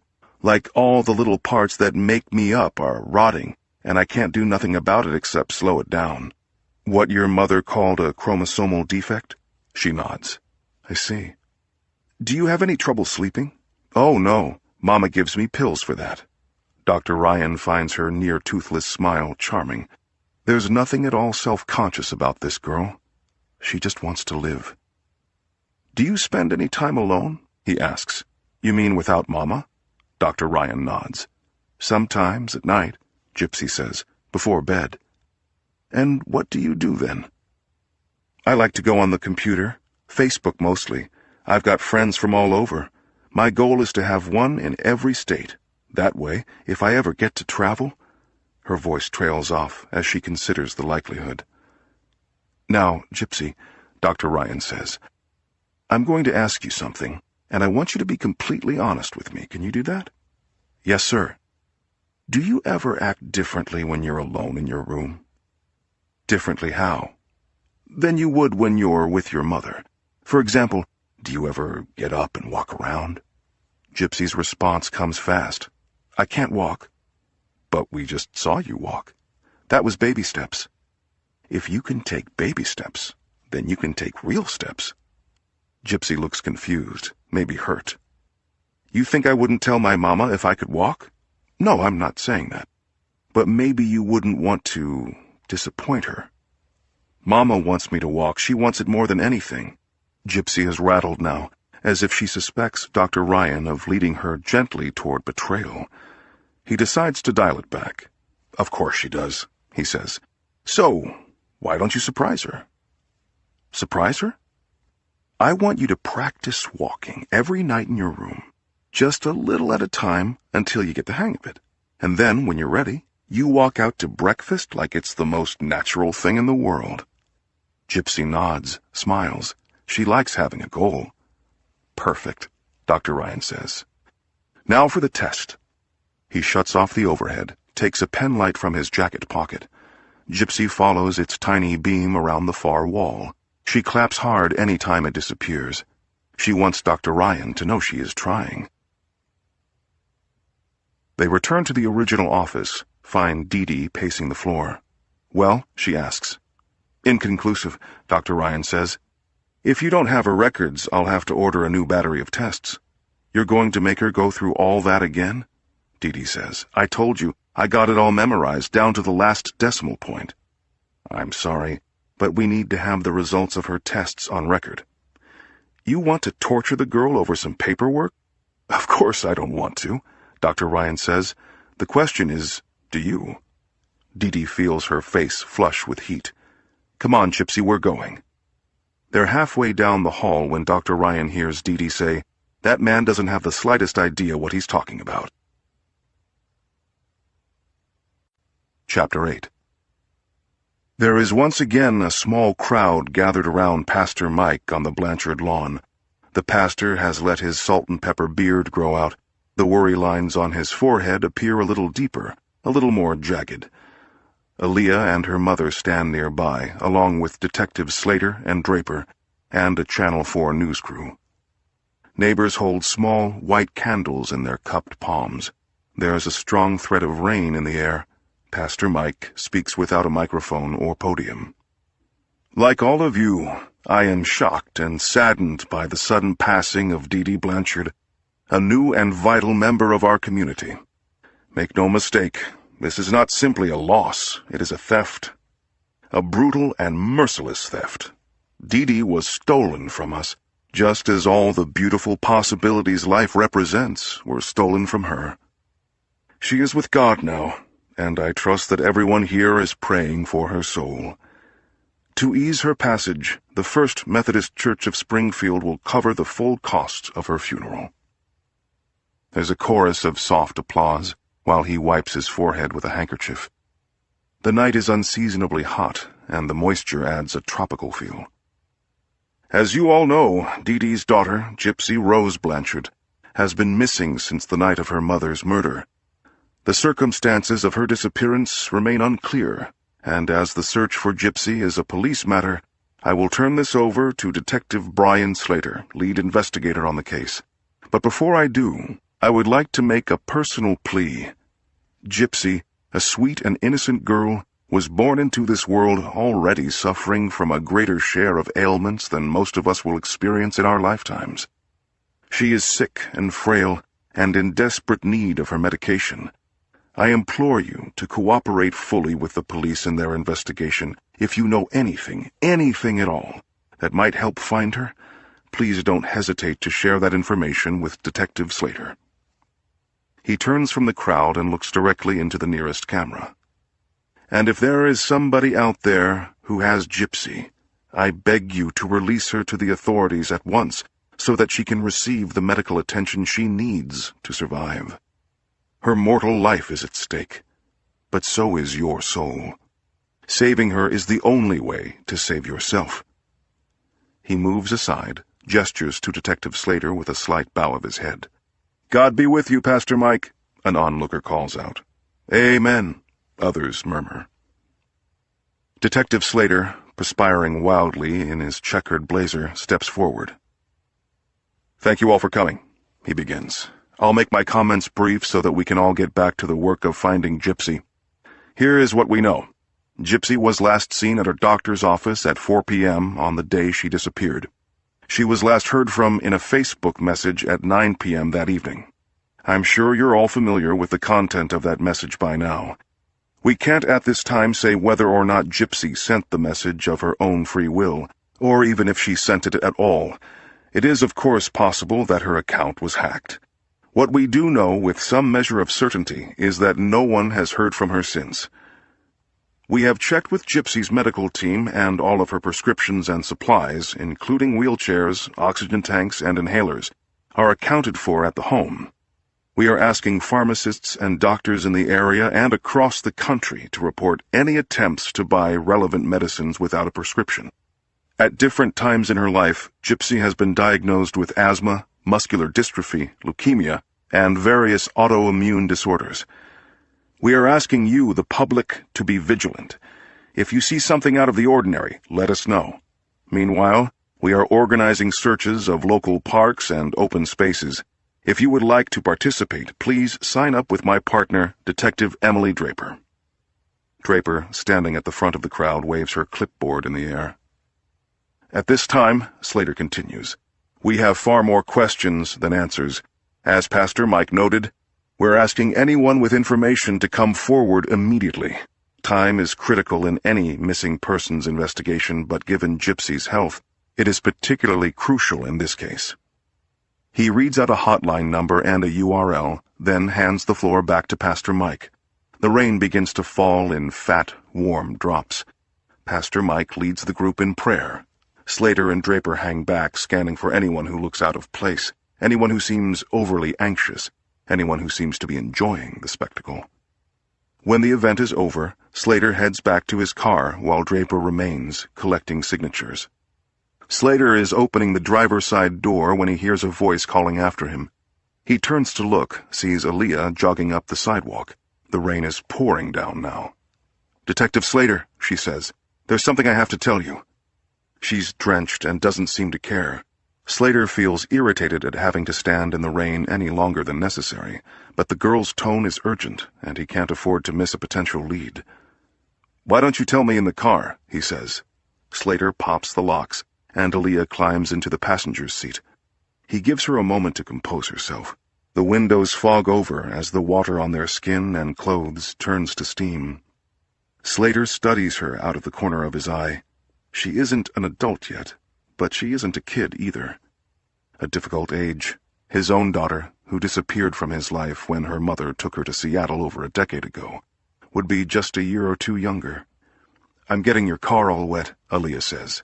"That's all right," Slater tells her. "It's not really my car." Aaliyah's smile is nervous, uncertain. She's clearly never talked to a cop before. "What's your name?" Slater asks. She dries her forehead on her sleeve, takes a deep breath. "Aaliyah," she says. "Aaliyah Martin." "You were friends with Gypsy?" She nods. "I think I was her only friend. I live across the street." Slater remembers her now, or at least her name. "You called 911. My mother did. That Facebook message was meant for me." Slater senses that whatever she has to say will be important, maybe game-changing. He struggles to keep his voice even, calm. "What is it you wanted to tell me?" he asks. She hesitates, then blurts it out so fast that Slater isn't sure he's understood. "Gypsy was seeing someone," she says. "Gypsy?" It seems incredible. The girl couldn't walk, and she could hardly breathe without tubes in her nose. "Well, she had someone, sort of," Aaliyah says. She called him her Secret Sam. They met on a Christian dating site. I don't know which one. "Do you know his real name?" She shakes her head. "I never asked. To be honest, I thought she was making him up. But now—" She wipes away a tear with the heel of her palm. "I'm sorry," she says.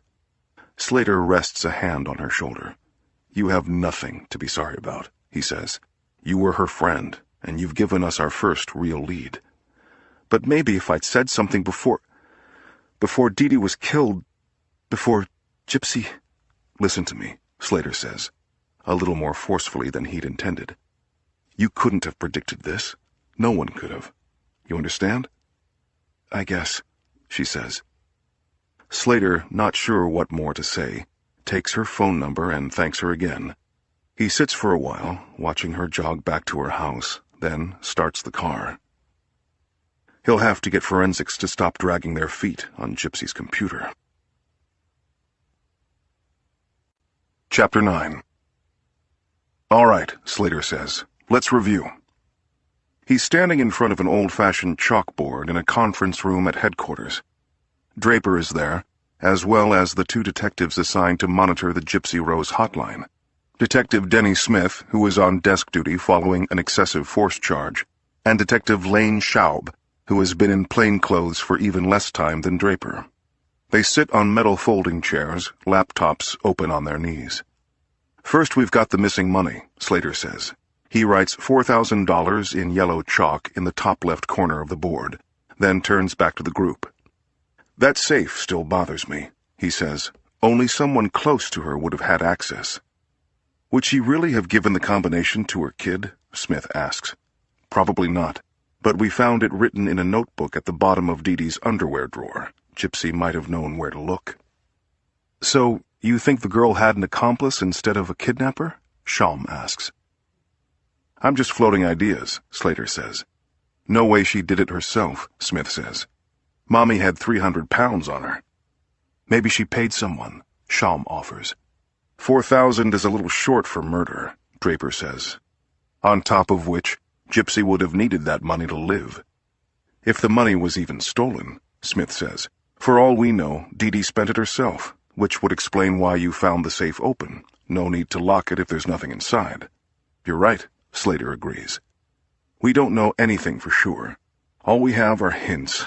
The money's gone. The meds are all accounted for. What scenario allows both those things to be true? No matter how many times I play it out, I keep coming back to Gypsy. I don't know, Brian, Draper says. By all accounts, the girl's a little slow. It's hard to see her as a mastermind. That's not what I'm saying. But maybe she's set something in motion without realizing it. Socially, she grew up in a very small world. She probably doesn't have a strong grasp of boundaries. Chances are she's been lonely her whole life. Maybe she was blowing off steam online and said too much to the wrong person. Like her secret Sam, Shalm says. He's a possibility. If he even exists, Smith says. But no one we talked to described Gypsy as angry, Draper says. If anything, they describe her as surprisingly happy. She and her mother were together every minute of every day. You ever spend that much time with someone and not want to kill them? Thanks, partner, Draper chides. Don't worry, Smith says. That's his divorce talking. Everyone swears Dee Dee and Gypsy were soulmates, like they lived for each other, Shalm says. I wonder, Slater says. I watched that Anne-Marie footage a dozen times. There was something staged about it, like they were performing a mother-daughter skit for the 1,000th time. The TV people probably gave them a script to work from, Draper says. Yeah, but it's more than that. There was something simmering. You can see little glimpses of it when they think the camera isn't on them. Gypsy looks checked out, which is understandable, but there's something forced about Dee Dee, like she's trying too hard to disguise her own rage. Kids'll do that to you, Smith says. Draper, thinking of her partner's estranged daughter, throws Smith a biting stare. You want us to talk to the neighbors again? Shalm asks. Can't hurt. But any relationships Dee Dee and Gypsy had here were new. We need to go further back. New Orleans? Draper asks. That's what I'm thinking. Who knew them there? It's easy enough to keep up a facade for a few months, maybe even a few years, but time tells. I'll call NOPD, Draper says. Ask them to canvass. Have them check on her doctors, too. Gypsy's medical records may have washed away, but the doctors didn't. Smith lets out a sarcastic yawn. Dee Dee's murder would have been his case to solve if he hadn't put a suspected arsonist in the hospital. This is all great, but how about some hard evidence? We get the autopsy back yet? We have a preliminary report, Slater says. Her attacker caught her by surprise, no defensive wounds, no foreign DNA under her fingernails. Any prints in the house? One of Anne-Marie's cameramen has a DUI on his record. Otherwise, nothing. Shalm sits up straighter, raises her hand like school is in session. Yes? Slater asks. I know this'll sound crazy, but what if Pastor Mike has Gypsy? What if he killed Dee Dee? Slater and Draper smile. Smith sniggers. No, really, Shalm says. Think about it. Who in Springfield is closer to them? Maybe Gypsy confided to him. Maybe he fell in love with her. Maybe he thought God would make her walk again. Maybe, Smith says. The guy made her his church's charity poster child. He'd have to be some kind of stupid to turn around and butcher her mother. Or some kind of obsessed, Shalm counters. It happens, you know. Draper's computer makes a loud pinging sound. She leans closer to the screen. Oh my God, she says. You aren't going to believe this. What is it? Slater asks. A new Facebook post. They gather around, read over her shoulder. Gypsy's avatar shows her dressed in a Cinderella outfit and flashing a fiendish grin.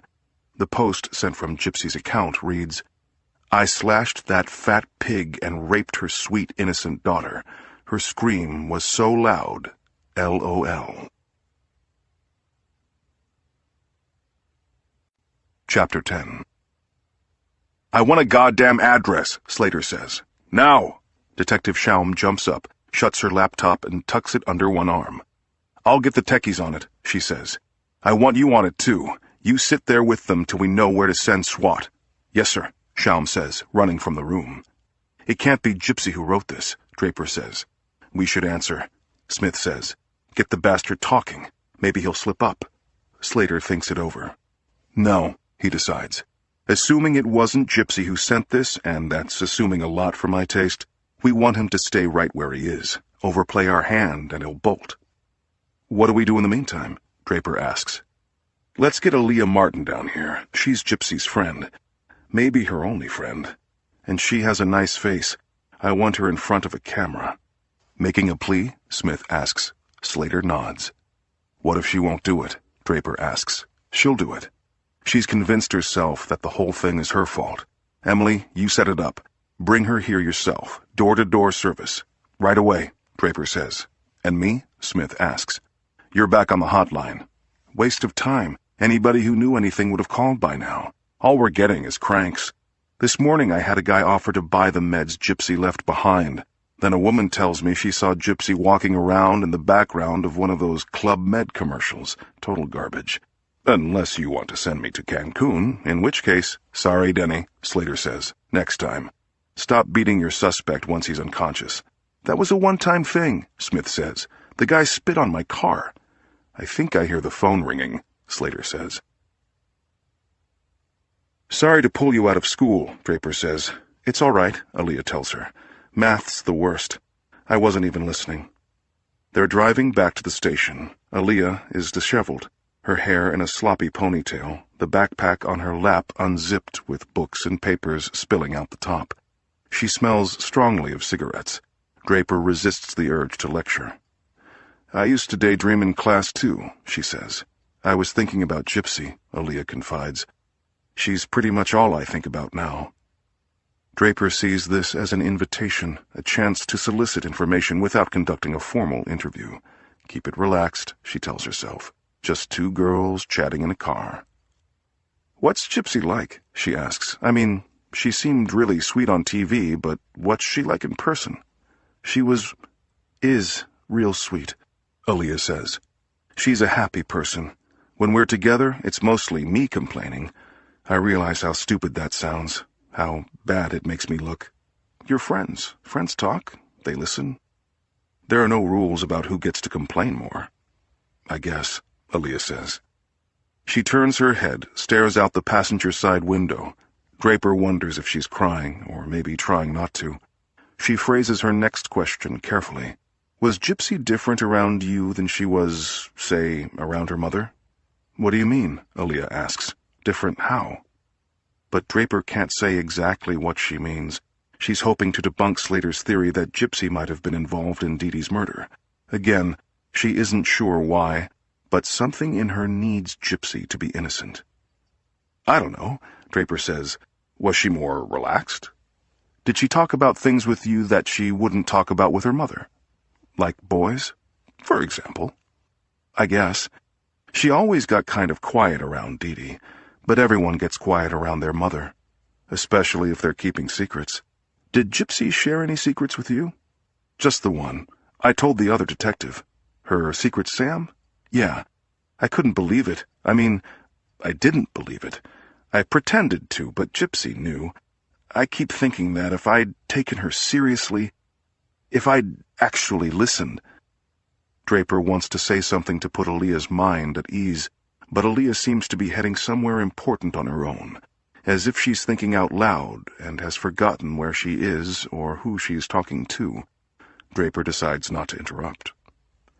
"Not just about her secret Sam, but about everything," Aaliyah continues. "You said yourself, friends listen. But I didn't. Not really." Dee was right. About what? Aaliyah squirms a little in her seat. I didn't really care about Gypsy, she says. I just wanted everyone to see me as this saint looking after the local cripple, the Mother Teresa of Springfield. Wait, Dee said that to you, in those words? More or less. She said eventually I'd get bored of Gypsy and break her heart. She wanted me to stay away. Draper remembers a soundbite from the Anne-Marie interview. It's like she finishes my thoughts for me. Was there a hint of sarcasm in Gypsy's voice that Draper is only picking up on now, in retrospect? As in, she finishes my thoughts for me, but not the way I would finish them. Maybe Slater was right. Maybe the mother-daughter relationship was more troubled than Draper wanted to believe. For what it's worth, she says, you sure sound to me like someone who cares. Detective Slater thinks so too. That's why he wants you to talk to the public. Aaliyah's tone turns anxious. I always dreamed of being on TV, but not like this.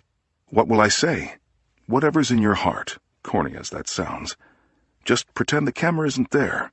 Pretend you're talking straight to Gypsy. They're almost at the station now. Aaliyah reaches into her backpack, pulls out a hairbrush and a small makeup kit. Do you mind? She asks. I overslept this morning and had to run for the bus. I must look like I just rolled out of bed. Go for it, Draper says. But I think you look very pretty. The department's video tech sits Aaliyah on a stool in front of a solid blue backdrop. Remember, this isn't live, he says. There's no pressure. We can reshoot as many times as you want. But Aaliyah is in the zone from the moment he presses record. Gypsy, she says, if you're watching, I miss you every minute, and I'd give anything to know that you're okay. And to whoever's with Gypsy, please, I'm begging you, bring her home. She needs her medicine. She needs her friends. Imagine being that sick, and then the only person who's ever taken care of you is brutally murdered, and you're... Gypsy, you must be so afraid. You must be wondering who will look after you now. I will. I promise. Please. Just come home. Whoever you are, please, just bring Gypsy home so that I can take care of her. When she's done, Draper gives her a long hug. That was perfect, she says. Aaliyah pulls away. You're going to find her, right? I mean, you think there's a chance that she's... Alive? Draper finishes. Yes, I do. We all do. If we didn't, we wouldn't put you on camera. It's then that Aaliyah starts crying. Her sobs are deep and violent, as though she's been holding in more than she can manage for a very long time. Chapter 11.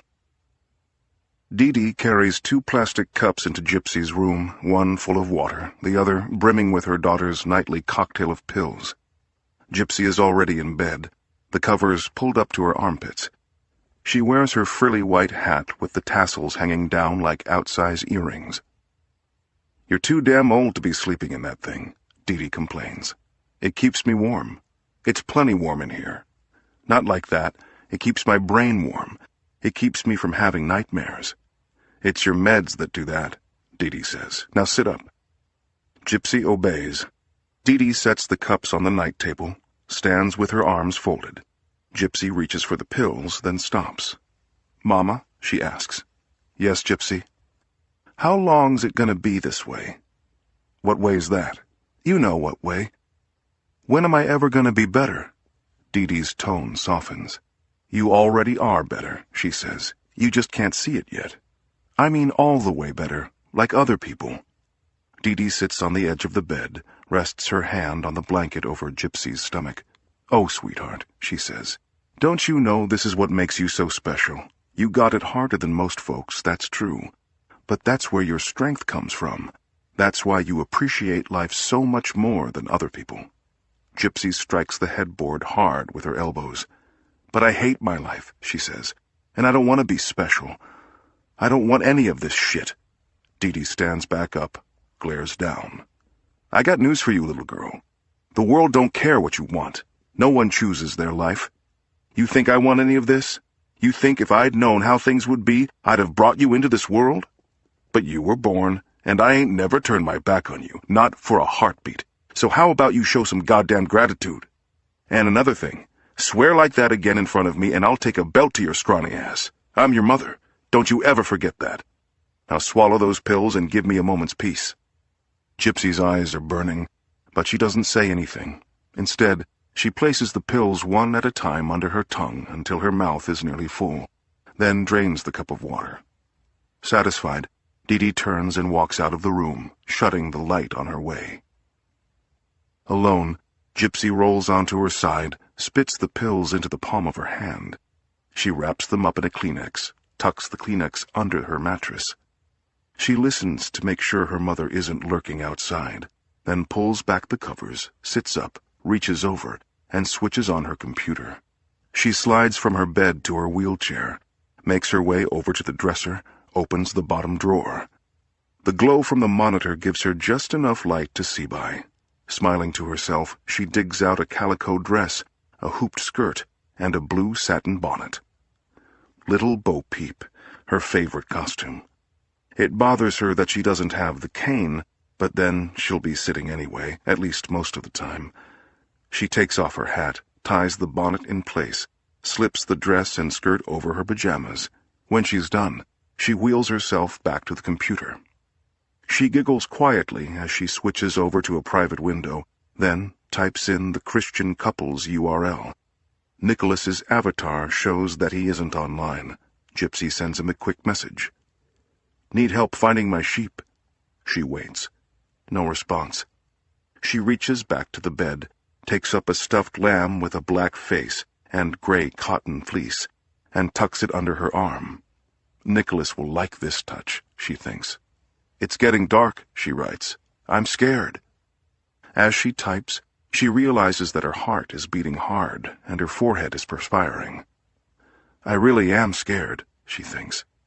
Of what? Not of Nicholas. He's been so kind. He sends her emoji flowers and chocolates. He says he will take her to Australia. More than any place in the world, she wants to visit the outback. She saw pictures in a National Geographic at the doctor's office. No, she's afraid that he won't show up, that she will sit there alone staring at the camera light on her computer until the sun comes up. She's afraid of having no one to talk to but her mother and doctor and all the people who want to fix her. She's afraid that Nicholas will want to fix her too. She types, "Hello? Are you there?" But before she can hit send, a green dot appears under Nicholas's picture, and then the picture is gone, and it's Nicholas himself smiling at her. He's wearing an eye patch and a pirate's hat, and there's a plastic cockatoo perched on his shoulder. Chapter 12. On a Tuesday afternoon, they have the park to themselves. Aaliyah wheels Gypsy along the asphalt path that circles the lake. Gypsy is wearing a sun hat and long sleeves despite the 80-degree temperature. She points to a row of ducks on the water. "I wish I could swim with them," she says. "Maybe I could take you out sometime. They rent paddle boats here on the weekends." "I was hoping someone else would take me," Gypsy says. She laughs, covering her mouth with both hands, a habit meant to hide her crumbling teeth. "Who do you have in mind?" Aaliyah asks, playing along. She imagines Gypsy will name some popular heartthrob, Justin Timberlake or maybe Ryan Gosling. "Can you keep a secret?" Gypsy asks. "You know I can." "I've got a secret Sam." "A what?" "A boyfriend, silly. No one is supposed to know. That's why he's a secret." Aaliyah wants to be patient, but she is not in the mood for another of Gypsy's daydreams. Her own boyfriend broke up with her less than a week ago, and she just learned that her SAT scores won't help her chances of going to college, especially out of state.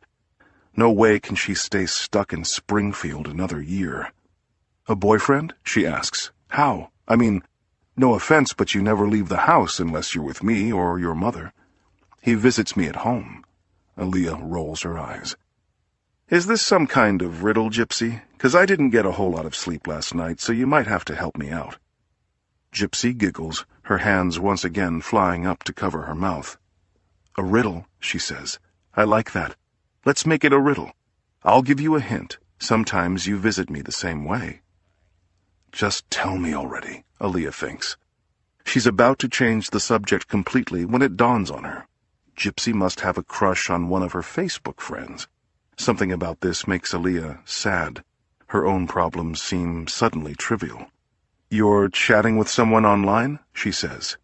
"He wouldn't be a secret Sam if all we did was chat." Now Aaliyah is concerned. She doesn't know how exactly, but she's sure that poor Gypsy is about to get her heart broken. "What do you mean? What more can you do on Facebook?" "Who said anything about Facebook?" Aaliyah wheels Gypsy over to a bench and parks the chair so that they can sit facing one another. "What's going on, Gypsy?" "Gosh," Gypsy says, batting her eyes. "Why the long face? Is someone jealous?" Gypsy is in playful mode, which means it will be hard to get any real information out of her. Aaliyah gathers herself, tries to be the friend she imagines Gypsy wants. "I'm not jealous," she says. "I'm happy for you. But the suspense is killing me." Gypsy looks over each shoulder, adjusts the tubes in her nose. "Not fair," she complains. "I can't see the water from here." Aaliyah stands, wheels Gypsy to the end of the bench and positions her chair so that they can sit side by side, both facing the lake. "Now tell me," she says. "You're sure you can keep a secret?" Gypsy teases. "Of course. You're the only person I'm telling, so if you know who finds out, I won't say a thing." "All right. I signed up on a dating site." Aaliyah feels her stomach sink a little. Gypsy notices. "It's not like that," she says. "It's a Christian dating site." Aaliyah does her best to appear comforted. "Aren't you a little young for a dating site?" she asks. "It's not like they check your ID, and it's just flirting mostly." Or it was. "What is it now?" "I told you. I've got someone. And I need your help." "Help with what?" Gypsy flashes a coy grin. "You got your driver's license, right?" Aaliyah sees where this is going. "Gypsy, I can't. You wouldn't have to take me far, just to the ice cream parlor on Pearl Street. He wants to meet me for real." "Why doesn't he just pick you up?" "You know why. Mama can't find out. Besides which, I got butterflies. I need you with me." Better and better, Aaliyah thinks. She sees herself playing chaperone, sitting beside Gypsy in a cramped booth, looking across at... She hates herself for being mean, but what kind of guy would date Gypsy? If there even is a guy, she thinks. Maybe Gypsy is playing some kind of game. Maybe she doesn't know herself that she's playing. Maybe this is a fantasy spun out of control. Whatever the case, Aaliyah does not want to encourage her. Then again, she doesn't want to discourage her either. It's hard enough being Gypsy Rose Blanchard. "I want to help," Aaliyah says. "But no," Gypsy cuts her off. "No buts. Please, I'm begging you. I have to see him now, before I can't anymore." "What does that mean?" "I told you. I have to have another surgery on my eyes. What if something goes bad?" "Nothing will. The doctor's hand could slip, or I could have some kind of allergic reaction, or maybe he just won't be able to fix me. I have to see him while I still can. That way, if we end up together, I'll be able to picture him when I hear his voice. I'll be able to see his smile. I'll know what he looks like when he looks at me." Aaliyah hesitates. Her instincts are screaming at her to stay away, but Gypsy looks so desperate, and in the end, she has a point. How many opportunities will a girl in Gypsy's situation have, if this is even a real opportunity? "All right," she says. "But maybe you better tell me a little about him first." "Thank you, thank you, thank you," Gypsy says, and then she goes quiet for a long beat. When Aaliyah looks over, she sees that her friend is crying. Chapter 13. "Ow," Gypsy says, jerking her head away. "See, that's how you get cut," Dee Dee says. "Then you blame me. Now hold still." They're in the living room. Gypsy seated on a plastic stool with a short back, Dee Dee standing behind her, working the hair clippers. The TV is on in the background, tuned to a hospital-themed soap opera Dee Dee calls her Story. "Why can't we just let it grow?" Gypsy asks. "I think I'd look pretty with long hair. You look pretty now. But if I had hair, I wouldn't have to wear that hat you hate so much. We've been over this, Gypsy. It's the cancer won't let you grow your hair. I'm guessing you don't want to shed like a dog. Maybe I wouldn't. We could try it, just the one time. Enough already, Gypsy. Under my roof, we keep things neat and tidy. Gypsy thinks, don't you mean the church's roof? Which reminds her. About what Pastor Mike said, I was thinking, don't start with that now. He shouldn't have said nothing without asking me first. Now quit squirming. I'm about done here. She runs a finger over her daughter's nearly bare scalp. I don't like this mole you've got here one bit, she says. Keeps growing on me. But Mama, Gypsy says, who turns down a free trip to Disney World? Maybe you should have thought things through before you pulled that stunt the last time. Damn near gave me a heart attack. But I learned my lesson, Mama. Nothing like that'll happen again. You bet it won't. I should have had that man arrested. Who runs off with a child? He didn't know how young I was on account of the costume. And we didn't run off. We— Drop it now, Gypsy, Dee Dee says. You're working my last nerve, and it ain't even noon yet. But Gypsy's mind is already drifting back to last summer, to the time when the man in the orange jumpsuit with the fake bionic leg almost set her free. The trip had been a gift from their New Orleans church. Pastor Dan had noticed Dee Dee and Gypsy's shared love of sci-fi movies, from The Thing, the classic 1951 version, to Close Encounters to E.T., though that one always made Gypsy cry. The pastor started a fundraiser to send them to Intergalactic Con in Naples, Florida. He chose the conference because it featured a space-themed art show, a contest that all attendees with an artistic bent were encouraged to enter. As he was seeing them off at the airport, Pastor Dan put a hand on Gypsy's shoulder and said, "Bring the prize home, kiddo." She had a month to prepare, during which time she was never without a pencil in her hand. The idea came to her early on, a large-scale design of the first human colony on Mars.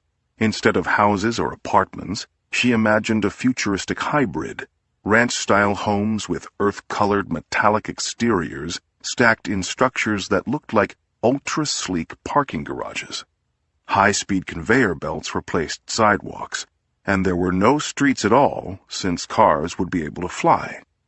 There were no zoos either, since animals of every stripe would be domesticated, and she did away with hospitals and cemeteries because disease and death would be things of the past. Advertising, however, would be alive and well in the future. She imagined billboards hovering in mid-air, spotlights projecting logos for everything from brand-name beverages to three-dimensional video games, jingles playing continuously on a public radio that could never be shut off, though Gypsy wasn't sure how to convey the latter without using words.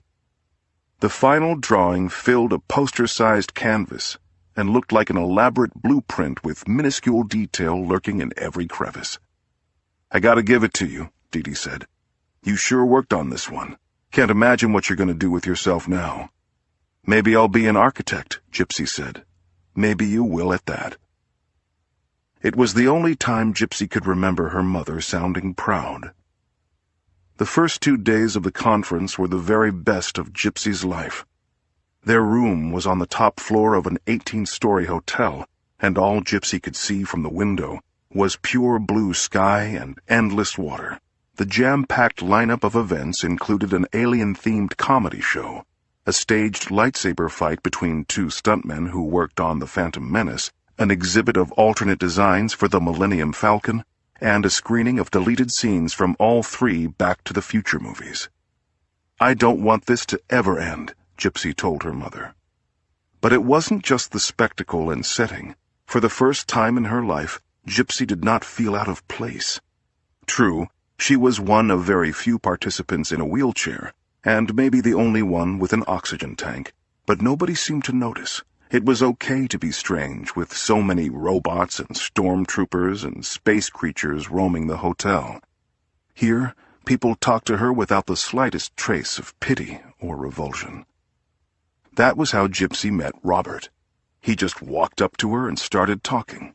It was during the costume ball on the last night of the conference. Gypsy was dressed as an alien, and Dee Dee as the Sigourney Weaver character from the movies. The winners of the art contest had just been announced. Gypsy's drawing placed third out of 87 entries. It wasn't enough to win her the $1,000 prize, but it did earn her a ribbon, and they even put a photo of Gypsy and the drawing up on a projector screen. Gypsy was ecstatic, until she looked up and saw her mother's face. "There weren't 2 drawings better than yours," Dee Dee said. "Not even close. Those judges robbed us, and I ain't gonna go quietly." She walked off, leaving Gypsy alone on the edge of the crowded dance floor. Gypsy sat and sipped from her Shirley Temple, feeling like she might cry for the first time all weekend. "Excuse me," a voice said. She looked up, saw the man in the orange jumpsuit with the fake robot legs standing over her. "I couldn't help but overhear," he said. "I agree with that woman. You were robbed." Gypsy wondered if the man could see her blushing in the room's dim light. For her part, she could just make out his features. He had a nice face, the kind of thin, angular face she liked to draw. "That's nice of you," she said, "but third place ain't bad. Not with all those people who entered." The man smiled. "My name's Robert," he said. "It's nice to meet such a gifted artist, Gypsy Rose." And then, without knowing she would, Gypsy repeated a line she'd heard in countless movies. "Why don't we get out of here, Robert?" Chapter 14. It wasn't the kind of thing she'd have said, or even thought to say in any other setting. Robert didn't hesitate. "Do you have some place in mind?" he asked. Gypsy scanned the ballroom. Her mother was nowhere in sight. "Some place away from all these people," Gypsy said. "My thinking exactly." He wheeled her out of the ballroom and down a long corridor to the bank of elevators. Gypsy resisted the urge to look over her shoulder. She wished Robert would push faster. It wasn't until the elevator door closed behind them that she knew she'd made her escape, though she couldn't say exactly what she'd escaped from or what she was running to. After a quick wave of relief, she was suddenly very afraid. She glanced up at Robert. The harsh overhead light aged him 10 years. He was as old as Dee Dee, maybe older, and his face wasn't so much thin and angular as gaunt and pale. "Are you cold?" he asked. She hadn't noticed that her limbs were shaking. Now that he'd pointed it out, she couldn't think of anything else. The trembling spread through her body and into her jaw so that her teeth were knocking together loud enough for him to hear. "I'll be okay," she managed. He put his hands on her shoulders, rubbed her back with his thumbs until the doors opened. No going back now, Gypsy thought. His room was only on the 6th floor and didn't face the water. It smelled a little musty, and though the bed was made, there were clothes strewn all over the floor and dresser and desk. "Sorry," he said. "I wasn't expecting company." And then Gypsy noticed something that put her at ease, or at least more at ease than she had been. The surface of his nightstand was covered in pill bottles, with the bottles stacked in columns reaching 3 or 4 high. Maybe, Gypsy thought, he's sick. Like me, but not as bad. He's sick like me, but has no one to help him. Thinking this made her want to be his princess, even if he was more frog than prince. "Would you like something to drink?" he asked. "I have a nice bottle of Irish whiskey that should warm you right up." Okay," Gypsy said. She wasn't about to tell him that she'd never had so much as a drop of alcohol, any more than she'd confess to this being her first time alone with a man. He went into the bathroom and came back carrying 2 plastic cups, the kind hotels give you to gargle with, already filled to the brim with brown liquid. He handed one over.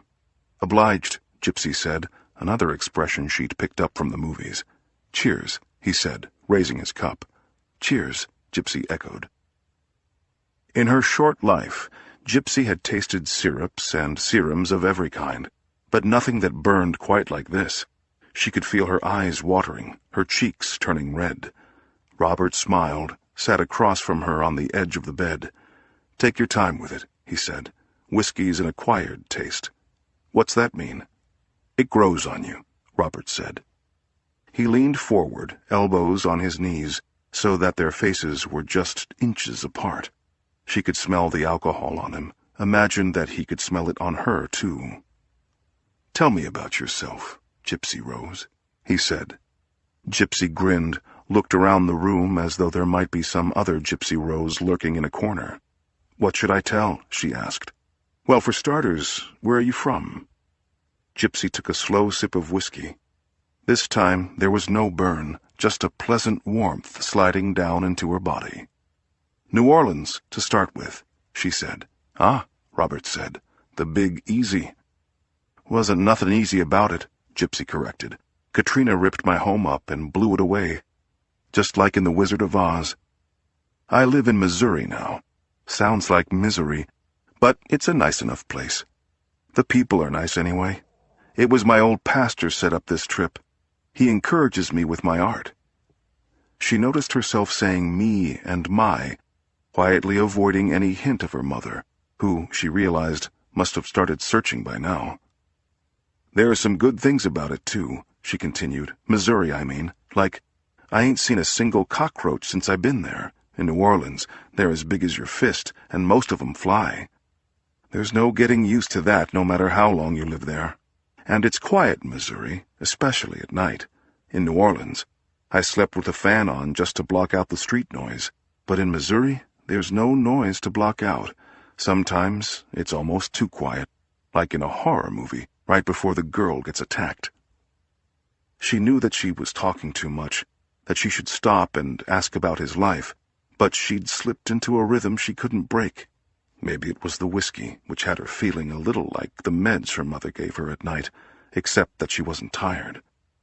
This was more like the wide-awake time just before she got tired, when thoughts were like feathers in her head, and she was chasing them all around. Robert let her go on a while longer before he interrupted. "That's a dandy of a wheelchair," he said. She gave him a vacant look. No one had ever complimented one of her chairs before. "Sleek and chic," he continued. "Like something from the future, like the type of conveyance people might use in your Mars colony." "I hadn't thought much about that," Gypsy said. "I guess you're right." "Tell me," he said. "Can you walk?" "You mean without the chair?" He nodded. Something about him had changed. His eyes were stretched wide, and he looked like he'd never wanted anything so bad as for her to give the right answer.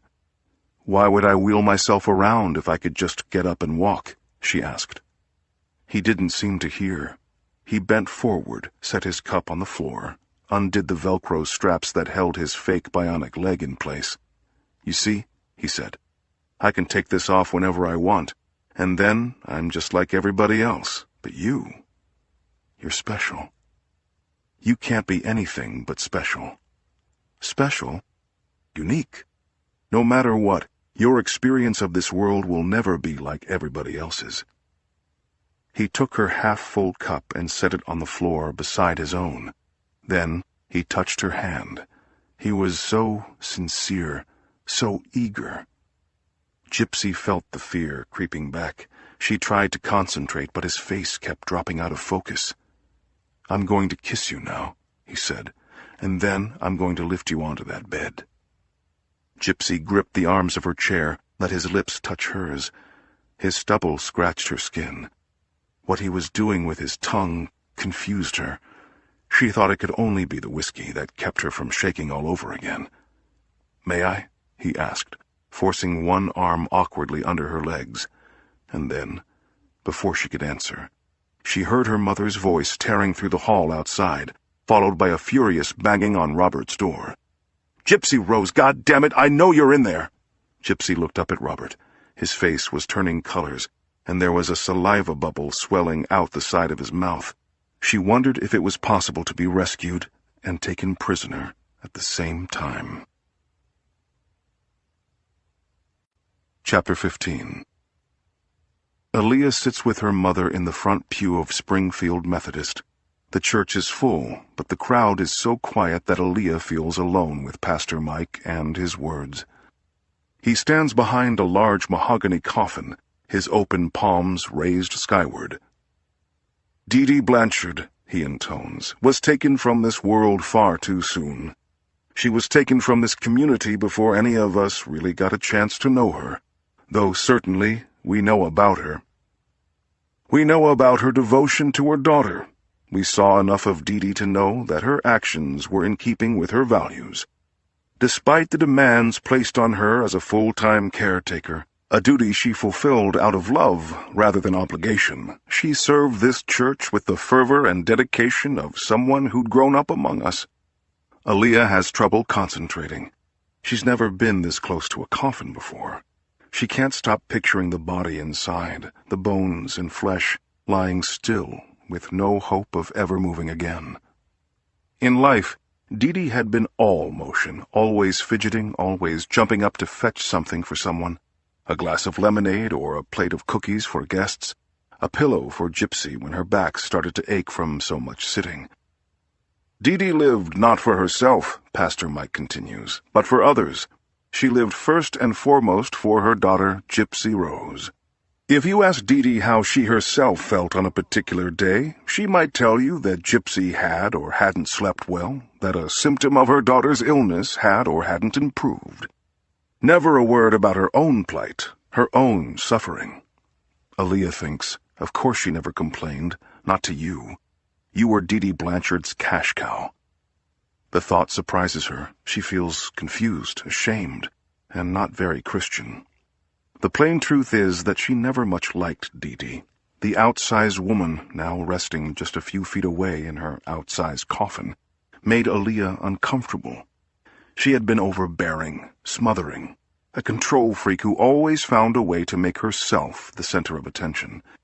Pastor Mike was right in saying that she didn't talk about herself, but it was always Dee's energy, Dee's anxiety, that dominated a room. The fact that she died doesn't change who she was in life. Somehow, Aaliyah had thought it would. She'd thought it would be easier to love the dead, whose sins and shortcomings were once and for all behind them. The greatest way to honor Dee, Pastor Mike goes on, is to care for her daughter as she no longer can. Dee was a savior to that girl, and a friend to this church. Aaliyah realizes that she does not much like Pastor Mike either. He speaks in preacher voice even when he isn't preaching, and there is something self-congratulatory about his goodness, like he's always hovering above himself, smiling and approving. These thoughts frighten Aaliyah. Here she is in church, thinking ill of a dead woman and a pastor. She may have her doubts about the character of certain people, but she has no doubt that hell is real. I know many of you have participated in search parties, donning your galoshes and rolling up your sleeves to comb through damp fields and marshes on scalding summer days. To tell you the truth, I'm glad that you found nothing. I'm more than glad. I'm encouraged. I feel it in my bones. Gypsy Rose is alive. Aaliyah's mother gives her hand a little squeeze. Aaliyah does her best to smile. We must prepare, then, to welcome Gypsy Rose Blanchard back into our community and into our hearts. Gypsy, a simple and innocent soul who never harmed and would never dream of harming any living creature. Gypsy, a fragile young girl with an infectious laugh and a warm smile for anyone she meets. Gypsy, with a passion for cinema and a gift for art. Gypsy, Aaliyah can't take any more. She thinks, don't pretend you know her. Gypsy isn't simple. She isn't innocent, not the way you mean. She's a person, a real, living human being. Almost as though it's happening without her, Aaliyah leaps up and runs out of the church, letting the double doors slam shut in her wake. Her mother finds her a few moments later, sitting on a bench in the small square opposite Springfield Methodist, weeping and beating on her legs with both fists. Aaliyah, her mother says, stop that. Stop it right now. She kneels down, grabs her daughter's wrists. I wish it was me, Aaliyah yells. You wish what was you? I wish it was me instead of Gypsy, wherever she is. Whatever he's doing to her, I didn't believe her. I wish it was me. It should be me. Aaliyah, honey, what are you talking about? I'm no good. Dad's right. Dee was right. There's nothing good about me. I have no reason to. Your father never said. You think I don't hear you every night? He said it and he meant it and he's right. Aaliyah, you need to calm down and tell me what's going on. She's alive, Aaliyah says. She's alive, and what he's doing to her is worse than what he did to Dee Dee. It should be me. I'll never forgive myself. I don't care how long. She's out of breath now, gasping and sobbing at once. Her mother climbs up onto the bench, takes Aaliyah in her arms, and kisses her forehead. Let's go home, she says. Chapter 16. It's 8 in the morning, and Slater sits in the break room picking through the remains of last night's takeout, a watery pad thai that he dresses up now with ketchup and red pepper. While he eats, he again reads through the meager case file labeled Gypsy Rose Blanchard. He wonders if the search might lead them to New Orleans, if someone from Gypsy's past came to retrieve her. Lately, his mind has been spinning out theories faster than he can reject them. Theories are so easy to come by, he thinks. Facts, not so much. He feels as though it's been weeks since he slept. Last night, 3 a.m., he gave up trying, slipped out of bed, and drove around the streets of Springfield, hoping that Gypsy's captor, if she had in fact been captured, might take her out for some air in the dead of night. He squinted at every porch, got out and peered over fences. He kept at it all the way until his shift started. Alone in the break room, he feels his eyes shutting. He pushes aside his plate, folds his arms on the table, and starts to rest his head when Draper comes bolting through the doorway. "Nicholas Godejohn," she says. She's panting like she's run up multiple flights of stairs, though her desk sits just a short distance down the hall. "Who?" Slater asks, rubbing his eyes. "Nicholas Godejohn, 512 Crestview Road. Emily, take a breath. Start from the top." Forensics tracked him down through the credit card he used to pay for Christian couples. "You're saying—" "I'm saying it's him, Gypsy's secret Sam." Slater stands as though in a daze, then grabs up his coffee mug and swallows the dregs so quickly that brown liquid dribbles down his chin. "Get the team together," he says. "I'll call SWAT." Nicholas Godejohn wakes, lifts off his night mask, sees that Gypsy is already up. He runs a hand over her side of the bed, finds it still warm. The clock says 9:15. "Probably making my breakfast," he tells himself, "the way I showed her." He smiles to himself, shuts his eyes, and drops his head back onto the pillow. True, their relationship got off to a rocky start. Killing a nearly 400-pound woman had been messier and more physically taxing than he'd imagined, and Gypsy had not been as grateful as he would have liked. But there was no denying that overall, Nicholas had done well. "Pick 'em fresh from the tree," his second foster father used to say. And they don't come any fresher than Gypsy Rose Blanchard. In a way, it's like her life started when she met him. Before that, she'd been living someone else's life, a life someone else had made up for her. She was his now to train, to raise up right. Of course, there are rough patches ahead of them, too. They will have to get clear of Missouri, then get out of the country altogether. Nicholas has a place picked out in Canada, a trailer on a large plot of land in the northern Rockies. He can rent it for a song from his co-worker's father, who is too ill now for hunting and fishing, let alone skiing. Nicholas is just waiting for his last check from the bottling plant to clear. His savings, coupled with the $4,000 from Dee Dee's safe, should last them a good while. It's the travel that scares him, stopping for gas and eating at diners and checking into motels, all those places where Gypsy might be recognized. Lucky for him, the girl loves to wear disguises. He feels air moving in his stomach, listens for signs of Gypsy bringing his breakfast. He is keeping her culinary lessons simple for now. Instant oatmeal with frozen strawberries mixed in, instant coffee with just a dollop of creamer. He'd had to teach her how to boil water. When they get to Canada, he'll teach her more. How to gut and fry the fish he catches, how to make a proper duck stew, how to pick choke cherries and turn them into jam. Things he learned from a string of foster families all across the state of Wyoming. They will live off the land as much as possible, grow old in the company of Mother Nature. He hears a crashing from somewhere inside the house, a metal pot hitting the floor and clattering around.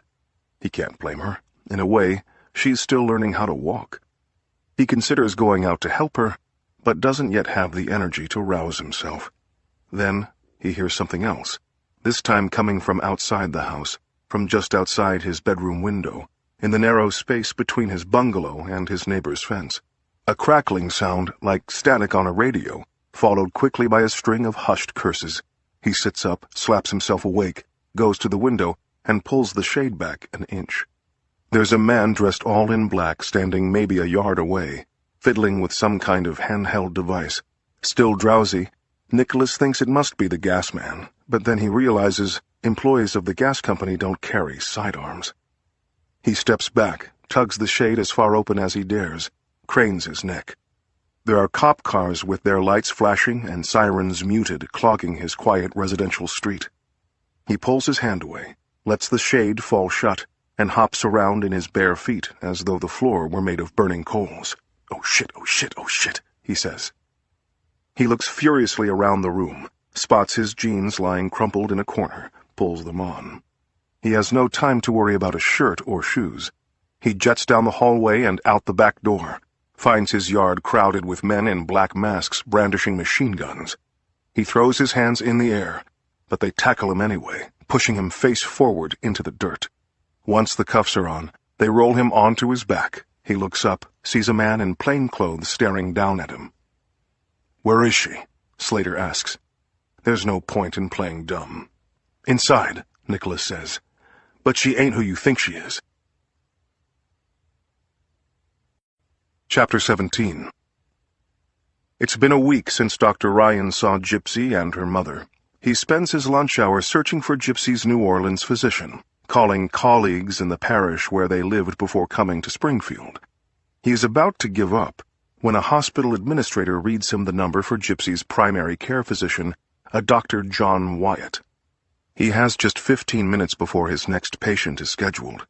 He dials Dr. Wyatt's office, and a woman's voice asks if he wouldn't mind holding. Before he can answer, he's listening to a Muzak version of Billy Joel's Piano Man. He reviews the results of Gypsy's blood work while he waits.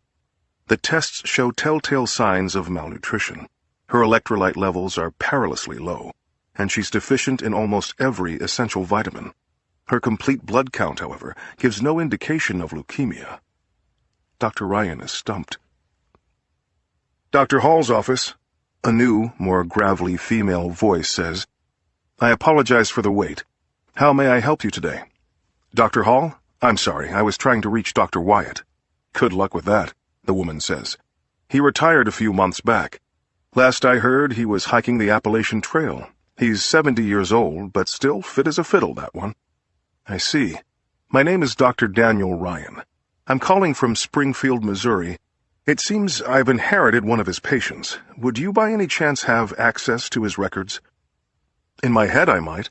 Katrina wiped out our paper trail, but I've been a nurse in this office going on 15 years. Who's your patient?" So, Dee Dee had been telling at least a partial truth. Katrina really did erase Gypsy's medical history. "Her name is Gypsy Rose Blanchard," Dr. Ryan says. "Oh, I remember Gypsy, all right," the nurse says. "How could I forget? She was here so much we thought about charging her mama rent." Dr. Ryan perks up. This is the first glimmer of hope in an otherwise wasted hour. "Do you remember what Dr. Wyatt was treating Gypsy for?" "Gosh, I'd have to say just about everything at one time or another. I remember a visit where she had high blood pressure, then another where she barely had a pulse. But no specific diagnosis. I know she had asthma and eczema, maybe. That girl's skin would flake like the devil." "Nothing more serious? No cancer, no autoimmune illness, no chromosomal abnormalities?" "No, sir, nothing like that. Gypsy was all symptoms and no disease." Dr. Ryan does his best not to sound accusatory. "Do you know, then, how she wound up in a wheelchair and an oxygen mask?" "Well, you'd have to ask Dr. Wyatt about that. Like I said, Gypsy had no shortage of things wrong with her. They just didn't add up to any one illness." Dr. Ryan decides to press a little further. "If you don't mind my asking, what kind of physician was Dr. Wyatt?" "Oh, he was a plain old family practitioner." I guess I'm asking more about... I know what you're asking about. Dr. Wyatt wasn't a quack, I can tell you that much. Knew his medicine inside and out. But he was... fearful. Fearful. Mostly, Dr. Wyatt did what he could not to get sued, especially once the end was in sight. He wanted to get out the door without any headaches chasing after him. And no one put him on edge like that girl's mother. She had civil court written all over her. I'm telling you this for your sake, and Gypsy's too. I see, Dr. Ryan says. Thank you very much. You've been a big help. He hangs up with just a few minutes left until his next appointment. His first thought is that he would like to find this Dr. Wyatt and wring his neck. He's certain now. Gypsy isn't sick so much as she's being made sick by her mother. But why? Why would any parent deliberately manufacture a sick child? Dee, he reasons, is like a stage mother gone to the opposite extreme. Instead of pressuring her daughter to be perfect, Dee burdens Gypsy with debilitating illness. Instead of organizing her life around Gypsy's auditions and classes and recitals, she organizes her life around Gypsy's doctor visits. Like a stage mother, Dee controls her daughter's every action. But unlike a stage mother, Dee has an airtight defense should Gypsy ever choose to rebel. To all appearances, Dee isn't forcing Gypsy to do anything against her will. Rather, she is selflessly shepherding her daughter through the most difficult life imaginable. Dee must have worked hard to create a universe where no one would suspect that there was nothing at all wrong with Gypsy.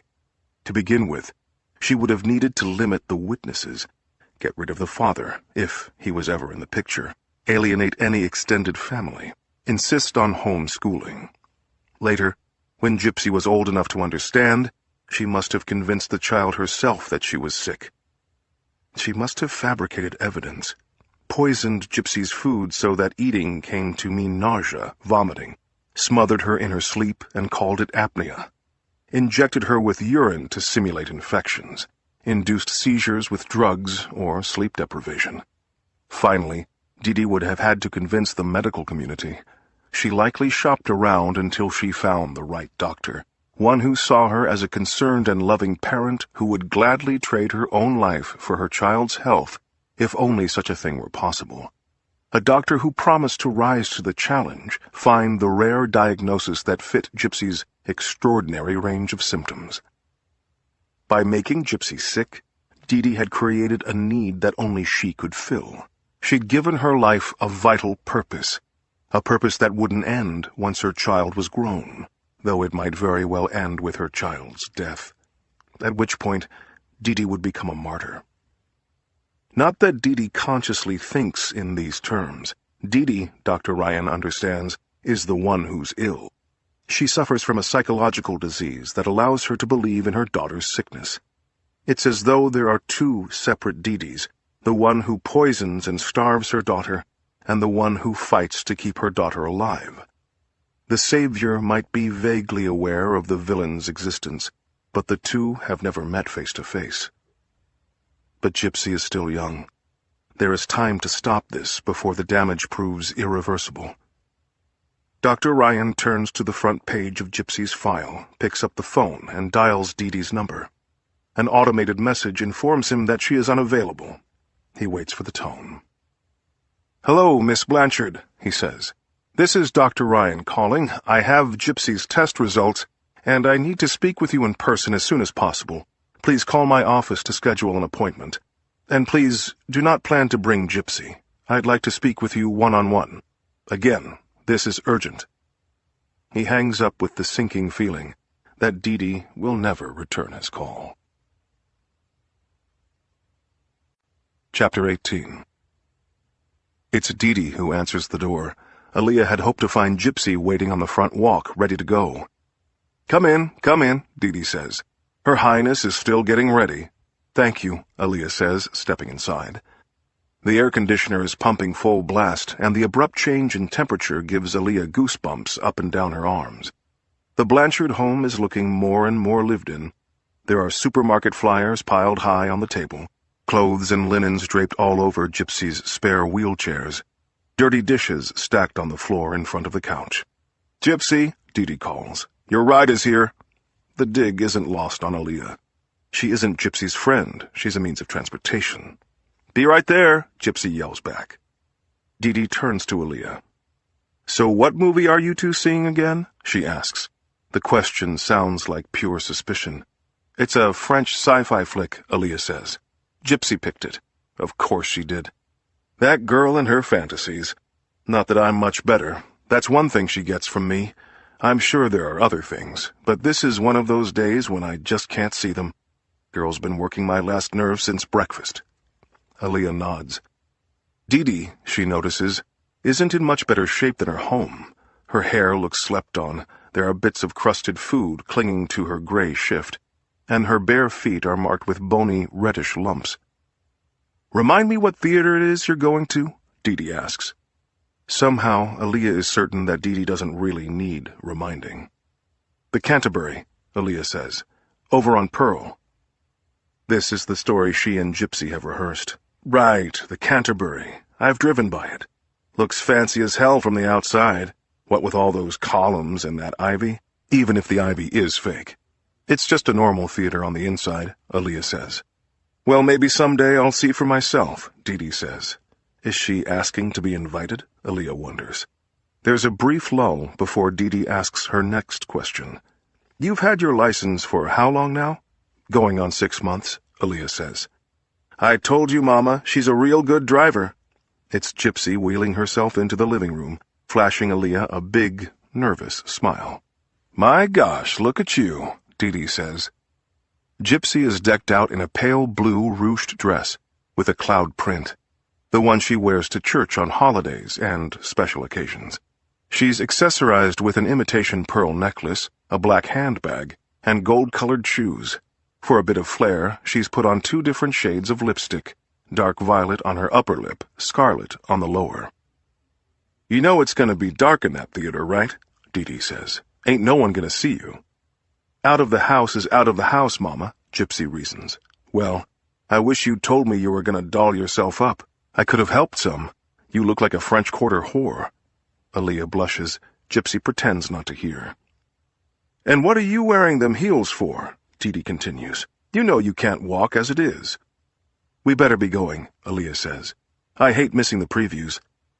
She wheels Gypsy out of the car, helps her into the passenger's seat, and folds the wheelchair into the trunk. As they're pulling away from the curb, Aaliyah says, Your mother's wrong. I think you look very pretty.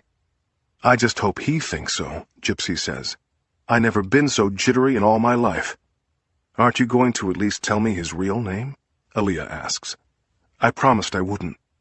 So I'm just supposed to call him Secret Sam? Like Secret is his first name? Hey, Secret, how's it going? That's a nice jacket you're wearing, Secret. Gypsy giggles. If he wants to tell you, that's different, she says. But a promise is a promise. Aaliyah thinks. Dee Dee was right about one thing. I'm just the transportation. They sit in a booth by the window, Gypsy facing the door. There's an empty ice cream sundae bowl and 2 empty cups of hot chocolate on the table in front of them. Gypsy, unused to the sugar and syrup and cream, is feeling a little queasy. They've been here over an hour, but it feels like longer since either of them spoke. Gypsy breaks the silence. He'll be here, she says. I must have got the time wrong. You want to text him? Aaliyah asks. I told you, he ain't got a phone. Gypsy taps her fingers tunelessly on the table. Aaliyah wants to comfort her, or rather, she wants to want to comfort her. Really, Aaliyah is having doubts about the existence of this man with no phone and no name. The doubts are making her irritable, even angry. Her time has been wasted on a schoolgirl fantasy, like there's nothing else she could be doing, like she doesn't have her own problems. Not that Gypsy would ever think to ask. Aaliyah feels herself on the cusp of saying something she might regret. Time for a pause, she thinks. I have to use the bathroom, she tells Gypsy. When I get back, we should probably go. She hurries away before Gypsy can object. In the parlor's private bathroom, she runs water over her wrists while she talks to herself in the mirror. You're here for Gypsy, she tells herself. Gypsy believes this is real. She needs to believe this is real. But then, she thinks, so what? What has any of it got to do with me? For the first time, Aaliyah wonders if she might have mistaken pity for friendship. Stop it, she tells herself. You're just tired and cranky. Tomorrow, you won't think like this anymore. But for now, the best she can do is put on a brave face. She leaves the bathroom feeling no better or worse than before. On her way back to the booth, she sees someone sitting with Gypsy. She feels her mood change. The world is once again a kind place. She's never been so happy to be wrong. Gypsy has someone. She actually has someone. But then Aaliyah sees who is sitting there. Not Gypsy's secret Sam, but her mother. Aaliyah considers running out the door, but makes herself walk forward. Didi looks up at her, smiles. I'll take Gypsy home, she says. Aaliyah is flustered. Are you sure? She asks. I was... Didi stands, looms over her. Aaliyah is keenly aware of heads turning across the parlor. Listen to me, Aaliyah Martin, Didi says. You stay the hell away from my daughter. That girl don't know the difference between what's real and what's made up in her head. You think you're helping, but you're hurting. So you just find some other way to earn your Girl Scout badge. Gypsy's off limits. You hear what I'm saying? Aaliyah nods. She catches a glimpse of Gypsy huddled behind her mother's plus-size frame, her head hanging low. She doesn't bother to say goodbye. Outside, her fists clenched and her face burning red, Aaliyah thinks, good riddance. Almost instantly, she hates herself for having the thought. Chapter 19. Gypsy feels a jolt in her spine as Didi drives her wheelchair hard over a crack in the concrete. I always knew you to be ungrateful, but this tops it all, Didi says. You'll be lucky if I don't take the belt to your behind when we get home. If you're healthy enough to go tramping around, then you're healthy enough for the damn switch. Didi is shouting in plain view and earshot of pedestrians and passing cars. Gypsy keeps her head down, prays that her mother did not park too far away. Luckily, it is after 9 p.m. on a weeknight in a sleepy town, with only a handful of restaurants and bars open. Her greatest fear is that Nicholas will choose this moment to appear, that he will witness her being rocketed down a public street by her out-of-control mother. She feels, more clearly than ever, ashamed of the picture she and her mother make, ashamed of her mother's obesity, ashamed of her own ailments and handicaps, most of which, maybe all of which, she doesn't understand. She wishes she could disappear, simply dissolve, like in Star Trek, and resurface somewhere entirely different. Someplace tropical, maybe. A jungle lined with beaches, sun shining year-round on exotic plants and animals. She would swim and hike and draw and paint, and she wouldn't care if she never saw another human being in her life. Meanwhile, Didi is beside herself with the kind of anger that won't die down until she's tired herself out. I thought you cleared your system of this kind of stupidity down in Naples, she says. I just don't know how to get through to you. I truly don't. Tonight, I want you to park yourself in front of a mirror and take a good hard look. You ain't like other people, Gypsy. Not even a little bit. You need looking after, and won't no one but me do it. They turn onto a side street, and Gypsy spots their car parked with one wheel on the curb at the end of the block. There are times you're too weak to lift a spoon, Didi goes on.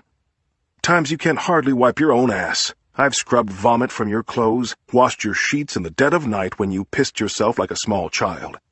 Now who the hell's gonna sign up for that if they don't have to? She opens the passenger door and steps back, while Gypsy, hands gripping the hood, lifts herself from the wheelchair into the car. A few minutes later, they are jetting down residential streets, Didi aggressively slamming on the brakes at every stop sign. I bet you're wondering how I tracked you down tonight, she says. Well, I went into your computer and took a long look around. Turns out you've gotten real sloppy about covering your tracks. Anyway, I set Mr. Godejohn good and straight. Let him know how many laws he'd be breaking if he showed up at that parlor. You won't be hearing from him again. Gypsy suppresses a little whimper. And by the way, Didi says, don't go thinking you got a computer no more. It's boxed up already. This is a new day, little missy. The rules are the same, but the consequences just got real consequential. Gypsy is too numb to cry. She feels humiliated, not by her mother's tirade, not by the scene her mother made in front of Aaliyah, but rather by her earlier misguided belief that she might just get away with it, that she might manage to behave in the world the way other people behaved. She understands now that her future will look no different than her present. This is her life, here in this car. "You listening to me?" Dee Dee says. "Speak when you're spoken to." "Yes, Mama." Yes to all of it, Gypsy thinks. Yes to everything you say. This is me surrendering, once and for all. A half-hour later, Gypsy is lying in bed when Dee Dee, who has dropped her screaming in favor of the silent treatment, brings in a cup of water and the nightly cocktail of meds. She sets them on the side table, then turns and walks out, slamming the door behind her. This time, without her mother watching, Gypsy sits up straight and swallows every last pill. Chapter 20. Slater sits across the table from Nicholas Godejohn in a bare and forbidding concrete and tile interrogation room. They've dressed Nicholas in an orange jumpsuit.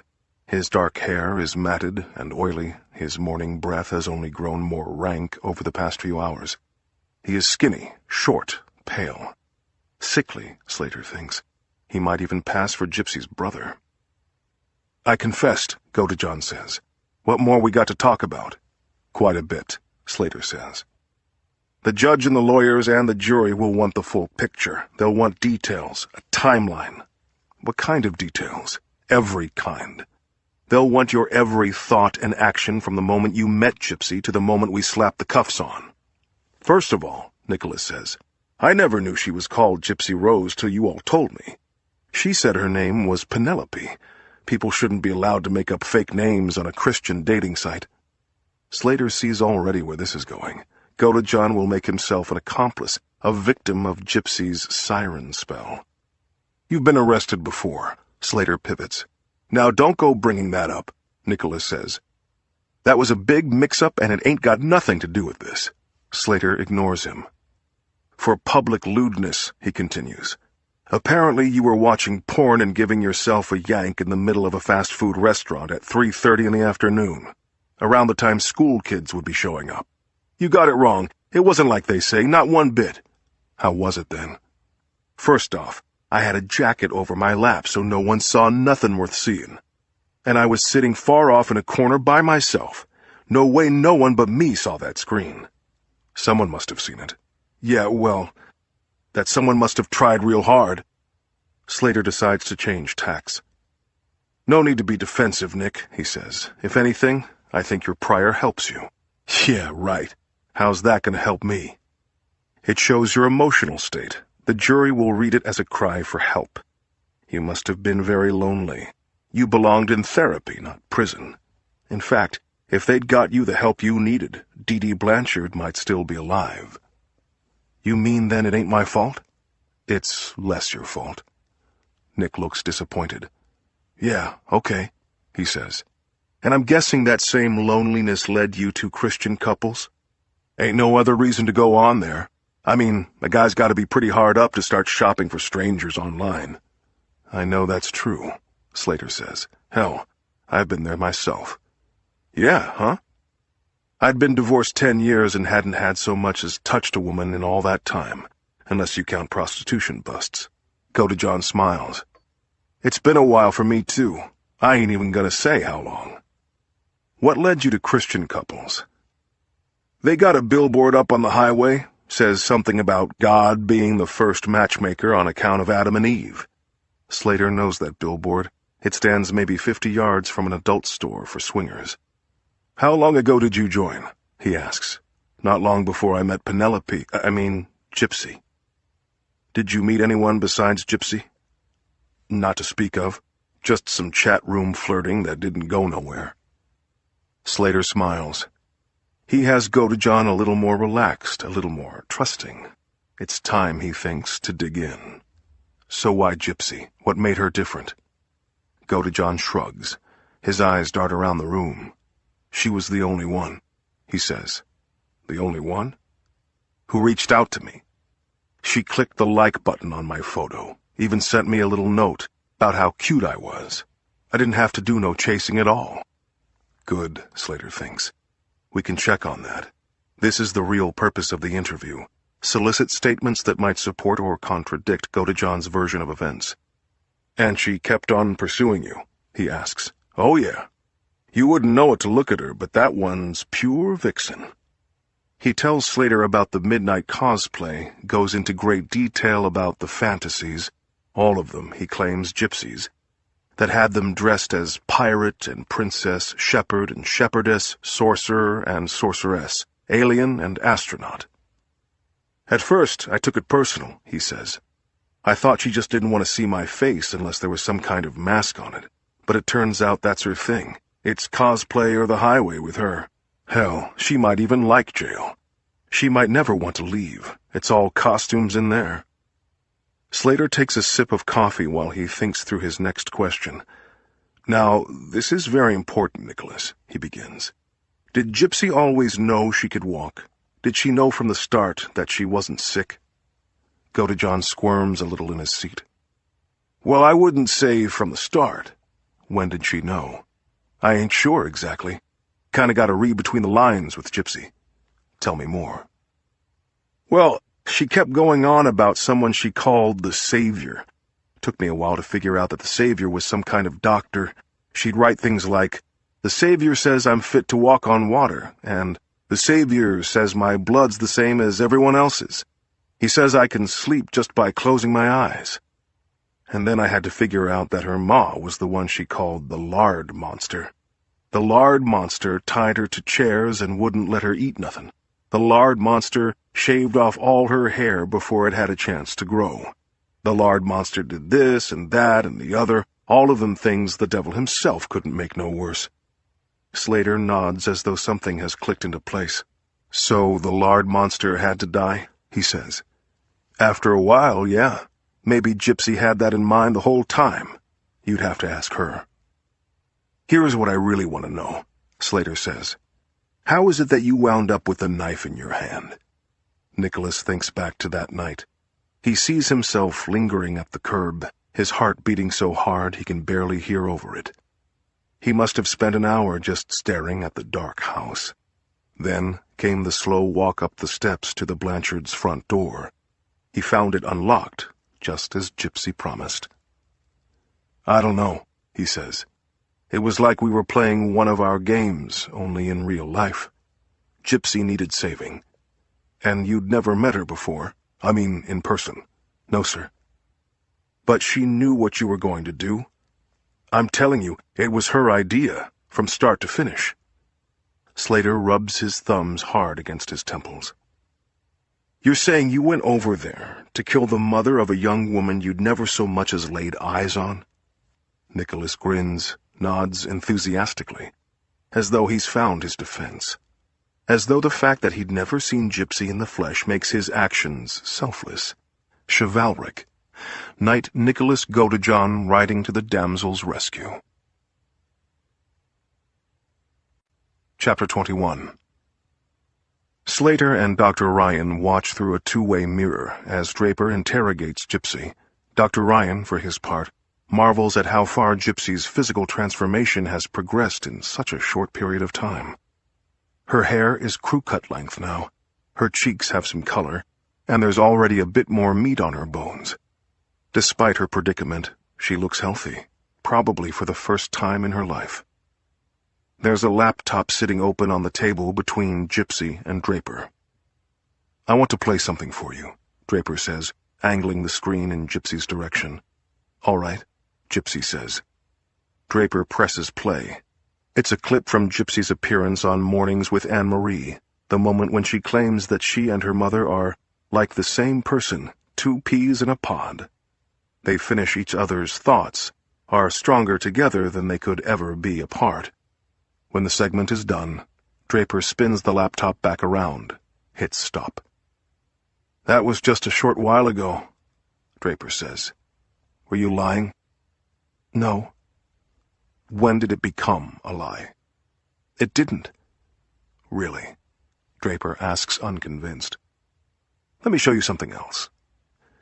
She calls up a screenshot from Gypsy's Christian couples account, begins reading aloud from a series of messages between Gypsy and Nicholas, reading only Gypsy's part. It's the "it here is your mother." Got $4,000 in a safe, and I know the combination.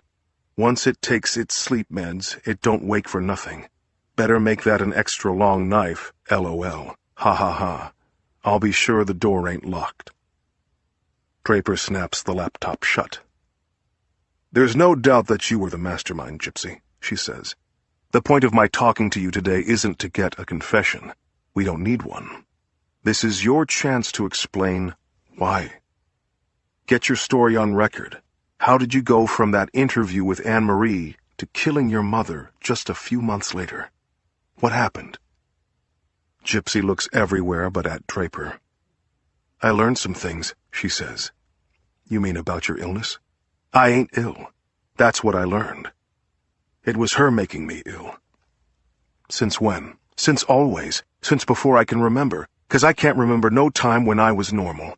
When I could eat what other people ate. When I didn't have tubes sticking out of me. When I had hair. When I had all my teeth and none of them was cracked or crumbling. When I could see right. When I could walk. And then I found out that I could have been normal the whole time.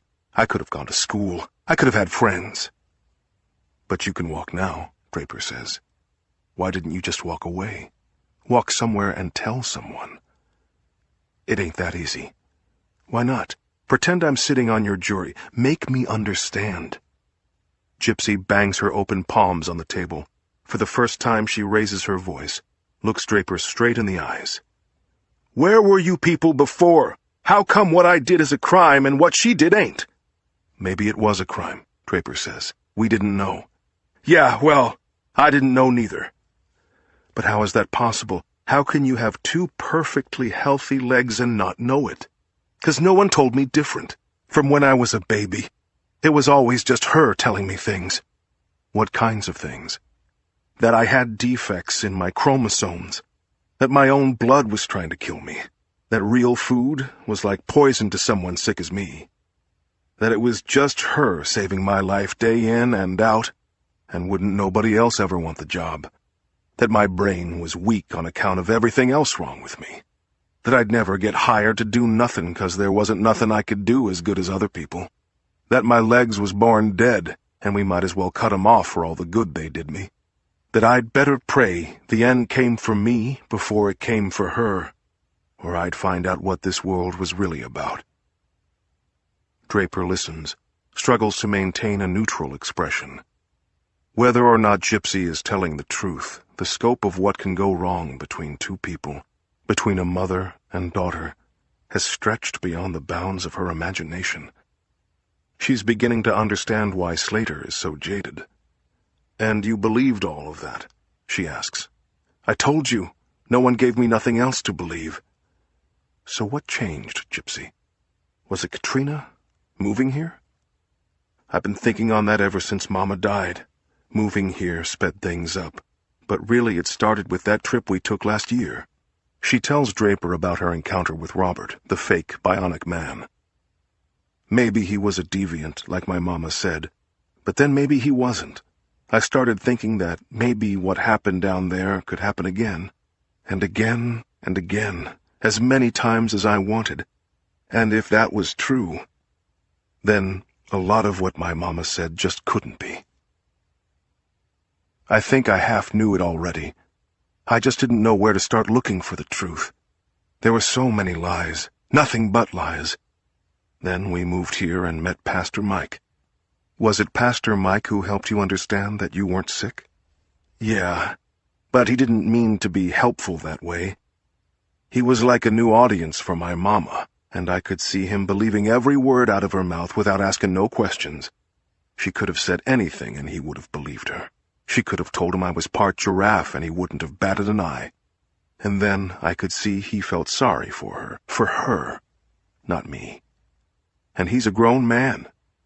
That made me mad in a way I ain't never been mad before.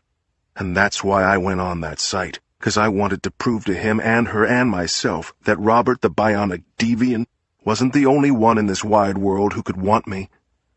There had to be other Roberts out there, and some of them had to be good people. That's just math. So when you opened your Christian couples account, you still didn't know for sure that you could walk? That you could eat solid food? That you could grow your hair as long as you like? No, ma'am. That all came later. When?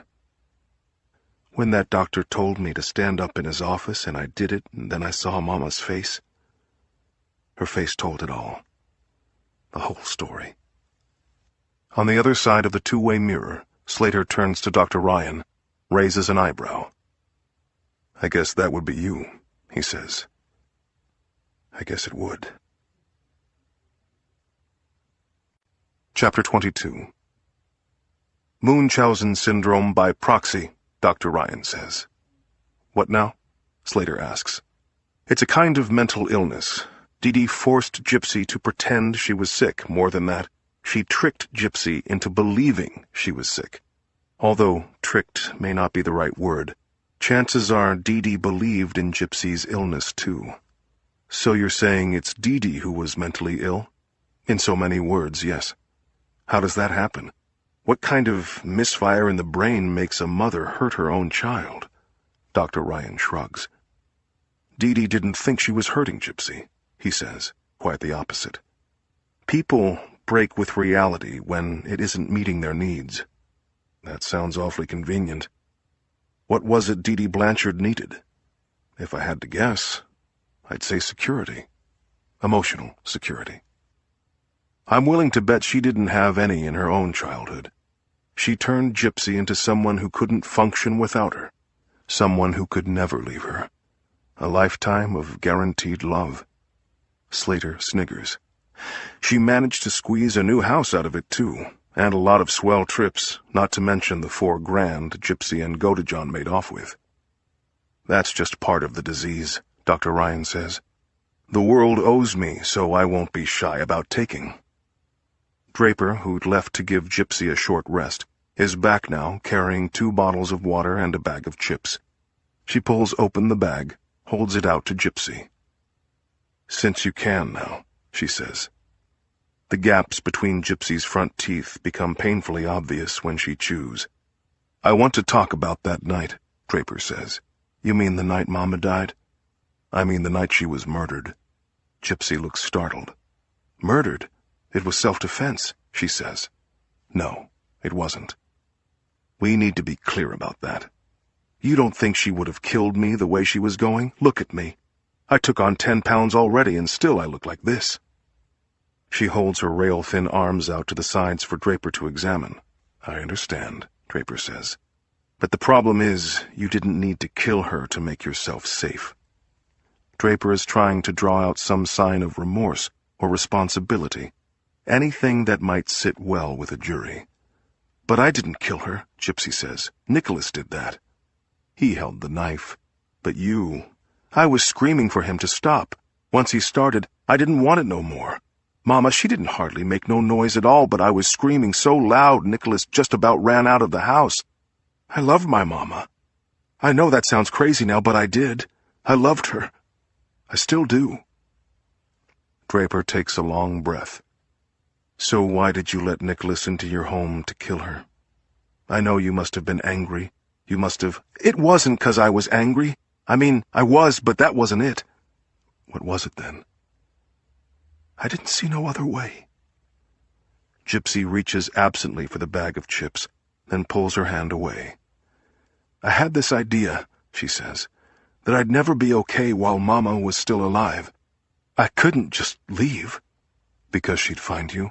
That was part of it. She found me in Florida. But it wasn't just that. It was like I couldn't undo what she'd done to me by myself. Someone who wasn't me had done all these things to me, and I needed someone who wasn't me to set it all right. Draper works to hide her confusion. You're talking about revenge? She asks. No, I ain't. How was I supposed to know the whole world wasn't like Mama? How was I supposed to run off if I didn't know what I was running to? And Nicholas said he'd look after me. He was going to take me with him to Canada. We were going to live up in the mountains, and he was going to teach me to fish and hunt and ski. I hadn't ever walked before, but now I was gonna ski down a mountain. I understand, Draper says. She leans back, takes a quick drink of water. She feels suddenly as though she could sleep for days on end. Outside the room, Dr. Ryan turns back to Slater. She wasn't just leaving her mother, he says. She was leaving a universe. A universe that included just one other person. She couldn't imagine that world going on without her. So now you're a shrink? Slater asks. Just an observer, Dr. Ryan says. They go back to watching the interview. What's going to happen to me now? Gypsy asks. That's up to the judge and jury. But what about now? You'll have to wait for your trial in jail. But they can't do nothing too bad to me, right? On account of my age? What do you mean? Draper asks. I mean, I ain't an adult yet, so they can't lock me up for real. But you're... And then Draper understands. Gypsy, she says. How old do you think you are? Gypsy rolls her eyes. I know how old I am, she says. 15 next month. Gypsy, Draper says. We have a copy of your birth certificate. You're 19 years old. Gypsy giggles a little, then turns serious as this final lie sinks in. Jesus Christ, Slater says. Now are you convinced? Dr. Ryan asks. That girl has lived her whole life in an alternative reality. She doesn't know this world that you and I live in. Well, Slater says, prison should get her up to speed. You think she deserves that? Dr. Ryan asks. Slater shrugs. I think it isn't up to me. Chapter 23. After a month-long trial, it took the jury just a few hours to find Gypsy guilty. Now she is back in court for sentencing. She sits with her state-appointed lawyer at the defendant's table. Aaliyah, sitting just a few feet away in the front row, hardly recognizes the friend she'd spent so much time with. In place of her ridiculous hat with the dangling pom-poms, Gypsy has a full head of spiky black hair. Her posture is straight and strong. No oxygen tank, no tubes, no wheelchair. And her clothes, even her orange prison jumpsuit, no longer hang off her body like drapery. The bailiff demands the room's attention as Judge Raymond Parnell takes his seat. He is past middle age, but still young for a judge, with close-cropped salt-and-pepper hair and very fine, almost feminine hands. He does not smile, does not so much as glance at Gypsy or make eye contact with anyone in the court. Instead, he slips on a pair of glasses, takes up a single sheet of paper, and begins reading. Gypsy remains motionless. Aaliyah shuts her eyes, listens. There is a brief preamble concerning the facts of the case and the options available to the court before Judge Parnell arrives at his decision. In light of the long history of abuse endured by the defendant at the hands of the deceased, he begins, in light of the sequestration, if not downright imprisonment, that robbed her of anything resembling a proper childhood, and in light of the legitimate, if misguided fear she undoubtedly felt for her own life, it is the ruling of this court that Gypsy Rose Blanchard shall serve the minimum sentence permitted by law, which is to say no more than 10 years, and no fewer than 7. Aaliyah has to clasp her hands over her mouth to keep from cheering. There are tears in her eyes, but when she looks at Gypsy, she sees nothing. No joy, no anger, no sadness, not even resignation. A female bailiff signals for Gypsy to stand, then cuffs her hands behind her back and begins to lead her from the courtroom. They are within inches of Aaliyah before Gypsy spots her friend. She smiles, and Aaliyah notices for the first time that Gypsy has been fitted with new teeth. "Can I get just a second?" Gypsy asks. The bailiff nods, takes a single step back. Gypsy turns toward Aaliyah. "It's real good of you to come," she says. "I ain't seen you in a while. You been all right?" Her voice is lower-pitched and more relaxed than Aaliyah remembers. "Who cares how I am?" Aaliyah says. "How are you? That's good news you got today, at least compared to what it could have been." Gypsy starts to answer, then sees that Aaliyah is crying, or maybe trying hard not to. "What's wrong?" she asks. "It's just, I don't know. I miss you. I wish you could come home now. And I feel... God, I'm so sorry, Gypsy. I had no idea. If I'd known..." "It's okay, Aaliyah," Gypsy says. "It's all okay." "But how? How can it be okay?" Gypsy smiles. "I'm at peace now," she says. "I'm freer than I've ever been in my whole life." "Yeah," Aaliyah says. "I guess you are." She leans forward, gives Gypsy a quick peck on the cheek. "We'll go paddle boating on the lake when you're out," she says. "The two of us. And I'll teach you to drive." The bailiff tugs on Gypsy's arm. Gypsy looks over her shoulder as they walk off. "I hope to God you're far away from here by then," she says. "But wherever you are, I promise I'll come visit."